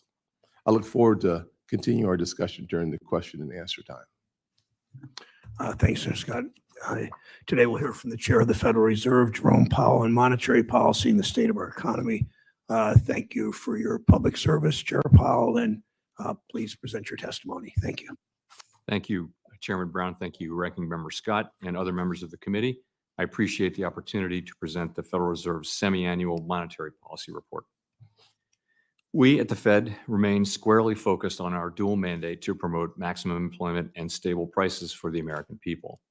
My colleagues and I understand the hardship that high inflation is causing, and we remain strongly committed to bringing inflation back down to our 2% goal. Price stability is the responsibility of the Federal Reserve, and without it, the economy does not work for anyone. In particular, without price stability, we will not achieve a sustained period of strong labor market conditions that benefit all. I'll review the current economic situation and then turn to monetary policy. The U.S. economy slowed significantly last year, and recent indicators suggest that economic activity has continued to expand at a modest pace. Although growth in consumer spending has picked up this year, activity in the housing sector remains weak, largely reflecting higher mortgage rates. Higher interest rates and slower output growth also appear to be weighing on business fixed investment. The labor market remains very tight. Over the first 5 months of the year, job gains averaged a robust 314,000 jobs per month. The unemployment rate moved up, but it remained low in May at 3.7%. There are some signs that supply and demand in the labor market are coming into better balance. The labor force participation rate has moved up in recent months, especially for individuals aged 25 to 54. Nominal wage growth has shown some signs of easing, and job vacancies have declined so far this year. While the jobs to workers gap has narrowed, labor demand still substantially exceeds the supply of available workers. Inflation remains well above our longer run goal of 2%. Over the 12 months ending in April, total personal consumption, or PCE, prices rose 4.4%, excluding the volatile food and energy categories. Core PCE prices rose 4.7%. In May, the 12-month change in the Consumer Price Index, or CPI, came in at 4.0%, and the change in the core CPI was 5.3%. Inflation has moderated somewhat since the middle of last year. Nonetheless, inflation pressures continue to run high, and the process of getting inflation back down to 2% has a long way to go. Despite elevated inflation, longer-term inflation expectations appear to remain well anchored, as reflected in a broad range of surveys of households, businesses, and forecasters, as well as measures from financial markets. With inflation remaining well above our longer-run goal of 2% and with labor market conditions remaining tight, the FOMC has significantly tightened the stance of monetary policy. We have raised our policy interest rate by 5 percentage points since early last year, and we've continued to reduce our security holdings at a brisk pace. We've been seeing the effects of our policy tightening on demand in the most interest rate sensitive sectors of the economy. It will take time, however, for the full effects of monetary restraint to be realized, especially on inflation. The economy is facing headwinds from tighter credit conditions for households and businesses, which are likely to weigh on economic activity, hiring, and inflation. The extent of these effects remains uncertain. In light of how far we have come in tightening policy, the uncertain lags with which monetary policy affects the economy, and potential headwinds from credit tightening, the FOMC decided last week to maintain the target range for the federal funds rate at 5 to 5.25%, and to continue the process of significantly reducing our securities holdings. Nearly all FOMC participants expect that it will be appropriate to raise interest rates somewhat further by the end of the year. But at last week's meeting, considering how far and how fast we've moved, we judged it prudent to hold the target range steady to allow the committee to assess additional information and its implications for monetary policy. In determining the extent of additional policy firming that may be appropriate to return inflation to 2% over time, we will take into account the cumulative tightening of monetary policy, the lags with which monetary policy affects economic activity and inflation, and economic and financial developments. We will continue to make our decisions meeting by meeting based on the totality of incoming data and their implications for the outlook for economic activity and inflation, as well as the balance of risks. We remain committed to bringing inflation back down to our 2% goal and to keeping longer-term inflation expectations well anchored. Reducing inflation is likely to require a period of below-trend growth and some softening of labor market conditions. Restoring price stability is essential to set the stage for achieving maximum employment and stable prices over the long run. Before concluding, let me briefly address the condition of the banking sector. The U.S. banking system is sound and resilient. As detailed in the box on financial stability in the June monetary policy report, the Federal Reserve, together with the Treasury Department and the FDIC, took decisive action in March to protect the U.S. economy and to strengthen public confidence in our banking system. The recent bank failures, including the failure of Silicon Valley Bank and the resulting bank stress, have highlighted the importance of ensuring that we have the appropriate rules and supervisory practices for banks of this size. We're committed to addressing these vulnerabilities to make for a stronger and more resilient banking system. To conclude, we understand that our actions affect communities, families, and businesses across the country. Everything we do is in service to our public mission. We at the Fed will do everything we can to achieve our maximum employment and price stability goals. Thank you. Thank you, Chair Powell. Paul Donovan at UBS has discussed the role that corporate profiteering plays in persistent inflation. While inflation has fallen from 9%, as you know, it has peaked to 4%, prices continue to climb because of supply shortages and corporate profiteering, what we're starting to call greedflation. Given that rising interest rates certainly won't solve greedflation, why maintain interest rates at the current level or even consider, as you suggested, raising them again, given the risk of harming the livelihoods of more than 1.5 million workers and their families? Mr. Chairman, the committee broadly feels that while monetary policy has gotten to an appropriately restrictive level, if the economy performs about as expected, that it will be appropriate to raise hikes again this year and perhaps twice. A strong majority of the committee feels that it will be appropriate again, assuming that the economy performs as expected 2 times before the end of this year.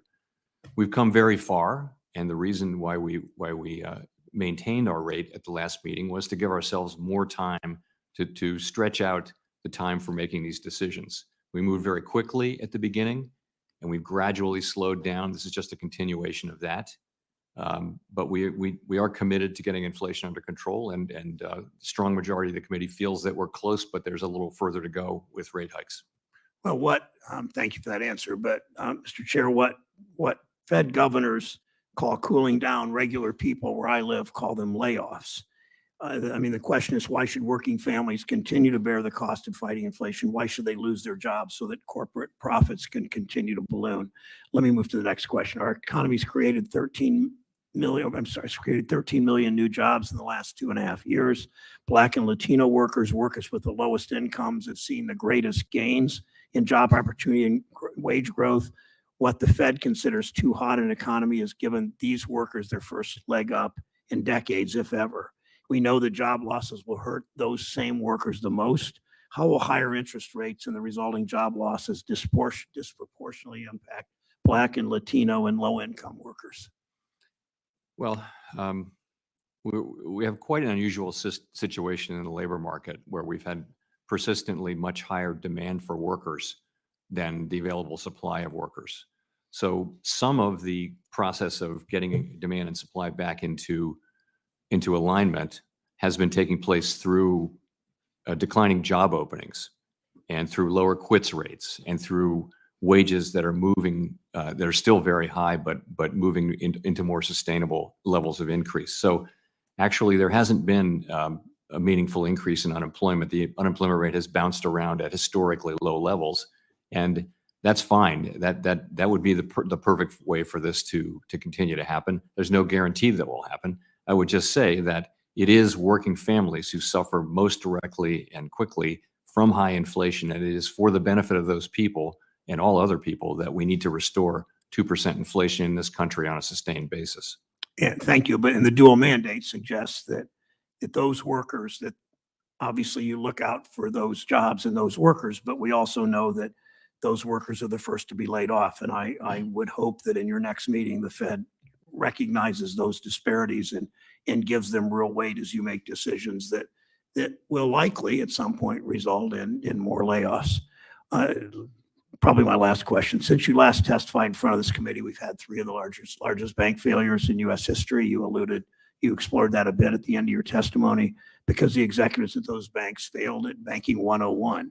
Regulators took swift and decisive actions to protect the banking system and depositors. Thank you for that. That's in stark contrast to regulators' supervisory failures in the years before the 2008 financial crisis. What actions are you taking today to prevent more bank failures and to make sure banks do real risk management and address liquidity and other basic risks? And you may in part want to answer, I mean, he can do it himself, but Ranking Member Scott's comments on Vice Chair Barr and where that takes us. But what do you do to make sure banks do real risk management and address liquidity and other basic risks? So I would say we are committed, and I am personally committed to learning the right lessons from what happened in Silicon Valley Bank and the other 2 failures, and vigorously implementing appropriately. I think there's a clear need to strengthen both supervision and regulation of banks of that size. And I can go into more specifics in the course of the hearing, but I do think we need to learn those lessons, and I think we've started to do that. And it's something, what we saw was an unexpected bank failure overnight led to contagion and threatened the broader banking system, and that's not supposed to happen.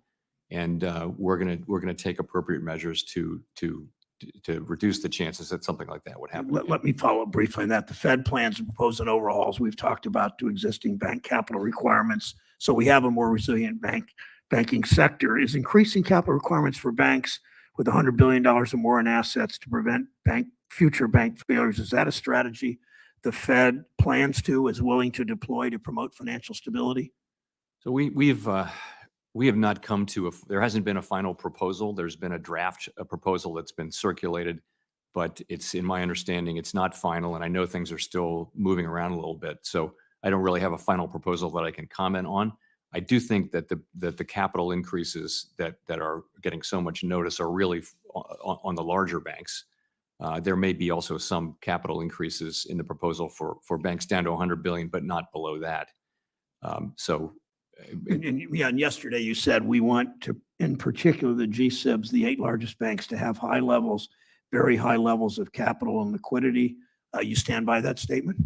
I did, and I said, of course, we did spend years raising capital and liquidity standards a great deal on those institutions, and I supported all of that. And then I concluded by saying that further increases, if they are proposed, will need to be justified. They'll, of course, as any change in rule would be.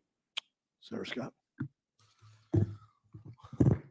Chairman, let's stay with the capital requirements as you and Chairman were talking about on the larger institutions, but frankly, throughout the entire banking system.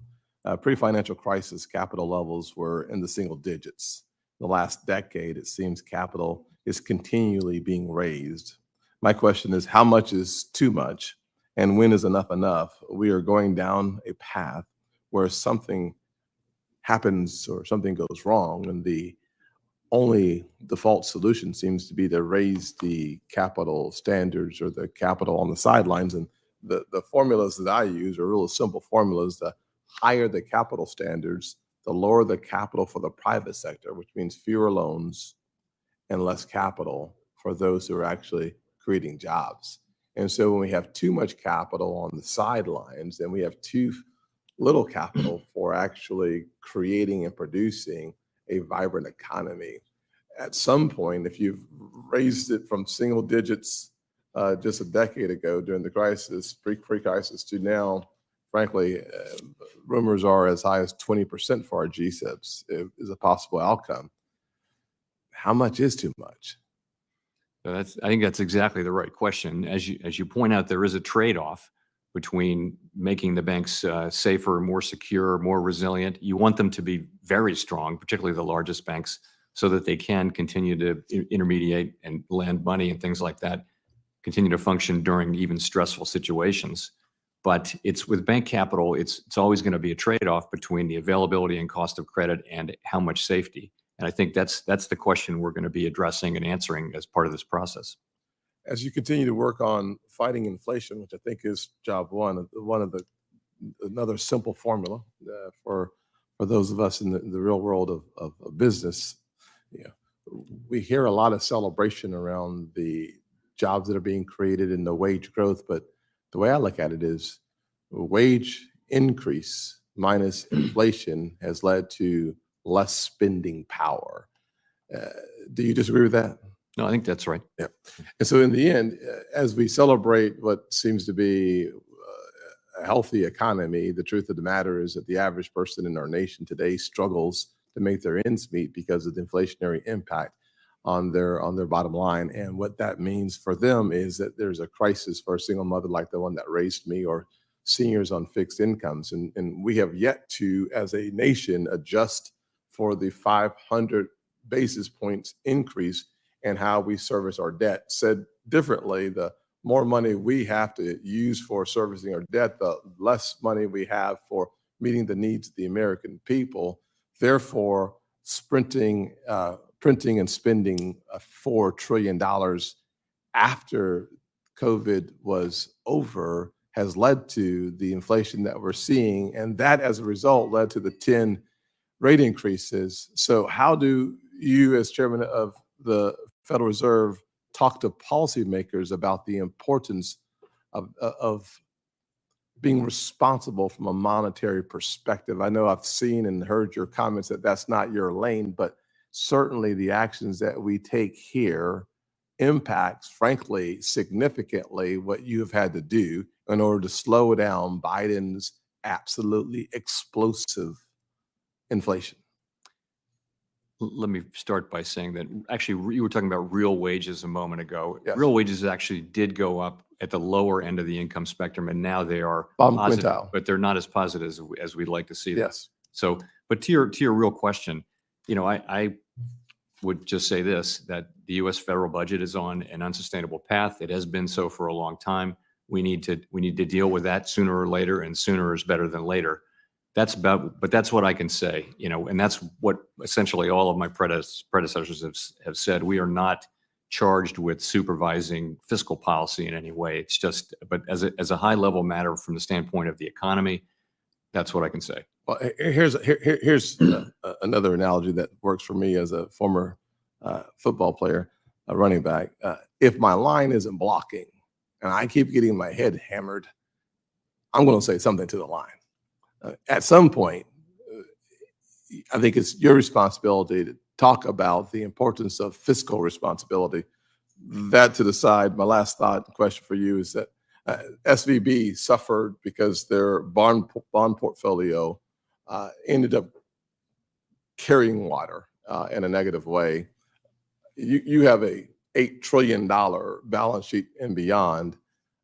every report that I've read is that your bond portfolio, our bond portfolio, the Fed, is underwater as well. Can you talk to me about the losses that you're experiencing at the Fed from a Sure. bond So perspective? remember that the way it works at the Fed is when we buy assets during QE, Yep. we pay for them with overnight interest rate reserves. And we've, for many, many years during the QE era, we've earned a spread, and we've been sending money to the Treasury way over $1 trillion since QE started.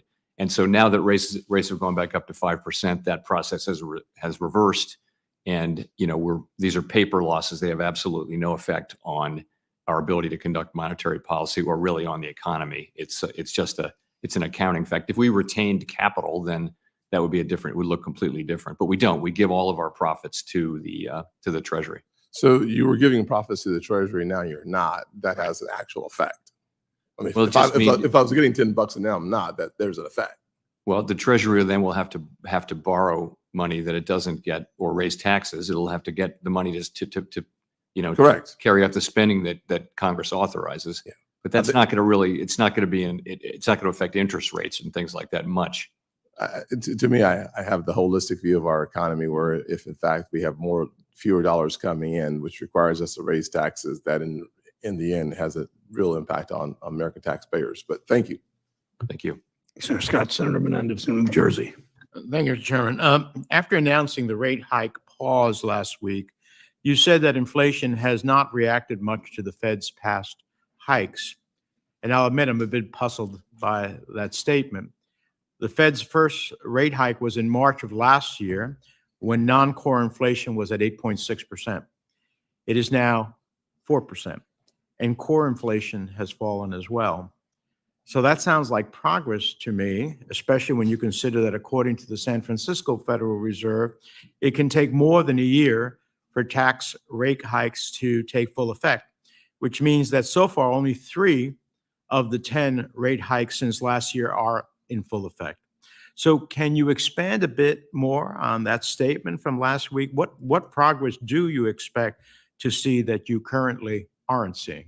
Sure. So, of course, you're absolutely right. Headline inflation has come down by essentially half, but that's largely due to energy prices coming down and commodity prices that go into food coming down. And those are not, I won't say that they're not affected at all by monetary policy, but they're principally affected by other things in the economy.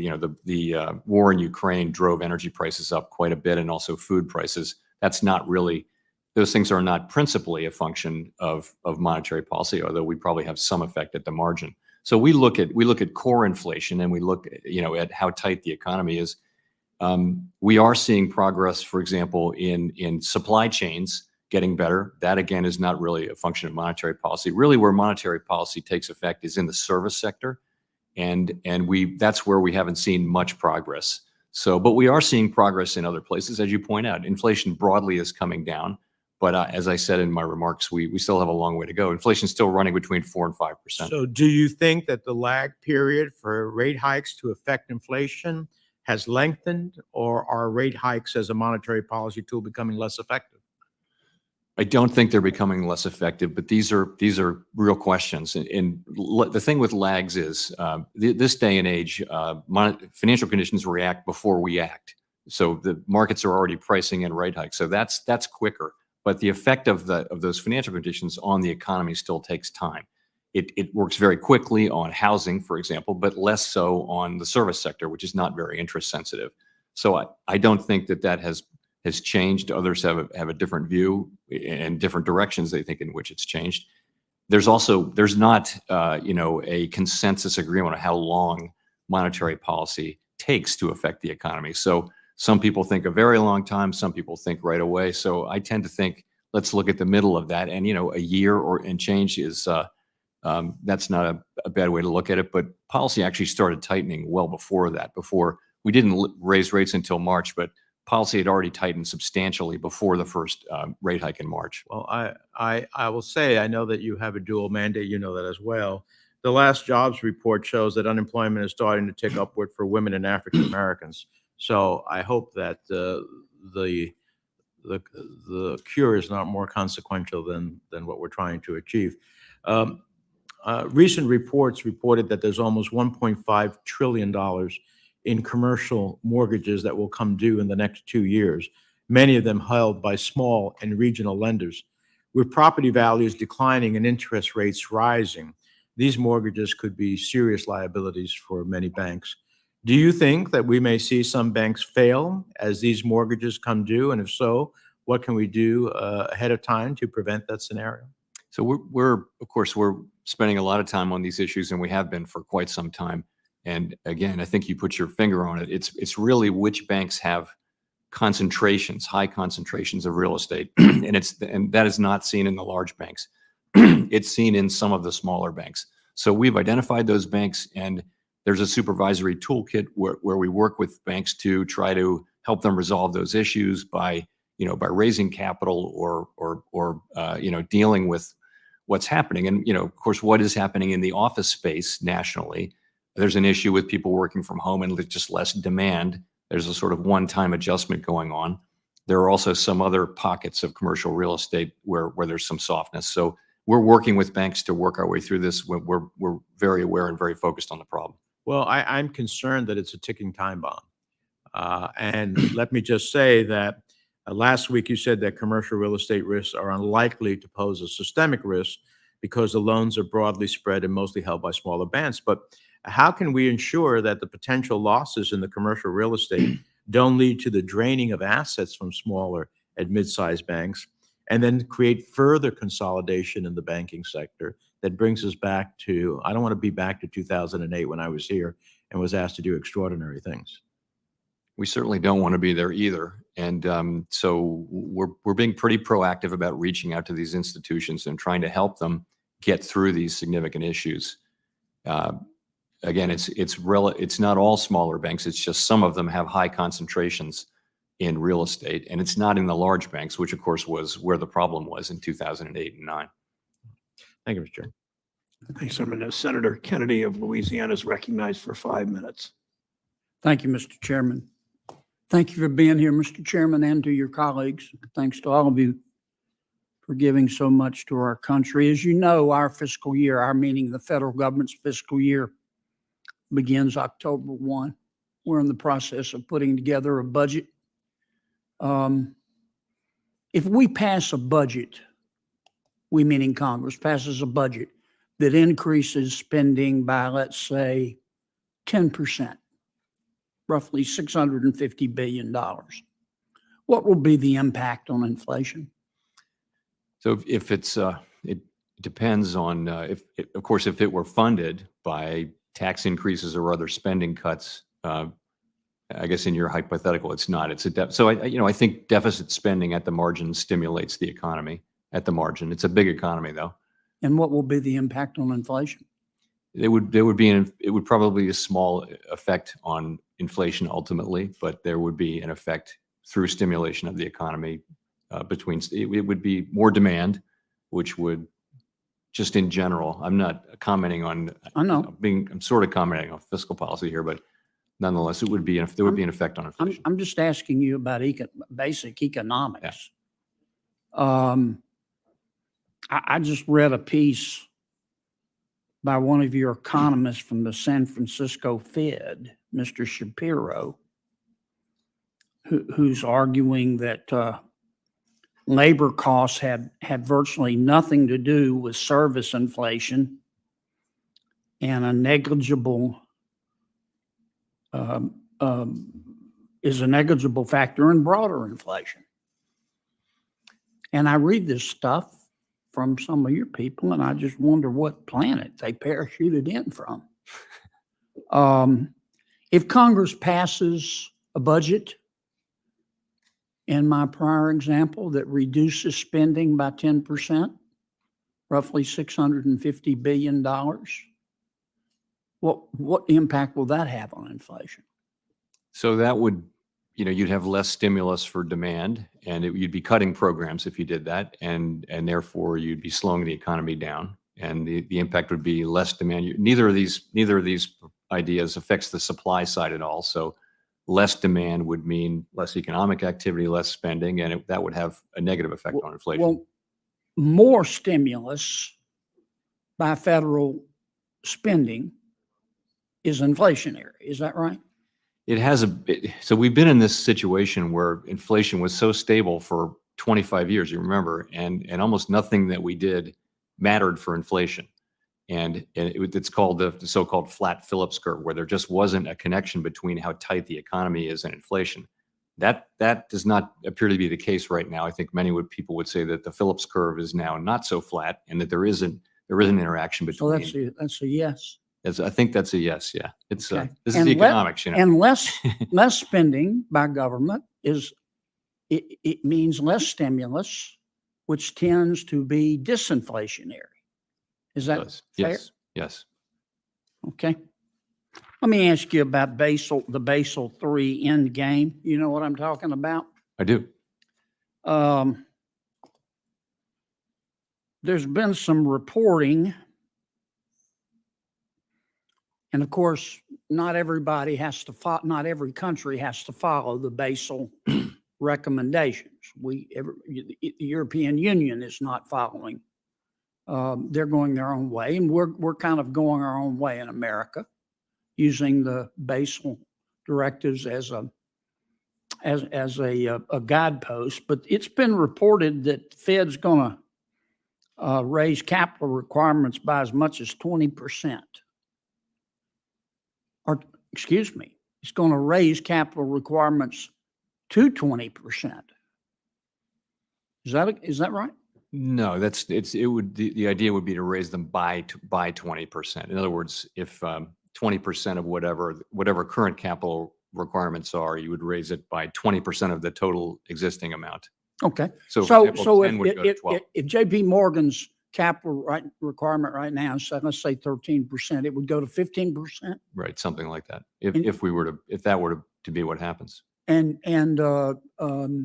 this will be for banks $100 billion or more. No, there isn't a final proposal. So, and I know it's still in motion. I know things are still changing. Yeah, so- but you folks are talking I've been about briefed it, on and it. you're going to have a lot of input. No, that's right. That's right. So, but I will say, sorry, what was it? Your question was?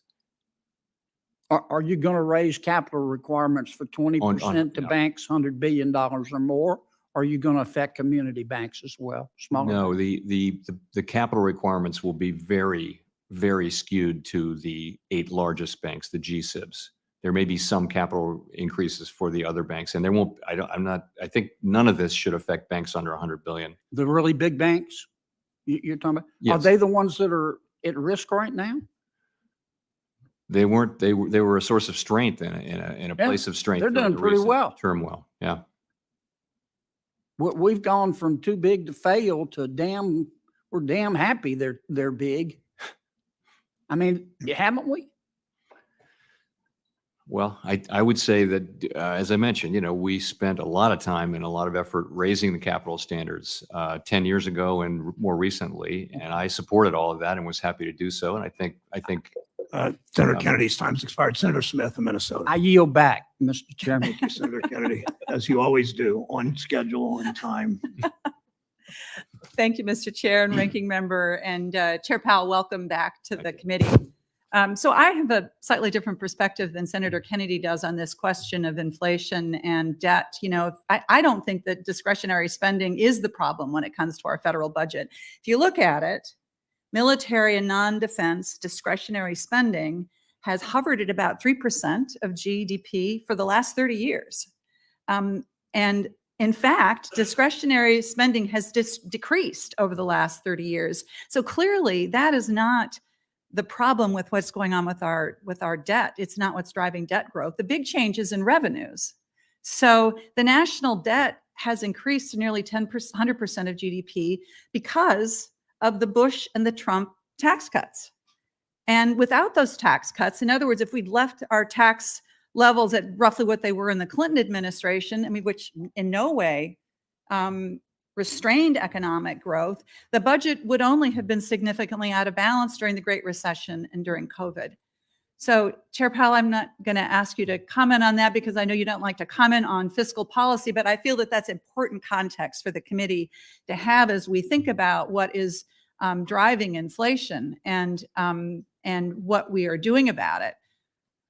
I have been really struck by how remarkably resilient the labor market has been over the last 16 months or so, which is a good thing as we do the work we want to do to grow the middle class and create more opportunity and more financial security for people.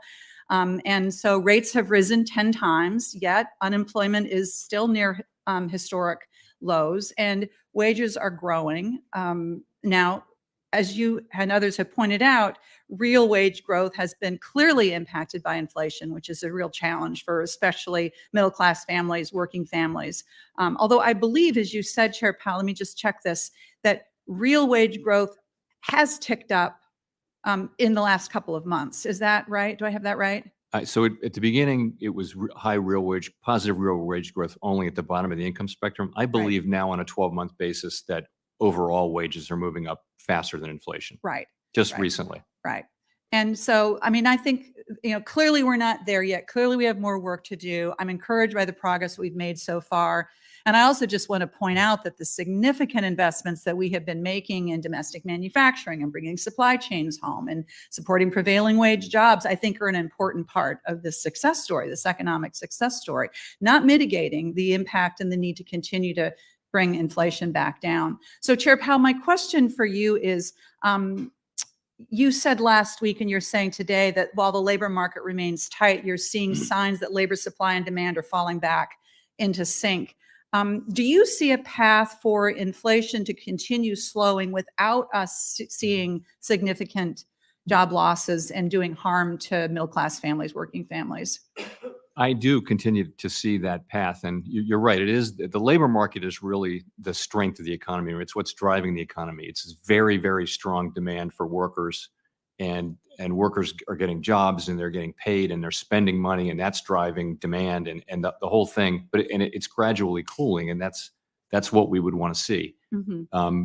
So I think there is a path, and ideally the means by which demand and supply get back into alignment will involve things like the job openings rate coming down as opposed to the unemployment rate going up. Mm-hmm.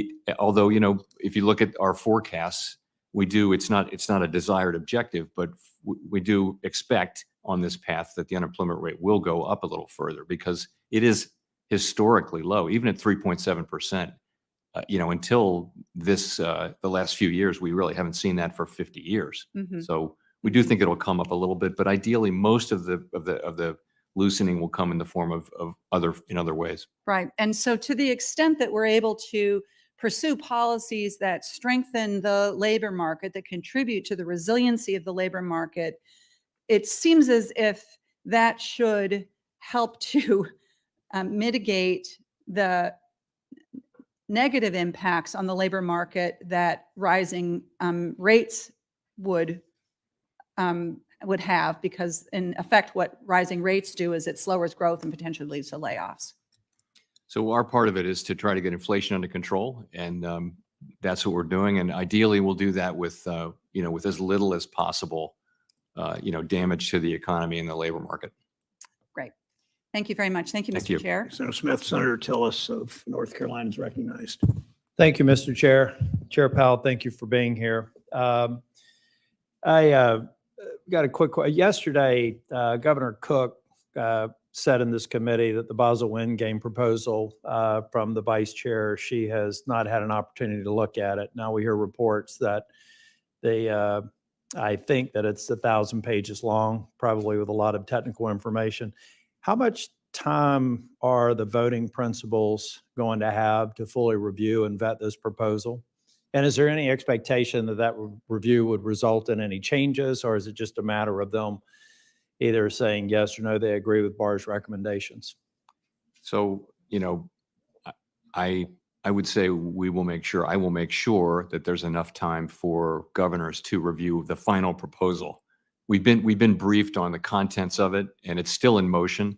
There will be a proposal that comes to the board for approval, and it'll be subject to discussion. And it's possible there will be further changes before the vote or as a result of the vote. But we'll make sure people have time to review it. As you're going through the review process, do do you believe that it would be appropriate to give members of this committee or members of Congress a sort of roadmap for what the recommendations entail prior to moving forward? So I think that'll happen, I think that'll happen because I think Vice Chair Barr would probably be giving public remarks at some point before the meeting. And I guess I understand now that the head of the FDIC actually gave a speech this morning. I didn't see it, but I know he gave a speech about this subject. Can you explain why comments from Mr. Barr about having a safe and sound banking system square with a banking system that needs additional capital? So that's the question is, of course, we spent all those years raising capital for the largest banks. And I think, further increases will have to be justified. And they will be. We've always known that the Basel III endgame was going to bring some capital increases and bring a discussion about the trade-offs. And, there are trade-offs between higher capital, and that's the discussion we're going to be having. And we haven't had it yet, but we will. I watched your opening testimony in my office. Actually, Gus was there. He says hello. Chair Powell's met my office dog. But hello back to Gus. But Tell him I said he was a good boy. Mr. Chair, you've you got me. I'm kind of curious about Silicon Valley Bank now. Yesterday, we had an appropriate hearing and a markup on executive compensation. I voted against it for a couple of reasons. I think we need to work on more tailoring, and I hope as it moves through, we can work in good faith to address some things that would get me to a yes. But another reason why, or one of the concerns I had about that meeting is I think we could pass an executive comp bill and think that we're done with the root causes of Silicon Valley Bank. I, for one, think it was equal parts of management malpractice and supervisory malpractice. So the question I have is, who in the Fed is ultimately going to give me a straight answer on what the breakdowns were in the supervisory functions, who those people were, and to the extent that we found less than adequate supervision, what's the disposition of their jobs? Who's that person? Because I ask everybody and they say it's not in their lane. So who is the person that owns me? In the same way that we've mapped the CEO and various members of the bank having made egregious decisions that they should have their compensation clawed back, who can I talk to that says we've looked at the supervisory process, here were some lapses, they didn't use the optionality of 2155. We now are seeing increased reports of MRAs and MRIAs, so I think there are supervisors out there that are probably understanding Senate Bill 2155 better. But who can answer that question for me? This comes down to a handful of human beings who are responsible for the supervisory functions of SVB. Tough for me to say that something's not in my lane. So yeah, and I also think tough for Vice Chair Barr. So it is our lane. And but I what. So if I can address what it is you're asking, though, it's I would say clearly supervisory failures. And let's not just say San Francisco. It's very much at the board. We are accountable. It's a delegated function. It's definitely at the board. The buck stops at the board on supervision, not at San Francisco Reserve Bank, although they're involved. So we need to learn the lessons and we need to implement changes. It's not just supervision, though. We need to fix liquidity regulation because of the speed of the it's just a different world. And the regulation for liquidity, the LCR and the NSFR, they're just not adequate to a world where people are moving money around on their phones like that. So we're doing all of that. I think we're doing it very transparently and rapidly. The piece of it that you won't be satisfied with is we in public service, people, if they engage in malfeasance, if they conduct criminal behavior, if they break rules and things like that, they get fired. Nothing like that happened here. The San Francisco Fed they had identified the issues. They had notified the management team that they needed, but it just wasn't forceful enough. And that's a problem with our system, I think. And the way bank regulation is a very kind of procedural oriented thing where you're raising things like that. And we need to be able to be nimble and more forceful where appropriate, not every day on every decision, but on where it's appropriate. So that's what I think we're working on now. Oh, thank you. And again, thank you. You've been very accessible. I'm going to try and request a meeting after the recess sometime this summer. I would like to get back with you, and we'll be submitting questions for the record. Thank you, Mr. Chair. Thanks, Senator Tillis. I would add that I don't think that that Congress in 2155 and Barr's predecessor, Mr. Quarles, weakening the rules even more, and frankly, all of you at the Fed in those earlier days, and the Congress and the administration those earlier days, are off the hook either for Silicon Valley Bank. Senator Van Hollen of Maryland is recognized. Thank you, Mr. Chairman, and thank you, Mr. Chairman, Chairman Powell. I just want to make sure I have a couple observations straight in looking at the most recent report, beginning with wage growth, because throughout the last couple years, we've seen rising wages. We've also seen, of course, rising prices. But it's been my observation that for lower wage workers, the people who are working paycheck to paycheck, real wages are up. In other words, the increase in their wages outpaced the increase in prices they were facing. And your latest report seems to indicate that that trend is actually even more broad-based right now. Could you speak to that?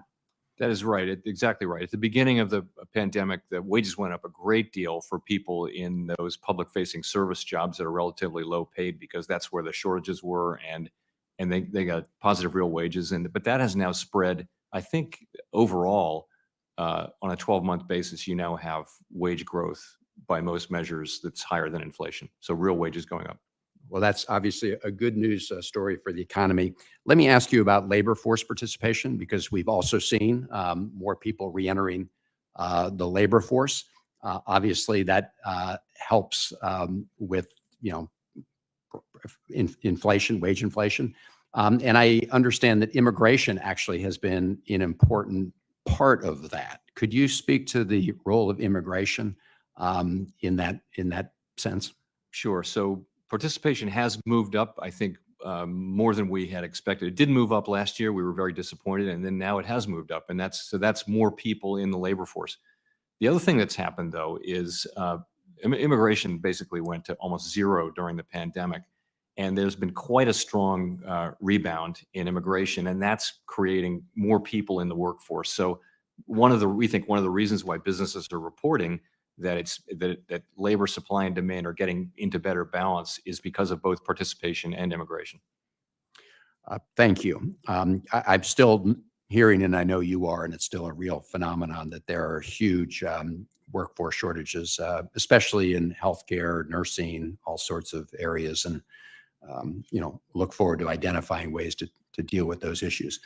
So just a broad question on how you approach the decisions regarding interest rates. And I very much support the decision you and your colleagues made to pause the increase in interest rates. I understand you're going to continue to monitor the situation. I understand the signaling you've already given regarding the future. But you obviously have a dual mandate. You have mandate to maximize employment. You also have a price stability mandate. But then you also have this other responsibility regarding being a prudential regulator, overseeing the banks, including Silicon Valley Bank. So my question is this: to what extent did the crash at Silicon Valley Bank, and to what extent does continuing concerns about stability in the banking area impact the decisions that you make going forward with respect to interest rates? How is that factoring in? So there's pretty substantial research showing that when you have a shock to banking, like the one we had in March, to a sector of the banking industry, that if you come back in 6 months, you will see lower lending. And it doesn't appear immediately, but it's strong in the data.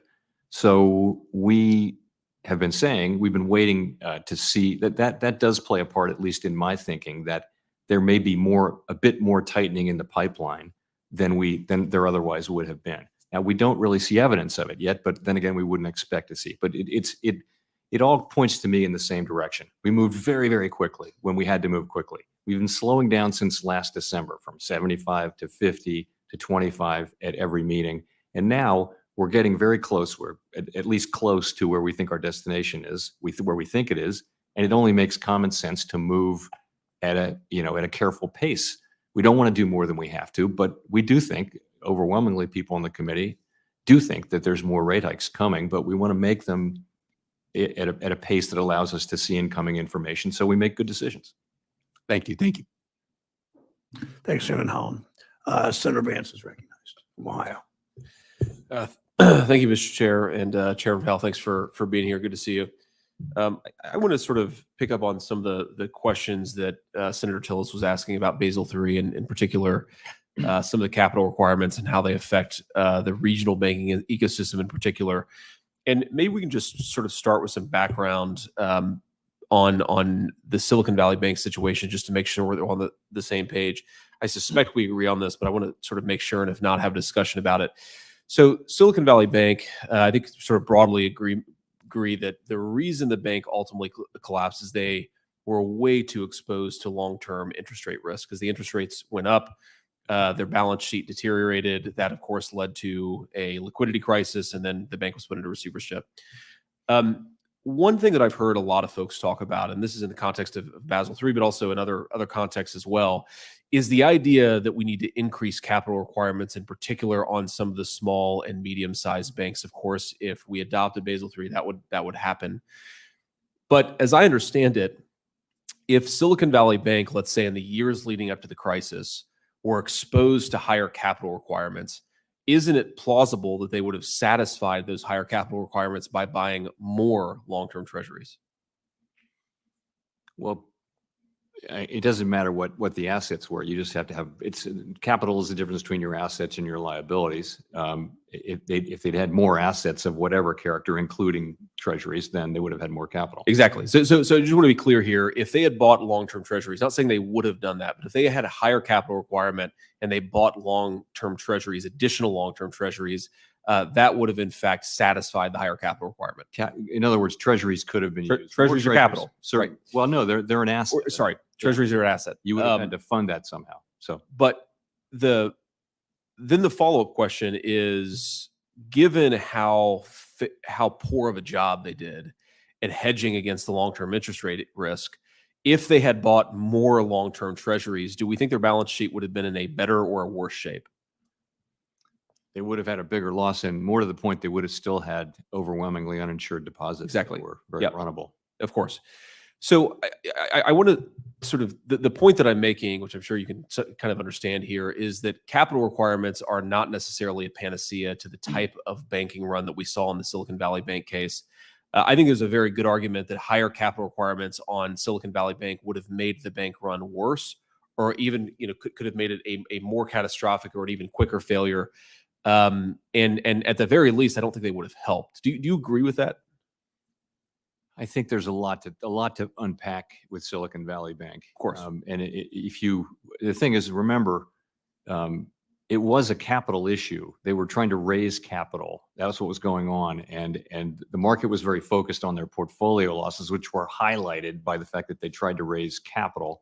And so there was a capital issue there. Now, you're right. If you had filled the capital hole but you have to retain earnings or raise it or get some new equity. And if you just use that to buy treasuries, then yeah, it wouldn't have made things better. Yeah. Appreciate that. So one just final question I have just really is about the operation of the Fed here. And, we've talked about this privately. I've talked about this a lot on this committee. I know the chairman shares this concern. We have a lot of mid-tier banks in the state of Ohio. And I think that mid-tier, that three-tier banking ecosystem is really, really important.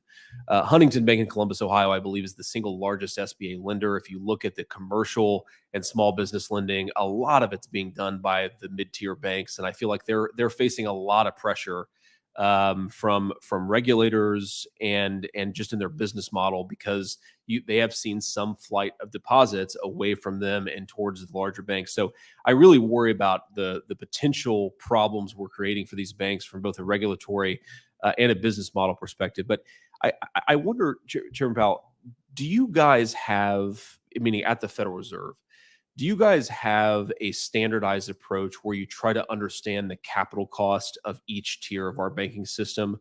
Is that something you don't concern yourself with, or is it? No, we definitely concern ourselves with that. Okay. We all of us, and I'll just speak for myself, really believe that we're lucky to have such a diverse group of institutions, from the community banks through the smaller regionals, the big regionals. That's a great feature of America and of our economy, because they're just important in their own ways. So we try hard not to do a one size fits all thing. Of course. If I can just one more final question here, Mr. Chairman. Do you have a good sense of what the capital cost is for the biggest banks, the sort of systemically important banks, versus the mid-tier banks? Like, what is the capital cost difference, broadly speaking? Maybe we'll follow up in a written question, but I'm very curious about how you guys think about that different capital cost, because it informs a lot of the policy we make. Thank you. I'd be happy to have that conversation. Appreciate it. Thanks, Senator Vance. Senator Fetterman, Pennsylvania is recognized. Thank you, Mr. Chairman. Chairman Powell, sincerely, thank you for being here today. And first and foremost, I believe that the Fed must make sure that we have an economy that truly works for working families. I suspect you would agree. And the reality is that the tool of cooling the economy with interest hikes can push people out of jobs. We want to drive down inflation, of course, that makes sense. But we don't want to hurt working people to suffer. How do you kind of square that together? Because it's quite a paradox. So it's working people who are the most hurt by inflation. It is a bit of a paradox. I would agree. If you're living on Quite the paradox. Exactly. You're absolutely right. Yeah. No. So if you're living on a fixed income and you're spending every dollar on necessities of life, transportation, fuel, food, clothing, and inflation goes up, you're in trouble right away. You don't have a safety net. You're not a middle class or upper, wealthier person. So it is for those people that we need to get inflation under control. It is also the case, though, that the tool that we have, and we are the organization that's charged with price stability, is to cool off demand so that demand and supply get into better alignment over time. And we of course would love to do that in the current situation with as little effect on the labor market as we can. And there's much cooling that can take off in the labor market that doesn't involve higher unemployment. However, I can't guarantee that restoring price stability wouldn't have some implications of a higher unemployment, but you have to think that restoring price stability will pay benefits to everybody, especially low and moderate income people, for decades. Yeah. Thank you. No, and I agree. It's just such a paradox, because you have a dual mandate, and now we're going to kind of change the gears. There's clear that inflation over the last years have been many causes, includes rampant corporate price gouging and monopolies. While Americans have gotten ripped off, executives and shareholders have raked in record profits. It's deeply immoral. I understand that it's not the policing price gouging and not in the Fed's direction, but you might look at smart ways to fight inflation. Is it fair to say that big business have been jacking up their prices and way more than their costs have increased? Is that accurate? So I think what happened during the pandemic was supply was constricted. Cars is a great example. So the demand for cars went through the roof because people didn't want to take public transportation, and rates were very low. So demand was just very, very high, and we couldn't make cars. Literally, production of cars went down because there weren't enough semiconductors. I mean, I personally didn't realize that you needed a lot of semiconductors in a car, but now everybody knows that. So what happened was, how do you decide who gets the car? So the prices went up a lot. Car prices went up because when there's a lot of supply and a lot of demand and restricted supply, you get higher prices. As the economy returns to normal function and we have more semiconductors now, supply chains are getting better. What's happening is corporate profit margins are coming back down, as you would expect. And so that's just the way the economy is working. So is it fair to say that you don't believe that price gouging wasn't a factor? So I think that the collision between very strong demand and limited supply was a big factor, particularly as it relates to goods inflation. It's not much of a factor as it relates to housing services inflation or services inflation, which account for about 3/4 of inflation. Okay. All right, thank you. Thank you. Ceding the time back to the chairman. Thank you, Senator Fetterman. Senator Daines of Montana is recognized. Chairman, thank you. Mr. Powell, good to have you here this morning. In Montana, as well as the Mountain West, inflation remains above 5%. In fact, we're higher than any other region in the nation, whether it's gas stations, grocery stores, increasing prices, and its real life impacts remain truly a top of mind and daily issue for Montanans. With inflation remaining stubbornly high, I can't help but reflect on the warning signs that were ignored by my colleagues across the aisle while they raced to push through trillions of dollars in partisan spending disguised as COVID relief. And now the American people are bearing the brunt of this reckless spending. In fact, for the average American, unless you've received a nearly 16% pay raise over the past 2 years, you've effectively received a pay cut. Chair Powell, I urge you and the Fed to remain vigilant and steadfast in your effort to rein in inflation for the sake of all Americans. Unfortunately, record high inflation is not the only crisis the Fed is having to navigate. While bank regulators were more focused on climate change than actually regulating the banks under their supervision, several coastal banks collapsed and caused panic across the banking sector. Before the dust even settled, several of my colleagues across the aisle immediately began calling for increased regulations and greater capital requirements for banks, with little appreciation for the negative impacts these changes would have on small and mid-sized banks across the country. I've heard from community banks across Montana who are justifiably concerned that they will be wrongfully punished for the actions of a few poorly regulated and poorly managed banks. You mentioned several times your testimony yesterday and again here today that the U.S. banks remain strong and well capitalized.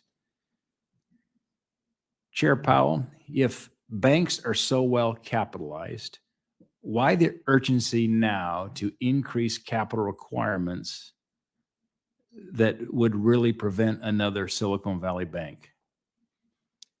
Well, let me say first that I think we don't have a final proposal to talk about yet. When we do, we'll be able to talk much more specifically about it. But for community banks and banks, any banks under $100 billion, this is, I don't think they're going to be part of this proposal. So we're really talking about principally the very largest banks, the GSIBs, and to a lesser extent, the banks, the regionals, and then the banks between 100 and 250. And yes, the right question. The question is more capital the answer? And we'll be addressing that. We'll be making a proposal. We'll be soliciting public comment on that. I'm well aware that there's a trade-off here. More capital means more stable banks. It means stronger banks, but there's also a trade-off there. And with capital, you've got to make a judgment about where you draw that line. Yeah, and then to that point, increasing the capital requirements could in turn decrease lending. Will the impact this have on small businesses who may not be able to get a loan be taken into account before you finalize a proposal? Yes. I mean, the thing is, stronger capital means banks will be able to continue to lend during difficult times too, right? So that's why we do it, is for those stressful times. But it is a judgment call, and there's a lot of science and arithmetic that goes into it. But ultimately, deciding how high to go is a challenging question. And we're going to be making a proposal, and I'll personally be listening carefully to the comments. You alluded to focus more on the GSIBs and trying to spare the smaller banks, perhaps, from the impact. And I realize the proposal is still being developed, is not finally baked yet. But are you prepared to commit to sparing the smaller community banks from changes the Fed might propose on capital requirements? So let me say, my understanding is that the proposal doesn't affect banks under 100 billion, and I would have serious questions as to why it would. And particularly, most community banks, for example, in your state, are much smaller than 100 billion, and I don't know why we would be looking at their capital. they're generally quite well capitalized. Great, thank you. I'm going to turn on inflation, back to that earlier statement. I appreciate the wait and see approach the FMOC took at its most recent meeting. But as I noted in my remarks, inflation does remain stubbornly high, particularly in the Mountain West, and labor markets remain as tight as we've ever seen. It was noted, however, that the committee is poised to continue raising rates later this year. My final question, could you expand just a bit more on your outlook for the rest of the year and speak to your continued commitment to do whatever is necessary to bring inflation back to your 2% target? Yes. So I think if you look at the committee's forecasts, and mine are very similar, we expect modest growth going forward, growth in the below the sort of longer run growth rate of the United States economy, which is around 2% or a little bit less, growth lower than that. And we expect the labor market to continue to gradually cool off.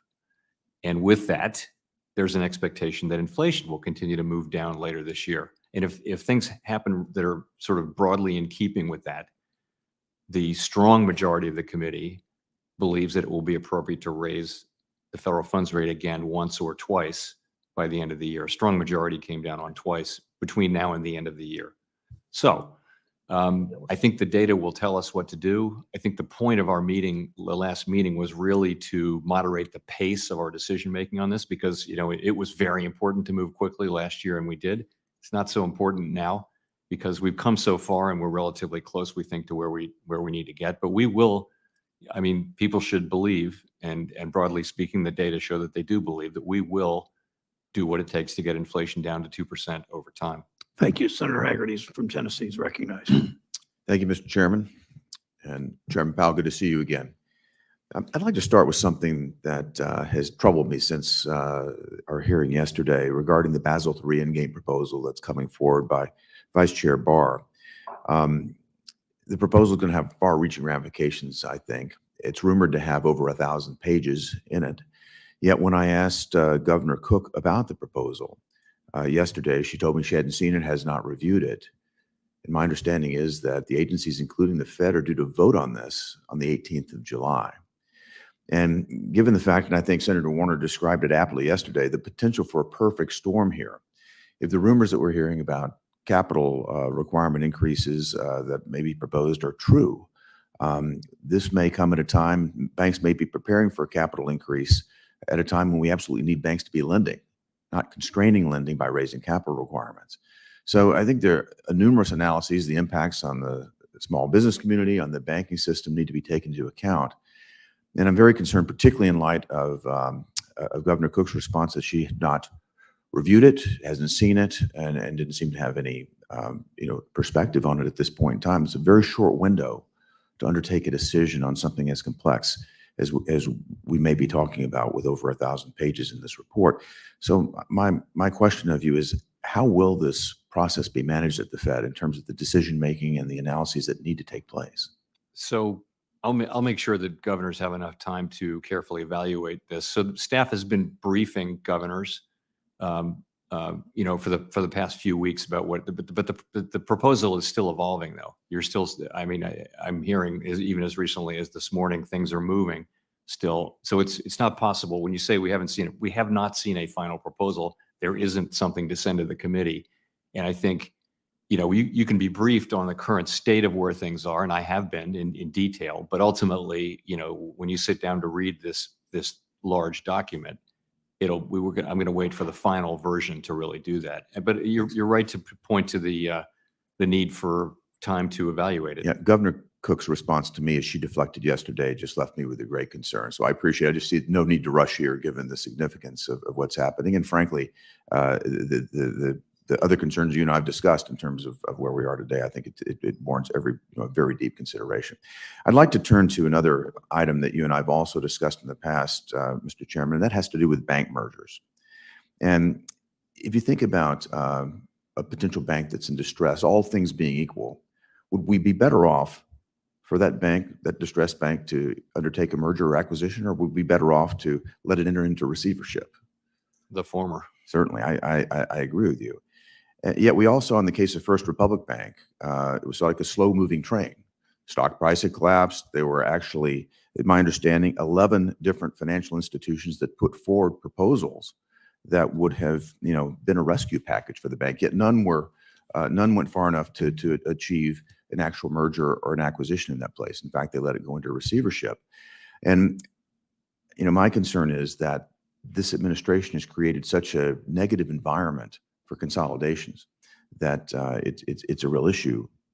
My question of you is, do you think the current state we are, should we allow more banks to merge, especially given the stress that we're seeing in the system?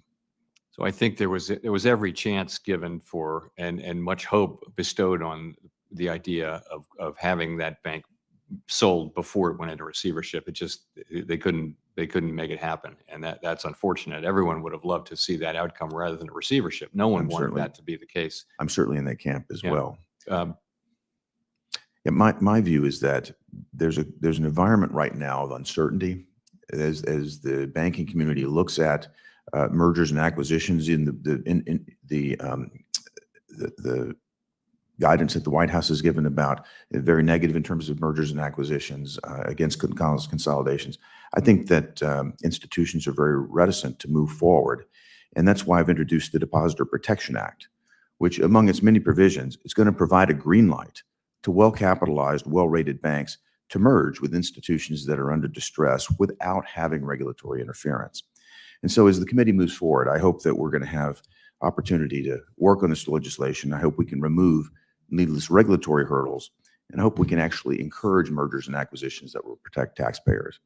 One final point I'd like to raise with you, Mr. Chair. It's something that you identified nearly a decade ago.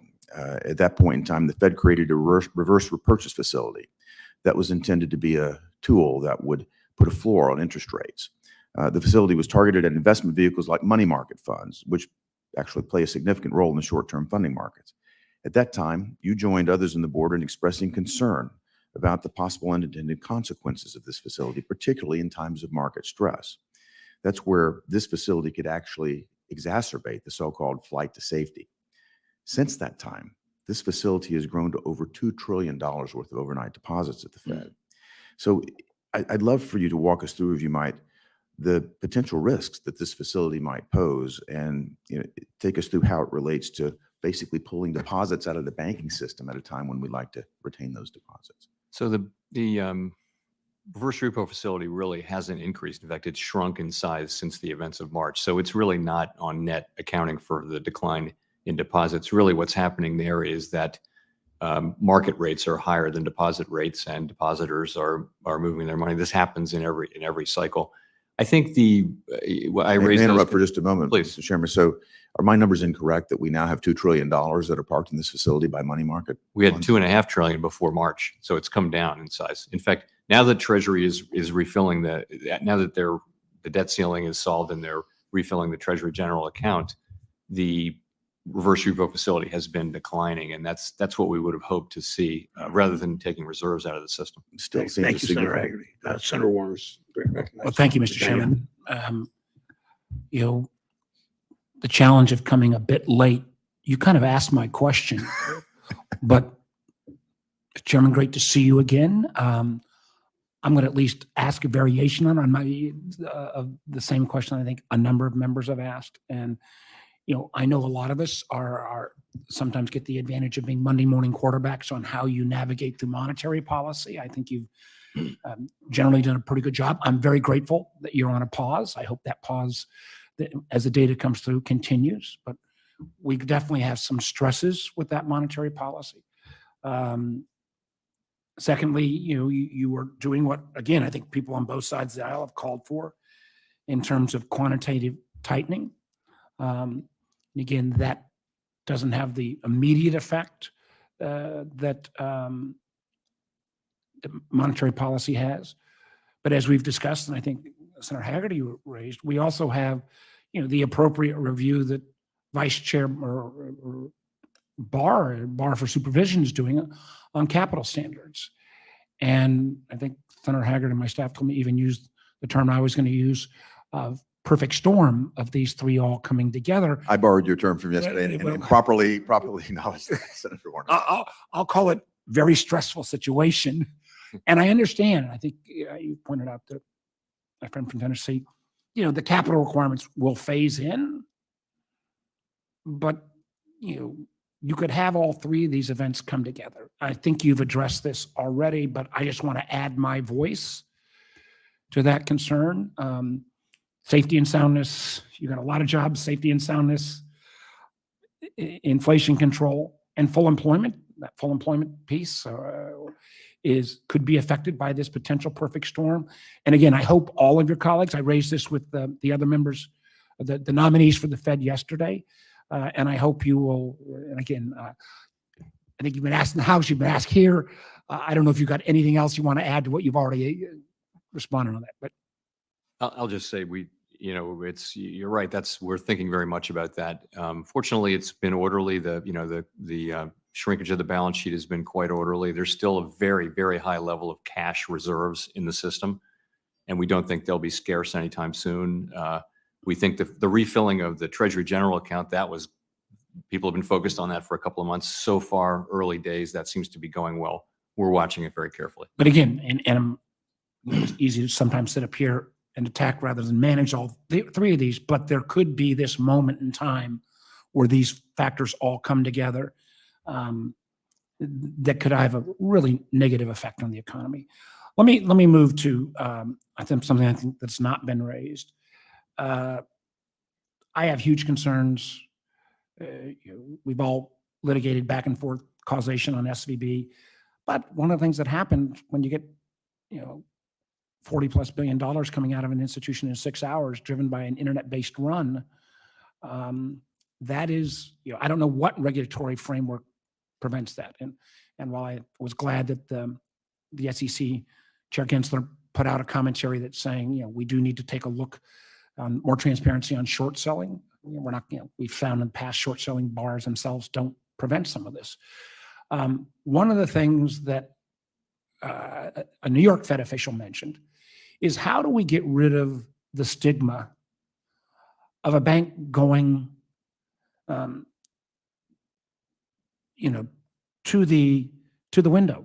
I mean, the thing is, rather than Fed being lender always of last resort, if we have that liquidity window, it's available.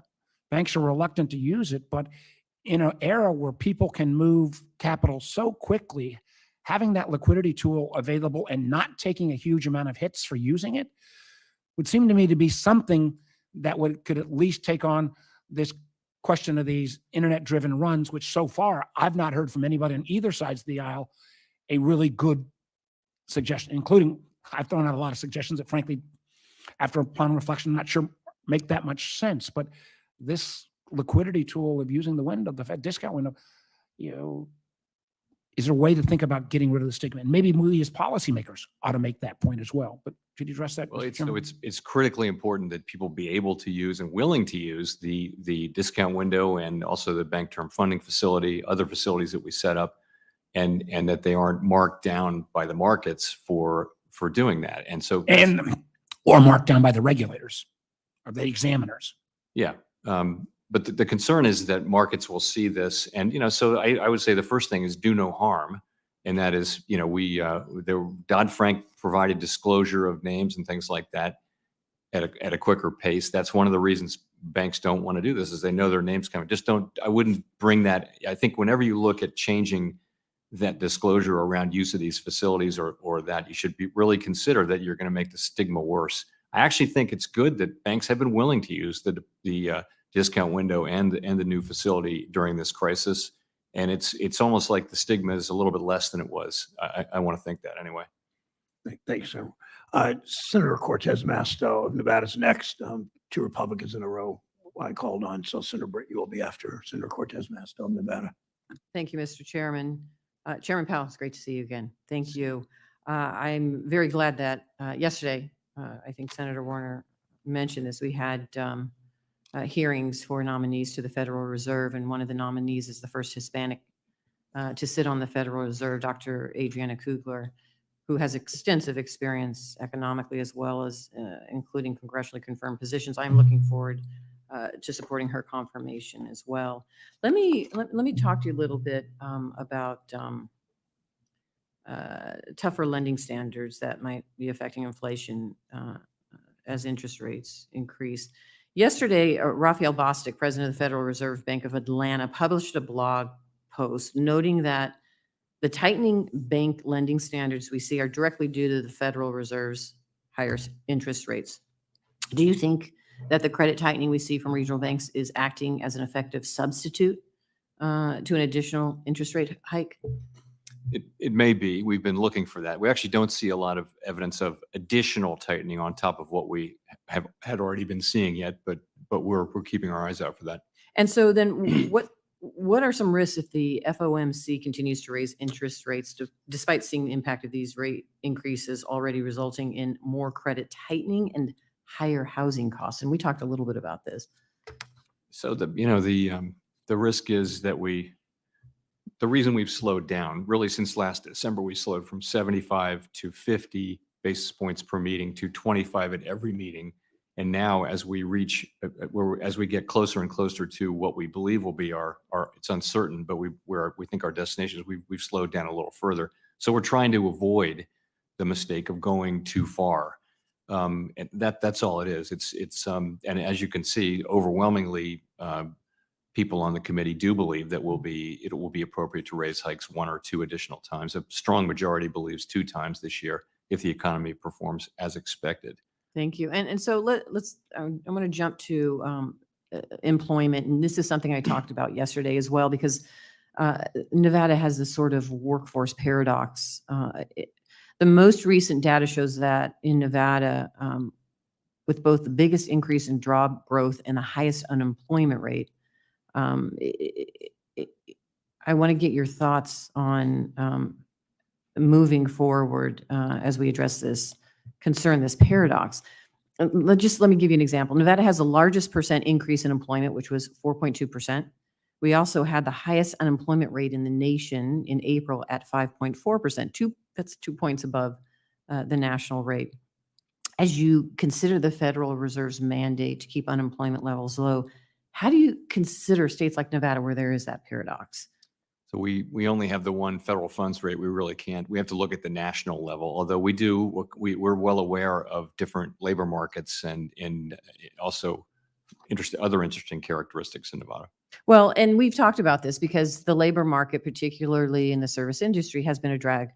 And we've seen that in Nevada. And you and I have talked about this as well. Is that something you consider as you look at the numbers, particularly in the service industry? And what are you seeing?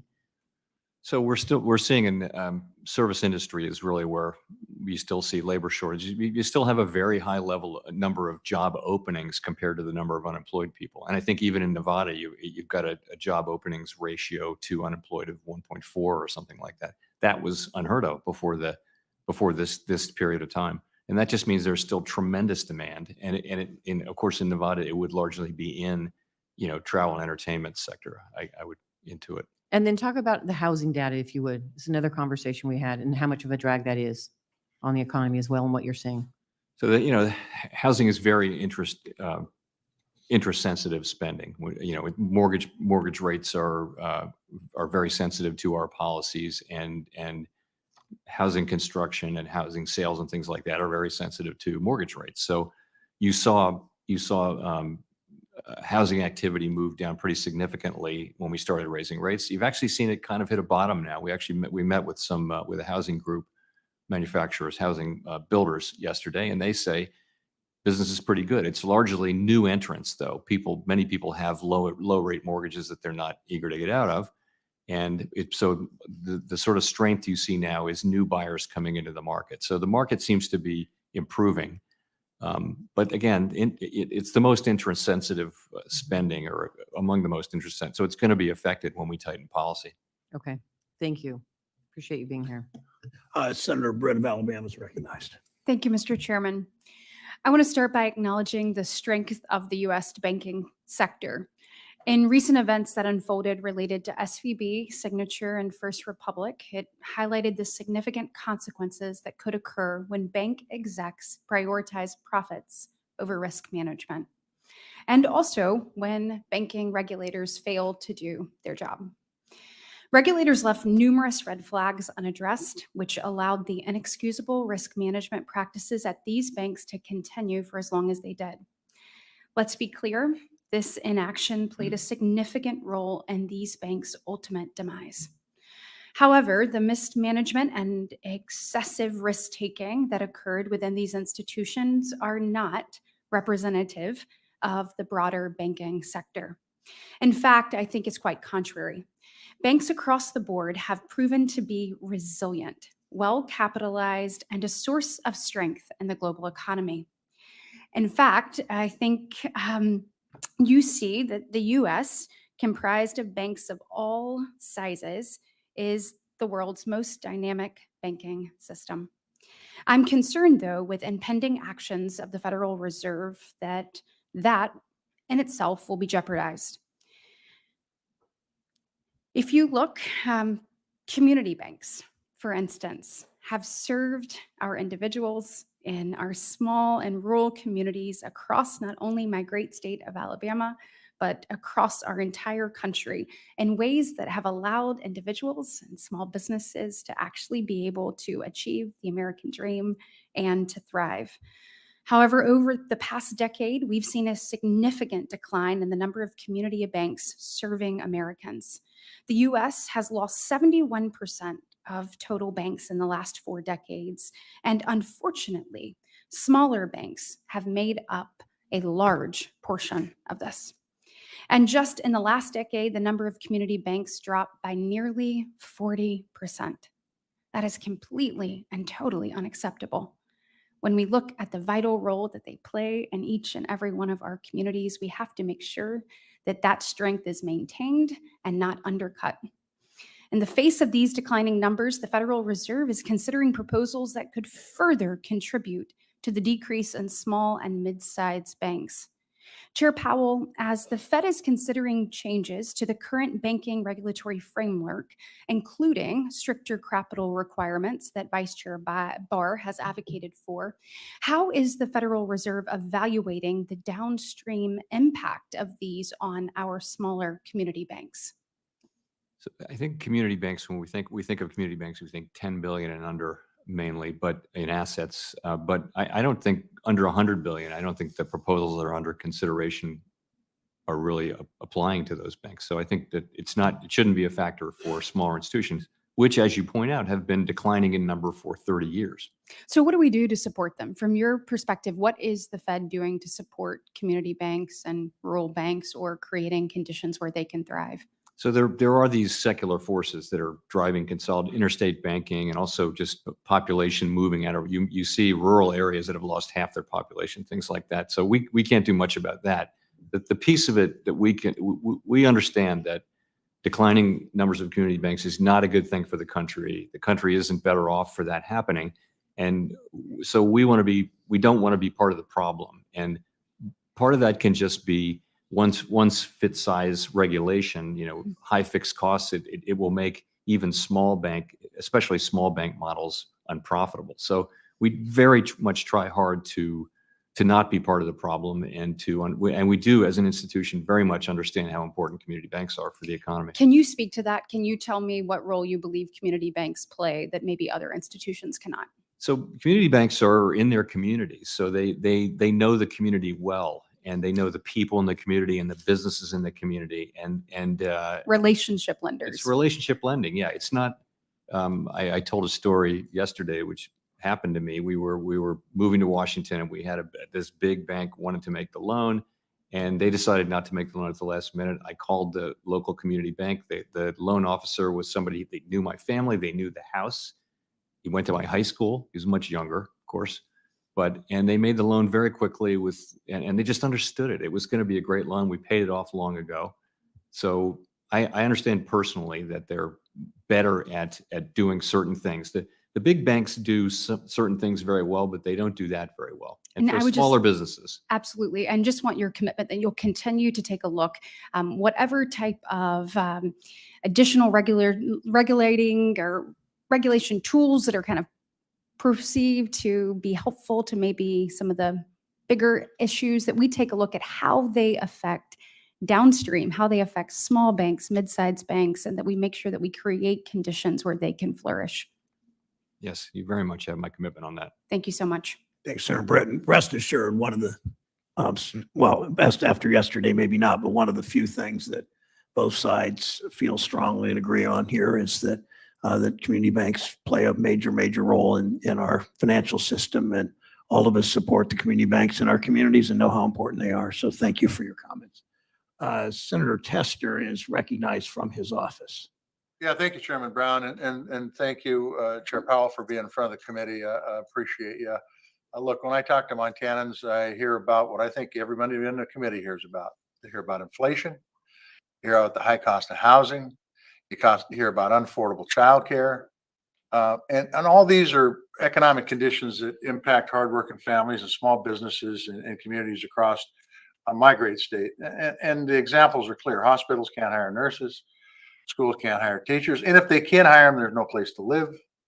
And even if they can find a place to live, then finding childcare is a problem. And then paying for that childcare is a problem too. Unfortunately, we haven't done much about any of those from a congressional standpoint, but I think all these challenges need to be addressed.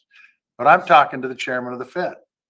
And so what I asked the chairman of the Fed when we talk about these issues of inflation and housing and childcare, I know you guys think about inflation, but do you think about the other things, and do you have tools to address things like housing and childcare, or is that simply out of your purview? We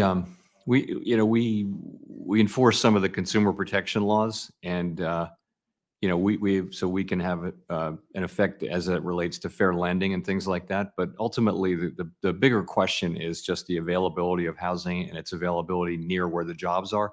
There's not much there's not really nothing that our tools can do.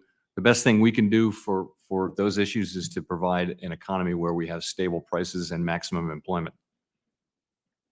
So there's been a lot of talk, and I'm sure there's been a lot of questions asked on this committee about interest rates. And I ask this not to influence you, because I do not believe you should be influenced by political forces. The last thing we would need would be the worst thing that could happen is if the United States Senate is dictating monetary policy. We'll leave that up to the pros like you. But interest rates continued to be an issue. You are fully aware that the debt deal that was struck clawed back unspent COVID dollars. You are familiar that there are some supply chain issues in this country that have impacts on inflation, as I think the COVID money will have some impacts. And there's some other things out there that I know you're looking at. So I'm going to ask you a question that I'm sure you've been asked already, but what's going to be the key determinant as to whether you raise rates or leave them where they're at? Or I don't think dropping them would be appropriate, but what are the things you're looking at to make those kind of decisions? Well, I would say that if we see the economy performing about as we expect, then 2/3 of the committee really thought it would be appropriate to raise rates a couple of times between now and the end of the year. So what do we expect? We expect continued modest growth. We expect continued gradual cooling off of the labor market, gradual better alignment of supply and demand, and we expect inflation to be improving. And so if all those things happen, we think we're within a couple of rate hikes of the level we need to get to. We want to get to a level where we're confident that inflation is and will continue to is moving and will continue to move down to 2% over time. That's and not a higher level, that level. And so that's why we've slowed down here, as we think we are getting close to that level. Okay, so let's think out past that. What factors are you going to look at that would determine a lowering in interest rates then? So we don't see that happening anytime soon. And the test for that is that we're confident that inflation is moving back down to our 2% goal. We want to have some confidence. So, and I will say in the summary of economic projections that my participants and I filed last week, I think by the end of next year, by the end of 2024, the median participant did have some rate cuts, but that's going to depend on how the economy performs. And inflation has just consistently proven more persistent than we've expected and that other forecasters have expected. So it's going to have to await a time when we're confident that inflation is moving down to 2%. So I want to talk about regulation. I know it's been touched on. Katie Britt touched on it a little bit. And I know Michael Barr oversees the Fed's regulation actions. But when we passed 2155, the bill to give reg relief to small banks in particular, there was a sentence in there about tailoring, so that even if you had a community bank, a small community bank, if they had a risky portfolio, you could regulate them to match that risk. And bigger banks, the same thing. Can you tell me what Barr is thinking or what you're advising him when it comes to, because I think we've all agreed, the chairman just said, we want to protect community banks. They're not the problem out there. In fact, they're the ones that provide access to capital for these communities so they can grow and an economy can happen. Can you tell me what your interaction is with Barr when it comes to regulation and where you think he's going? So broadly speaking, when regulations need to be voted on at the Board of Governors, and I'm one of the people who votes, I'm also chair of the committee. So that's the nature of the interaction. Okay. In terms of what you're really talking about, regulation for smaller institutions, I would say I think it's important that regulation be appropriate for an institution's size and risks. So it's not a one-size-fits-all approach to regulation. And the largest institutions need the highest capital standards and the most regulation. And as you get down to community banks, the regulation and supervision should reflect their size and risk. I apologize, Mr. Chairman, for running over. Thank you, Chairman Powell. Thanks, Senator Tester. Senator Kramer of North Dakota is recognized. Thank you, Mr. Chairman, and thank you, Chairman, for being here today. I know several of my Republican colleagues have been asking you about Basel III and the potential for some changes, obviously, in capital requirements.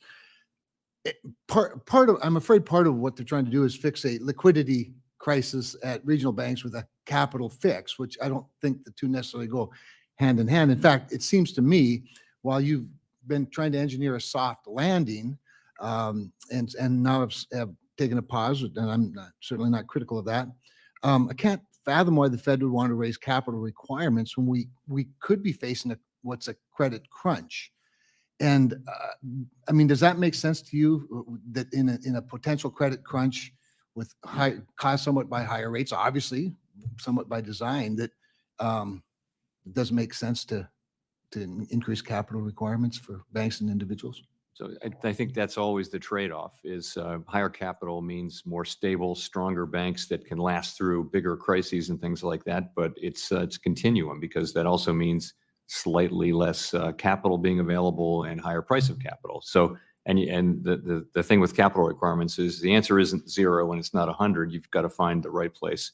I would also say that the capital in the form of the what I've been briefed on is a proposal where the big capital increases are really for the largest institutions and much less so for institutions that are not among particularly the 8 G-SIBs. But what's the motivation for that? I mean, you've just articulated the challenge, obviously, better than I did. But why the big, for example, the big institutions? What's the situation that would require higher capital requirements? To your point, we spent many years raising capital and liquidity standards for the largest institutions, and appropriately so. I supported all of that, and I'm glad that I did. I think it's been warranted, and I think that large banks have competed very successfully with this high capital. And I think, further increases are going to be on the table. We always thought there would be some further increase at the end of Basel III globally, but I think, it's going to be on the increases are going to need to be justified. I'm going to get to another question, but you said something a little earlier that I wanted to get to in response to Senator Tester. Is your interaction with each other confined only to public meetings? Is that Not at all. Oh, okay. Not at all. No, not at all. So you try to persuade each other at the water I- cooler and. You know, I talk to all my colleagues a lot. I'm not one of those people who can just sit in your office all day. I'm popping up and running around. Yeah. I'm one of those people. So, Yeah, I see. Okay. Well, it just because in your interaction, it sort of sounded like that. And I used to be in a 3-member, commission, not that we regulated. have very other things. regular Yeah. meetings and conversations, right through the weekend. We talk Sure. frequently. Okay. Okay.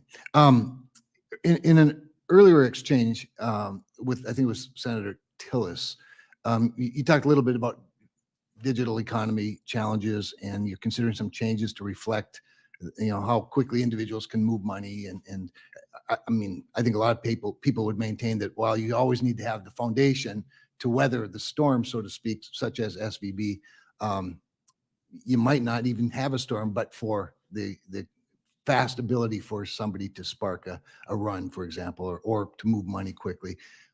But you didn't elaborate on what kind of changes you might be considering. Do you have some personal thoughts on it or things that you've been talking about as you're running around talking to each other? Yes. I'm not the biggest expert on this, but so that's two of us. The thing that's clear is that our existing liquidity requirements, they didn't take into contemplation at all the idea that you could have a run this fast. And so things are embedded in the net stable funding ratio and the liquidity coverage ratio that reflect an understanding of how fast a run happens. Mm-hmm. And, we now learned that, so that's why I think there is regulatory response is going to be appropriate here, not just supervisory. In addition, you would have thought, and we thought, and by the way, the board is every bit as accountable as the San Francisco Fed on this, sure, that supervision could have been much more forward-leaning on the liquidity issue than it was. And so we're going to address that too.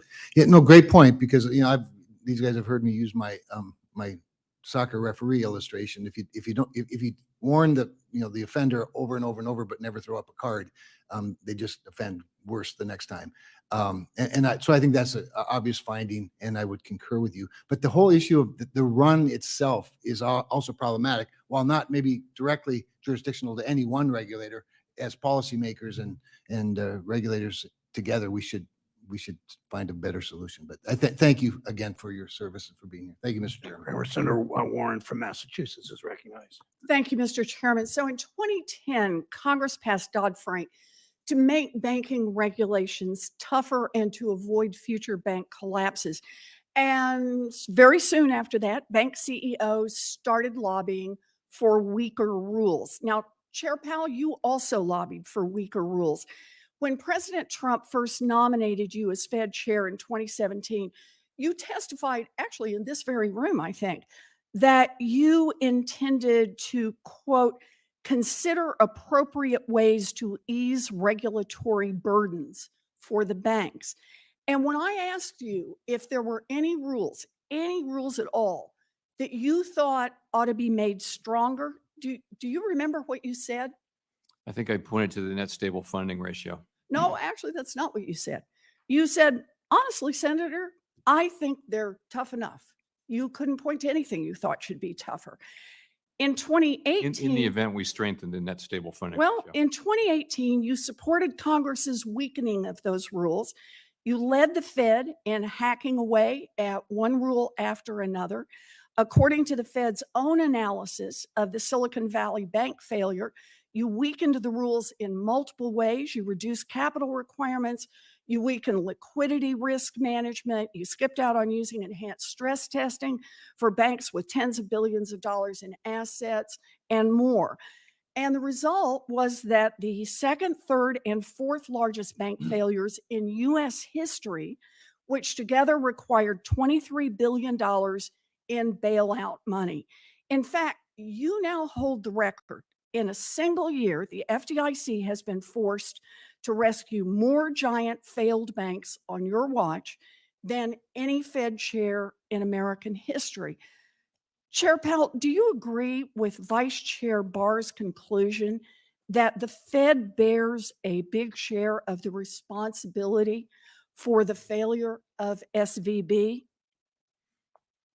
I certainly think that our supervision has been shown to have been lax in not being assertive enough. I think that the supervisors saw the right issues and but we weren't forceful enough in hindsight. And I think that's certainly a fair conclusion. Okay. So those regulations were weakened. Those supervisors were clearly asleep at the switch for more than 5 years under your watch. And I'll just say it again. This is exactly why I opposed your nomination in 2017. The decisions that you made, the votes that you took, and the things that you said helped caused this mess. And when you were up for reappointment in 2021, I opposed your confirmation because I believed that your continued leadership would be dangerous to our financial system. And the Fed's own report confirms that. So yesterday, Chair Powell, this committee voted on a bill to help hold CEOs accountable when their actions blow up banks. At the Fed, you are the one who lobbied, who drafted, and who voted for weaker rules. And you were ultimately responsible for the team of Fed supervisors who fell down on the job. Do you take responsibility for your role in these bank failures? So I think we learned some lessons from the bank failures, and the main responsibility I take is to learn the right lessons from this and to undertake to address them, so we don't have a situation like this where we had unexpectedly a large bank fail and spread contagion into the banking system. That's not supposed to happen, and we need to take appropriate steps to make sure it doesn't happen again. So I just want to make sure I understand what you mean when you say you take responsibility. Do you take responsibility for your actions that led to the failures of these banks? Yeah, I think the question of what happened, supervision was at fault. That's both at the board and at the reserve And banks. are you ultimately responsible for those supervisors? Are you Actually, in charge here? under the law, the vice chair for supervision has Okay, so you has take sole no authority. responsibility I didn't on say that. Well, that's what I'm trying to ask. I'm That's not trying to what I said. understand what you take responsibility I for. take responsibility for addressing the situation appropriately. That's talking about that's my going forward. focus. That's my focus. It's going forward. Yeah, well, that kind of sounds like not taking responsibility for what you've done in the past. You know, a month ago, we had the CEOs of the banks that exploded in here, and each of them had scooped up huge bonuses, and each of them said they plan to keep every penny of that money. And now we have the chair of the Federal Reserve who led the charge to weaken bank regulations, who oversaw the bank supervisors who failed miserably to hold these banks in line. And again, the accountability is zero. Our banking system is broken. $23 billion in bailout money, and there is no accountability for those at the top. And once again, the people who didn't cause the mess are forced to clean it up. We need significant changes here. Mr. Chairman, I yield.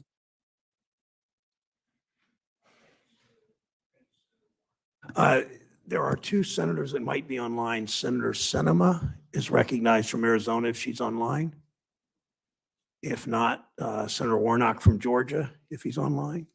Okay, we'll close the hearing today. We have come together to discuss how the economy ought to be. I don't believe that to have a strong economy we must trade American jobs for corporate profits, nor do I believe we must sacrifice a safe and resilient banking system for easy money for the biggest banks. We can fight inflation and protect worker gains by investing in growth right here at home and building a more inclusive economy. Thank you for joining us, Chair Powell, today. I look forward to working with you to strengthen our economy. For senators who wish to submit questions, they're due 1 week from today, Thursday, June 29th. For Chair Powell, please submit responses to questions. For the record, 45 days from the day you receive them. Senator Scott has some comments he'd like to make.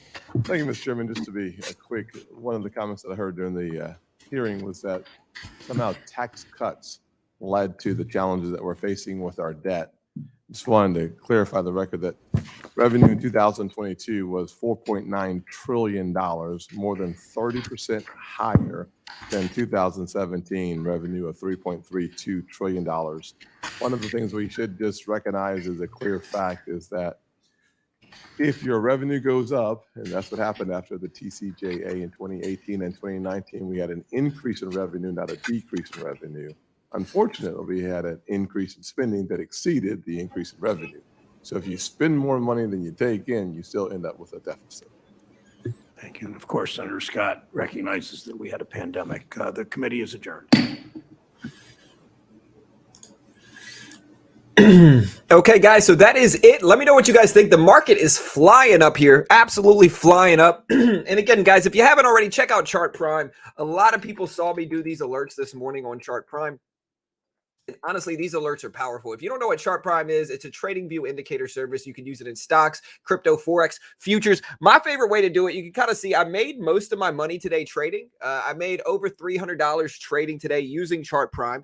And it's just been really, really powerful. If we actually look at what I got into this morning, you can kind of see how well this works. Again, my big edge is finding candlestick patterns and reversal signals that show up within about a 2 to 3 candle area. You can see we get that, we get a nice bounce. Again, same thing here, possible reversal down, bearish engulfing candle. They showed up within 5 to 10 minutes of each other. Huge drops over hours, possible reversal up, you get a bounce. Same thing here, you got a bounce here. But then if we zoom on over to today, and again, you can use this in stocks, crypto, Forex, futures. The same exact thing I've been calling out all day worked again here, guys. So the same exact thing worked again here. Look at this. Possible reversal down, bearish engulfing candle, huge drops over like a 20 or 30-minute period. And so it really is powerful. And again, this is just a small piece of what they offer. You can use this on a 15-minute chart, on an hourly chart. If you want longer term reversals, you can use it on an hourly chart with the same thing. And this is like a little bit longer term. Look, possible reversal down. This is over hours, drops over days.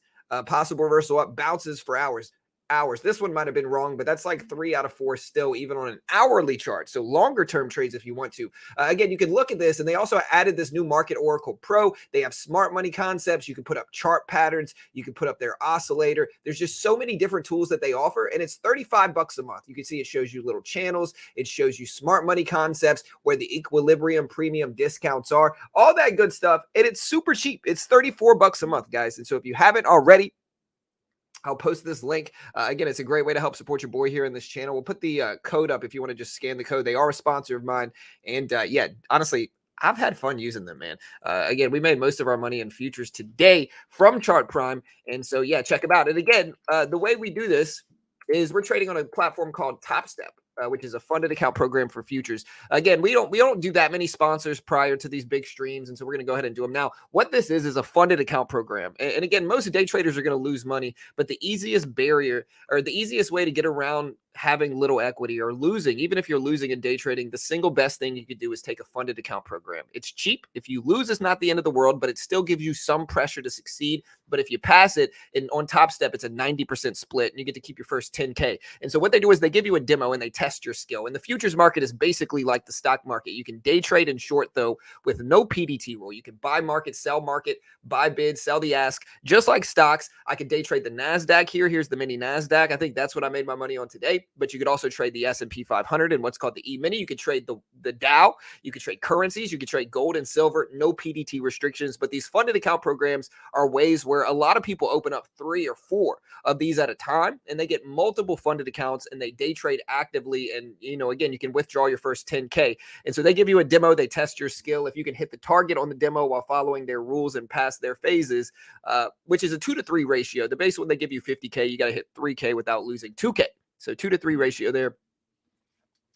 There's the link if you want to check it out. Great way to help support the channel on Top Step as well. Again, 20% off. You get it for like 130 something bucks a month. And so it's very cheap. If you lose, it's not the end of the world. You can actually reset it for 100 as well. So it's like the real way to do it is sign up and then just keep resetting it until you get funded, and then just kind of skate trading, withdrawing from it every month. That's the real way to use it. And again, if you want to check it out in the description, or in the chat, there's a great way to do it. I appreciate the love and support, guys. We're so close to hitting 110,000 subscribers, guys. We're very, very close. We need like 100 subs left. So yeah, we need like 100 subs left, and I appreciate the love and support, guys. Again, hit the subscribe button, hit the notification bell if you haven't already. Help us hit that spot.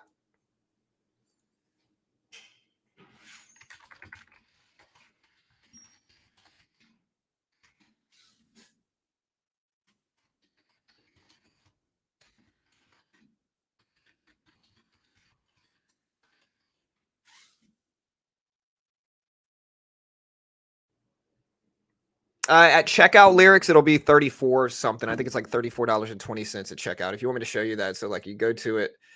Let me pull up this link for you guys. So you go to it, and then at checkout, it'll give you that discount. You go to subscribe, you put in your email, and then at checkout, it's going to be, make sure it doesn't show you. It's going to be $34.20. You can also use promo code BTRADES40 to get it off as well. Same discount there too, if you want to use that. Yeah, I appreciate the love, guys. What do you guys think? Bullish or bearish tomorrow? Yeah, you do need TradingView Pro to get it to work. You know. What's going on?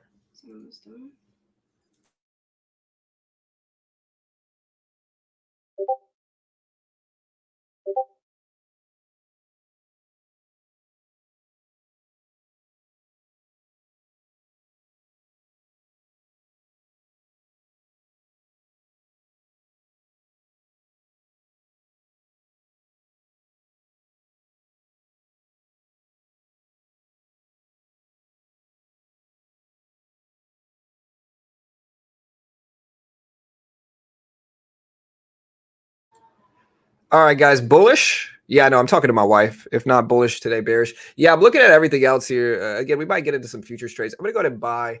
I'm going to trade the micro NASDAQ and see if we can get into like a little dip trade. Now that this is over with, I'm going to take 2 contracts of the micro NASDAQ here and see how that runs.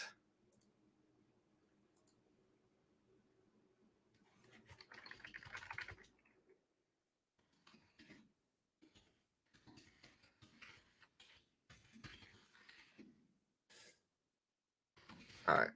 And we also might do a quick little crypto show today. So give me a second. Bear with me.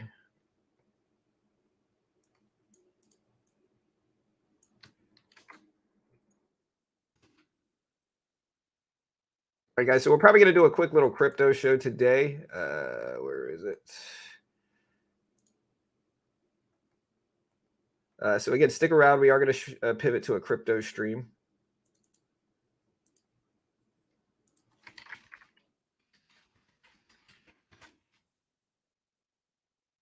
It is 11.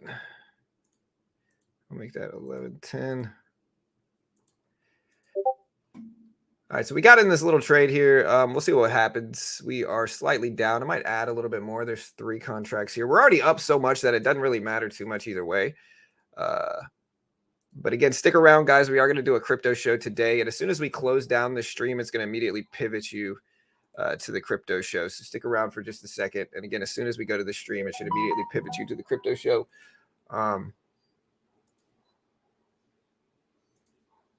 So give me 1 second and let me get this up to where it actually pivots. Also, for the last sponsored plug I'm going to do here, check out MooMoo. MooMoo is like better than Webull in my opinion for their platform. The news section is really, really nice. They give you free unusual options activity, which is usually like a monthly subscription, I think. Again, they're 0 commission, open the entire time of pre-market and after hours, which is really the reason I'm switching. And if you open up an account on MooMoo, you get 5 free stocks if you deposit at least $100. If you open up an account and deposit at least $1,000, you get 10 free stocks from that plus the previous 5. So if you deposit over 1,000, you'll get 15 free stocks. If you deposit over 5K, you get all those 15 stocks plus a free share of either Tesla or Google. And so they're pretty cool as well. Again, you can check out the link for them in the description if you want to take advantage of that. It's a pretty good deal. I'm down $50 on this trade currently here. Again, we're about to pivot on over to our crypto show. So again, don't go anywhere. We're going to go to our crypto show real quick. I will see you guys over there. And yeah, as soon as we close this one down, it's going to bring you to our crypto show. So I'll see you real quick, guys. It's going to be very short, but we're going over there. It's going to be a really quick show, guys, on our crypto show. Because again, I got some stuff I got to do today. But yeah, I'll see you guys over there. Gotcha. Okay, yeah, I'm going to see you guys over there. Good luck. Again, if it doesn't bring you there for whatever reason, again, if it doesn't bring you there for whatever reason, go to youtube.com/beginnercrypto. And so here's the crypto channel link if for whatever reason it doesn't bring you over there.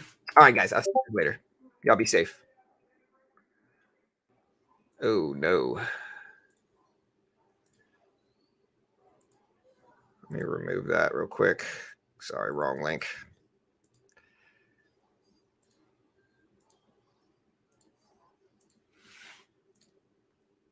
There is.